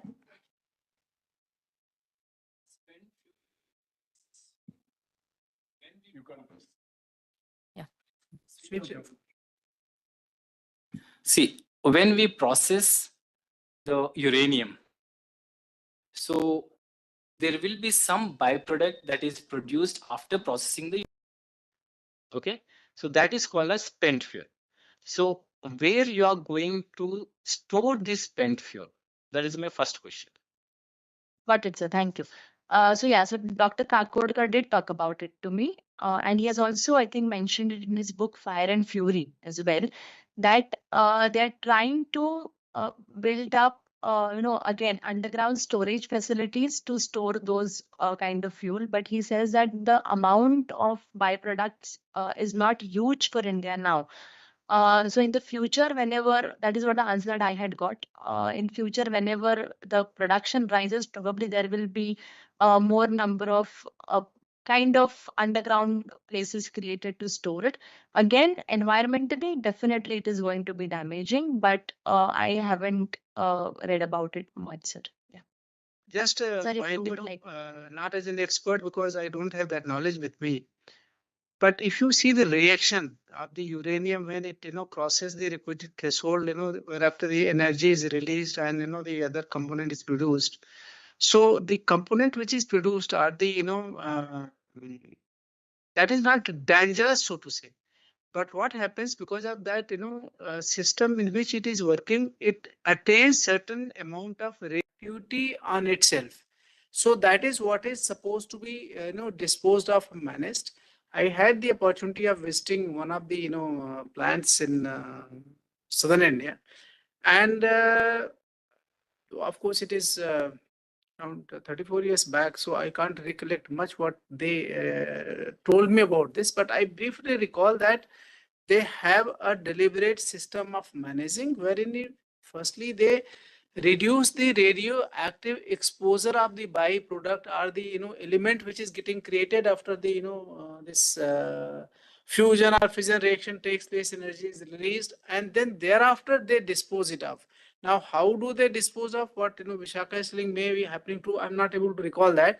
But what I can say that this remains a major concern of all nuclear plants, when they are in this production. It is also true that some kind of radioactivity does remain in the byproducts. Now, whether their management is adequate to address them in totality, that is also a matter of judgment and knowledge. At least I'm not aware of. Yes, sir. Yes. Okay, so I think I will answer it in two parts, philosophical and the classified part. Okay, so classified with later. Philosophical part is my first slide. Okay, now if we had matka here and water, okay, we thought that it is underdeveloped and now got business, but we are spoiling. Whatever you understood that concept. Similarly, everything comes as a cost. Okay, the firewood which you made your food. Okay, now you want to replace it with gas, now with nuclear energy, whatever it is. You think that nuclear energy was one-stop solution for all the energy needs of the world? It is not. It comes with its own cost. Only thing is we have not analyzed it. Data is not enough, and it got a longevity period, which perhaps we in our lifetime or perhaps our kids' lifetime might not be facing it. Okay, so it comes with cost, and the world is yet to study it fully or the impact of that. But yes, people are aware of the fact I'm doing mitigating well, like the storage tanks and all. Okay, so perhaps we got whatever 3% annual data which it when it comes to civil requirement, and there would be surely a mitigating plan. I'm sure it is not a thing which is not at us. Okay, now the second part is when it is a weaponization program, spent fuel is not my concern. Where it lands, it will be consideration of the enemy. Okay. And the other part, if you're wondering what will where the food waste or the human waste in a ship, where does it go? There's a process. Similarly, when it comes to nuclear submarine, it is a fully controlled process. What to do? It's online. Okay, how US do it, how the UK does it, and how the Russians do it. Since it is in the realm of classified nature, we will not discuss it here. But the part of it, the process of it is known. There is a procedure which is available on net and all. It's quite safe, but it is costly. It comes with the cost. Okay, so energy, nuclear energy is not cheap. That is what I wanted to convey. If you end up, say, count cost, which is about 60 years or 80 years, and consider the amount, the storage, and the storage facility also cannot be just a Syntex tank.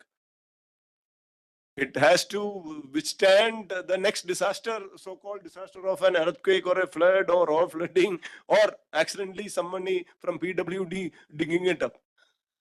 Okay, so that I think just for the lightning part, I mentioned that. Okay. I would like to add for your information. Advanced countries generally use the third world countries and the third world country resources as a dumping ground.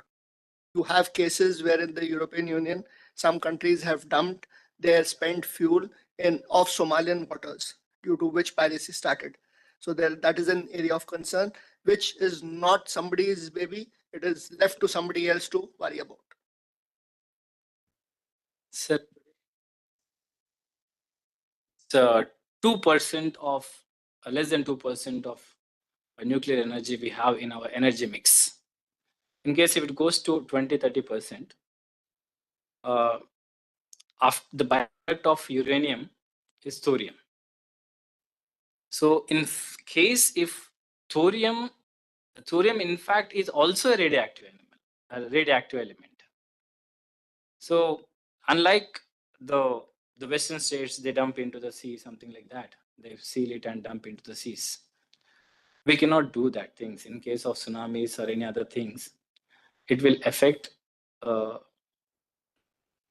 sea also, like aquatic animals and other parts, and it can grow. And this is one of the aspects. The second question I would like to, Madam referred to fear psychosis. Obviously, Madam, there will be a fear psychosis as far as the nuclear plant is concerned, because if you remember the Fukushima Daiichi incident, which has happened in 2012, we are well aware about it.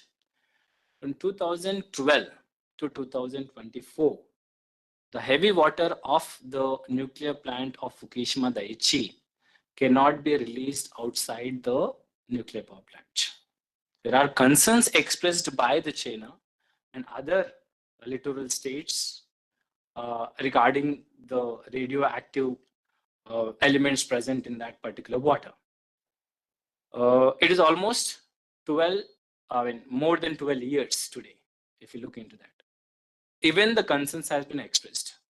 So obviously there will be a fear in the minds of the people, considering the regulatory activities that would undergo in Japan. So in case of India, there will be always, the fear psychosis that would be there. So what exactly you want to tell about this kind of fear psychosis? What exactly you mean about the fear psychosis? Yeah. So, sir, while I spoke about fear psychosis, I was referring to how there have been opposition for the development of nuclear energy in India, especially for the setting up of the nuclear power plants by the local communities, because of the fear psychosis that something, as you rightly mentioned, like Fukushima would take place in the country, which is absolutely right. What I was trying to say is that the radiation standards, there are radiation standards set in India by the Atomic Energy Commission, and those radiation standards cannot exceed in the generation of nuclear energy as well. So what Dr. Kakodkar told me was that the radiation standards are anyway very high in India. They are more than what is there in the chemical and the biological factories of India. So that is the reason the chances of a nuclear accident taking place in India is extremely less, because the radiation standards have already been set very high. So that is the reason these kind of awareness have to be created among the local communities, that even if a accident happens, the radiation which will emit will not be so much that people's life will be at stake, like Fukushima, etc. Standards have been highly set. That is what I wanted to convey. Maybe just for information, despite the apprehension and opposition expressed by China, Japan has been releasing the treated radioactive water since August 2023 into the sea. So that thing is happening. But now, since this particular panel was on climate change, so we will not go more on the nuclear aspect. So once over a cup of tea, then usually you can interact on that. So anybody else, any issue? I want to add about please. It's a serious business, so it requires serious answers as well as some crazy answers. So I'll dwell a very small thing. I was posted in Lansdowne, there's a water scarcity there all the time. And one of the solutions which I found, I have two reasons for them, two phase. I had bought a tub. I should take bath, and the water used to go into a tub, and the tub I used to put in the cistern, and then I used to flush it. And I was saving 12 liters of water every day. Point is not that everyone can save 12 liters of water, but the message is very important. I couldn't send this message to my family members. My family members mean my wife and children. So that is very difficult phase of life to send ideas to the general public. So institutionalized mechanism has to be something like, I'm heard that Japanese have this system, inbuilt system in their bathrooms. They've used their water of bathing into goes automatically the cistern, and then that is automatically used. Interestingly, this whole water